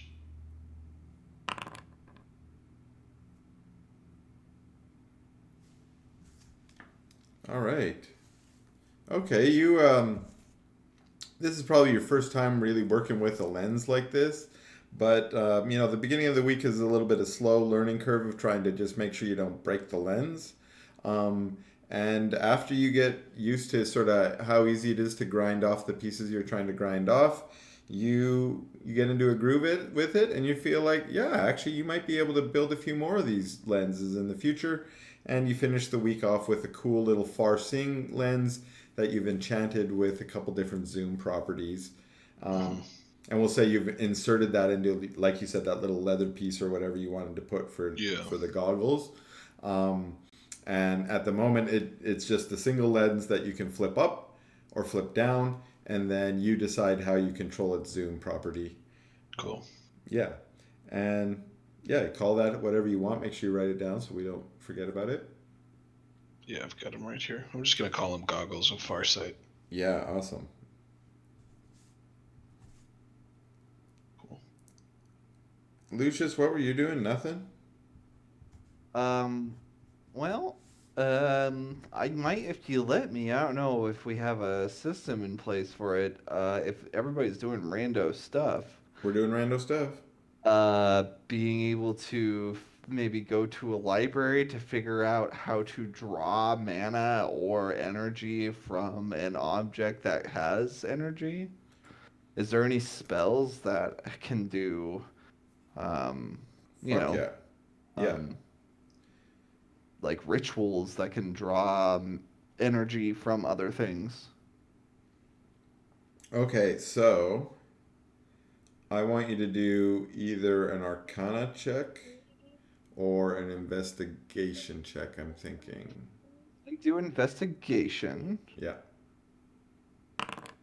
Okay. So you know your way around the library, obviously. Mm-hmm. And you might have a few ideas of where you might want to start this search. You start with some of the books that were related to the Philosopher's Stone, for instance, that you have already read and looked at. Right. Because some of them you may have discarded this information, being like, I don't even got a Philosopher's Stone. Now you've got one. You're like, oh wait, Well, I've got one now. that might be valuable to me now. Oh, shit, this might make sense. And so I will say that you gather a few gems of information that might be helpful for you. The first one is that you garner, not just from your reading, but also just from poking and prodding and testing the Philosopher's Stone. So you probably have access already through like Detect Magic and some of these simpler cantripy level spells that you might be able to already do some investigations, and you're able to tell that this is very, very powerful. Okay. Ooh. Uber powerful is, the amount of magic in there is almost frightening. When you think of like letting it out, if you were to like let it out in an explosion, you just know it would be very devastating. You don't really know what that would mean in terms of a size. Mana bomb. Yeah, it could be a nuclear bomb kind of level. You're not sure, but very, very high level of energy expenditure. And then Sorry? Sorry. No, you're going to go. Never mind. And then you also know that because that energy, at the moment, that energy is just in a perfectly raw form that can be channeled in many different directions. Okay. You're thinking that it's probably going to be important to... I was just trying to see in my notes if I had any more about what you've got. So you've got remember, you got the arcane structure of the gem. So you've only got... that is it. That's it, right? But that's given you the power. And you know from your investigations that you're reading here that folks have tried to direct this power in different ways in the past. Some people haven't actually achieved the Philosopher's Stone, so we're never able to test out their theories. But you have a couple different theories for directing its power into some very powerful things. Most people who build one of these have ambitious goals, right? So already done all of the research available for it, probably. Right. So one of the powers is power over the minds, and you've seen that put into play through the crown of the Dwarven King. So you know that it has a very powerful ability to change people or compels people's minds if you want to direct it in that direction. You know the crown of the Dwarven King was created with a particular idea in mind in ancient times to control dwarves. You think you could probably work out ways to control other people or all people or different things, or you don't know. Certainly there are different things you could do with mind control there. Another one direction that seems popular has to do with life extension or resurrection. You think that this is probably the most common or most popular tale is life extension. Yeah, like a lich phylactery. There you go, like a lich phylactery. It could be a very convenient place to store your soul while So you think that... how interesting. Yeah, that's a possibility. But you know that not really from your readings today, but from piecing what you read today in with what you've read from Tristan's notes, that if you were to use an imperfect gem like this, it would have an imperfect result. Right. As I you need all probably the saw pieces with to create a Ulrich. perfect phylactery. The perfect Philosopher's Stone would be a perfect life extender, meaning you wouldn't be a lich, meaning it wouldn't be a phylactery, it would be something else. Nothing else entirely. But you need to discover those other components or how to make it perfect. And that doesn't seem to be covered in this investigation. So most of what you've determined is life extension. You reason that you could probably turn that in the other direction, making it a powerful weapon. A life deletion? Yeah, something that could maybe suck the life out of things. That sounds scary to you, maybe, like the nuclear bomb. And that isn't really what I got into business for. I got into business to find the strongest thing to make me strong. Not exactly delete life. And then maybe you spend the rest of that, your time brainstorming other things you could put it to use for. You think you could probably make a really cool protective shield, and when you start thinking how powerful a shield you could make, you just, since you're sitting in Earshore and this is your hometown, you're like, maybe you could make a giant like protective dome around all of Earshore that stops it from anything that would come in and try and attack it. I can really. You're brainstorming shit here. You don't have a plan to that. I can probably go into that genre of things if I researched it enough. Oh boy. The greedy part of you starts thinking that you might be able to turn it into like a matter transmuter device. Mm-hmm. That could like turn lead into gold. That's a famous alchemist use of the Philosopher's Stone.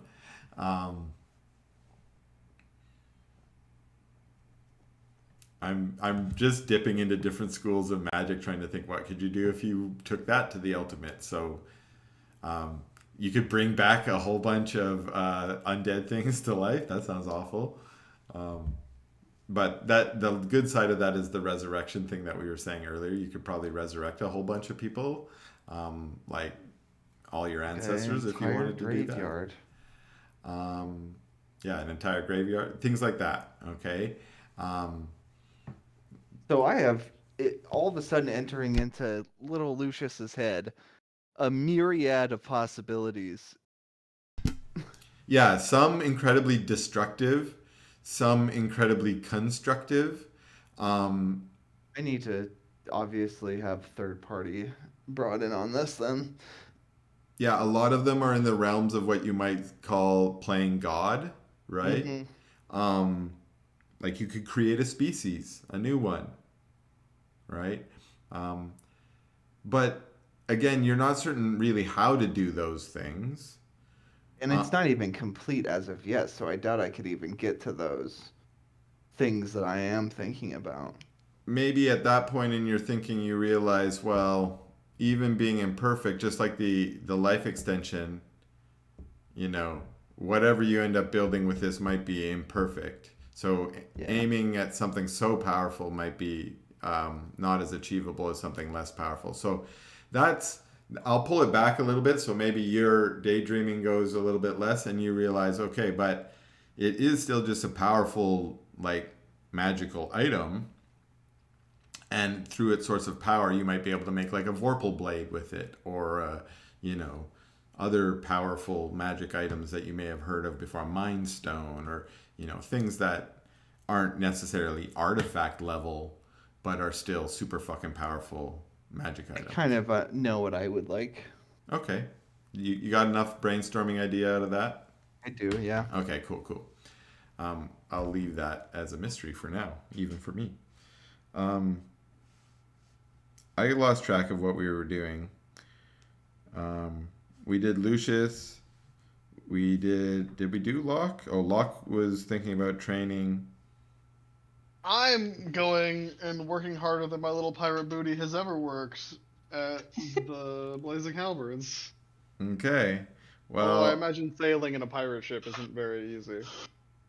Probably not. Raph, did we do you, or did you have something? Yeah, I made some goggles. Oh yeah, you made goggles. Okay. Yes. Okay. So let's do the training run of the last those three folks. We'll do Geo first because he's got the confusing stuff we got to do. Geo. Yeah. Boop, boop. Let me. I already forgot last week. 1, 2, 3, 4. I made a note. I'm level 4 on the fire wheel, and I'm level 6 on the earth grapple. Yep.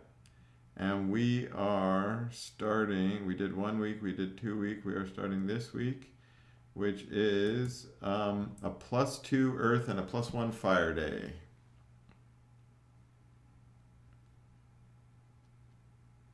Earth grapple. Earth grapple. Grapple. Oh, and I need to pull up my environmental stuff again, or element. Man, rough rolls tonight, guys. Yep. Yeah, not a whole lot of good stuff for us today. That's a fail, my friend. So the next day is the same. +2 earth, +1 fire. And your DC for earth grapple is currently 16. I'll do earth. Okay. Gotta get it what? Or Nope. not.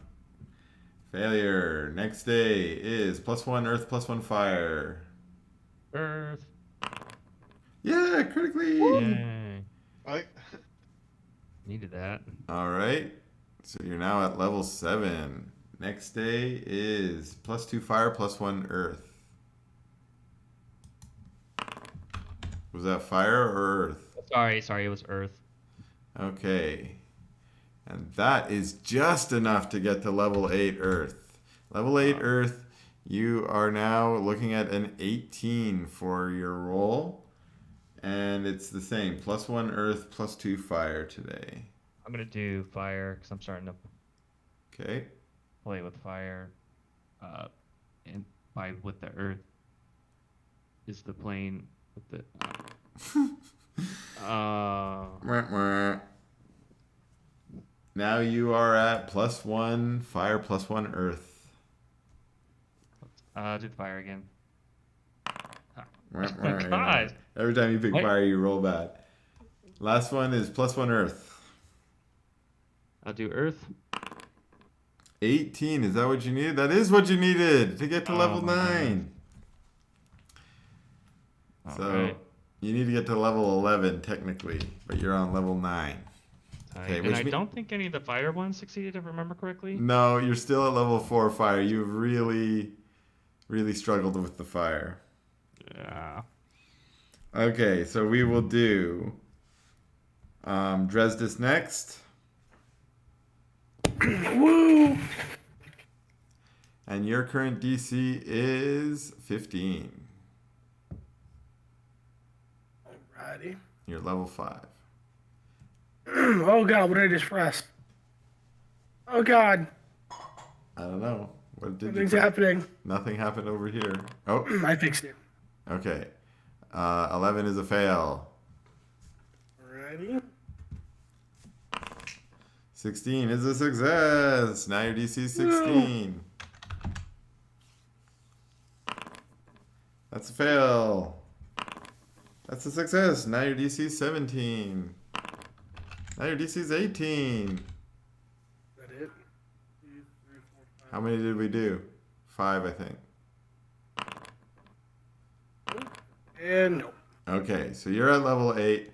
For those of you, both Geo's Earth Grapple and Dresdis, you're at level 8. That's making it pretty reliable. Meaning, I haven't read Polearm Mastery, so I can't remember what it does exactly. But when you try and use it, your DC at level 8 is 13 to try and use it. If you try and use it and you fail to hit the DC, then that just means you fail to get the benefit of the feat for that effort. Alrighty. Okay, and same thing with you, Geo. So if you try and use your Earth Grapple, your DC is 12. You would have to make an Arcana check. If you succeeded at it, then you can do Earth Grapple. If not, you just get the normal cantrip effects. Make sense? Okay. Okay. Wait, as an embellishment to Mold Earth? Yes, Is that what? that's Okay. right. Right. So, but also if you once you get to level 11, then you're done. It always works. No checks needed anymore. And we didn't do Locke. Locke wants to start some training. Is that right, Locke? Yeah. So, and what are we training? Locke? Riposte? Yeah, I want to try and riposte for sure. Okay, so I'm gonna call it Wait, riposte. hang on. What's 1 second? I gotta look at one more thing. I forgot. Hang on.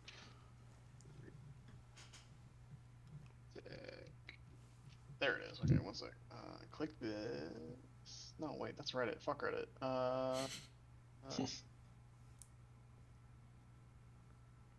Fuck it. We'll do repost. Okay.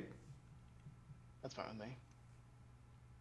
So what do you want me to roll, like, acrobatics or fucking athletics? You know, these guys at the Blazing Halberds are probably trying to train you with athletics, but I think you fight tooth and nail to be like, that's not how I fight.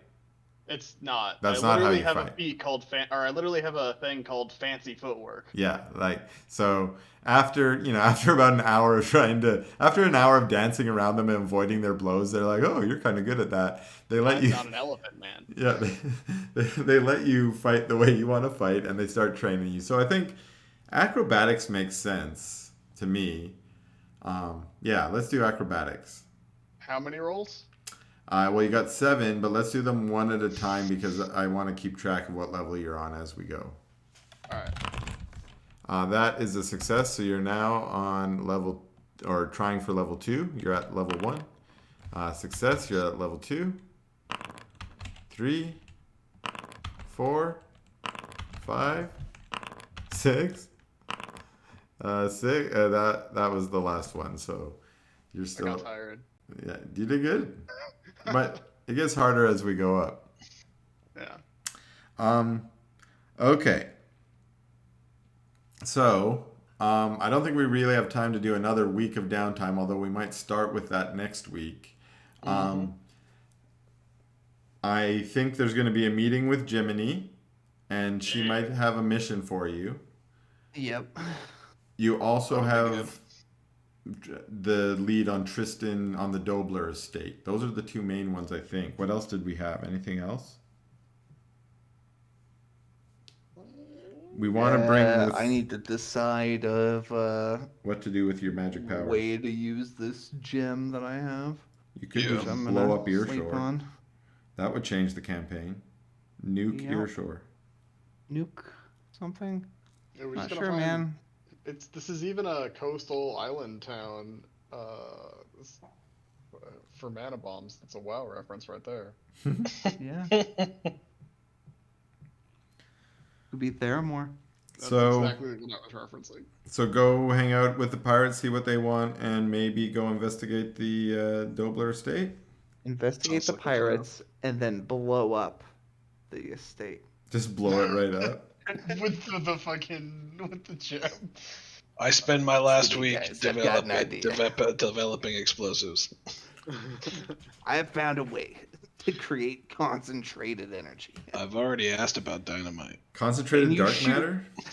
Raphael, can you shoot these things out of your guns? Absolutely. Just keep we making can do anything them. we want. If I made them into small enough pieces, could you shoot concentrated mana straight at something else? So before I left Padari, my dad was talking about cannons and shit, so there's definitely stuff we can talk about. You just thought up like a laser gun. I like that. That's another thing you can make, a laser gun. A rail gun. Yeah, just a magical laser gun. Yeah. Pew, pew. Okay, I think this is where we're going to end her today. Yeah, that was good. Cool. And again, sorry, no combat. We got a lot done, though. How much do we want combat next week? Yeah. Yes. Yeah, we should probably do some combat. I figure leading us into piracy will lead us into combat. I'm sure there will be some combat when we have to get with the pirates. So. Yeah, but sometimes there's like 3 or 4 sessions with no combat. Well, I Doesn't try and bother me. put it in It every happens. session or every other session, but we've now been like 3 with almost none. Right. But that's sometimes how it goes with these more freeform games where, and I'm also, here's little spoiler, I'm planning the Dobler estate to be a mini dungeon or a dungeon. So that Cool. could end up leading to 3 or 4 sessions where we're dungeon crawling or something like I'm that. into that. Yeah. I'm into that for sure. Yeah. Okay? All right. Alright. Next week. All right. Okay. Hopefully next week. I Yeah, might need guys. some prep Have time. fun, dude. See you there. If I Love don't, you I'll guys. let you know. Later, guys. Peace out, everyone. I love you.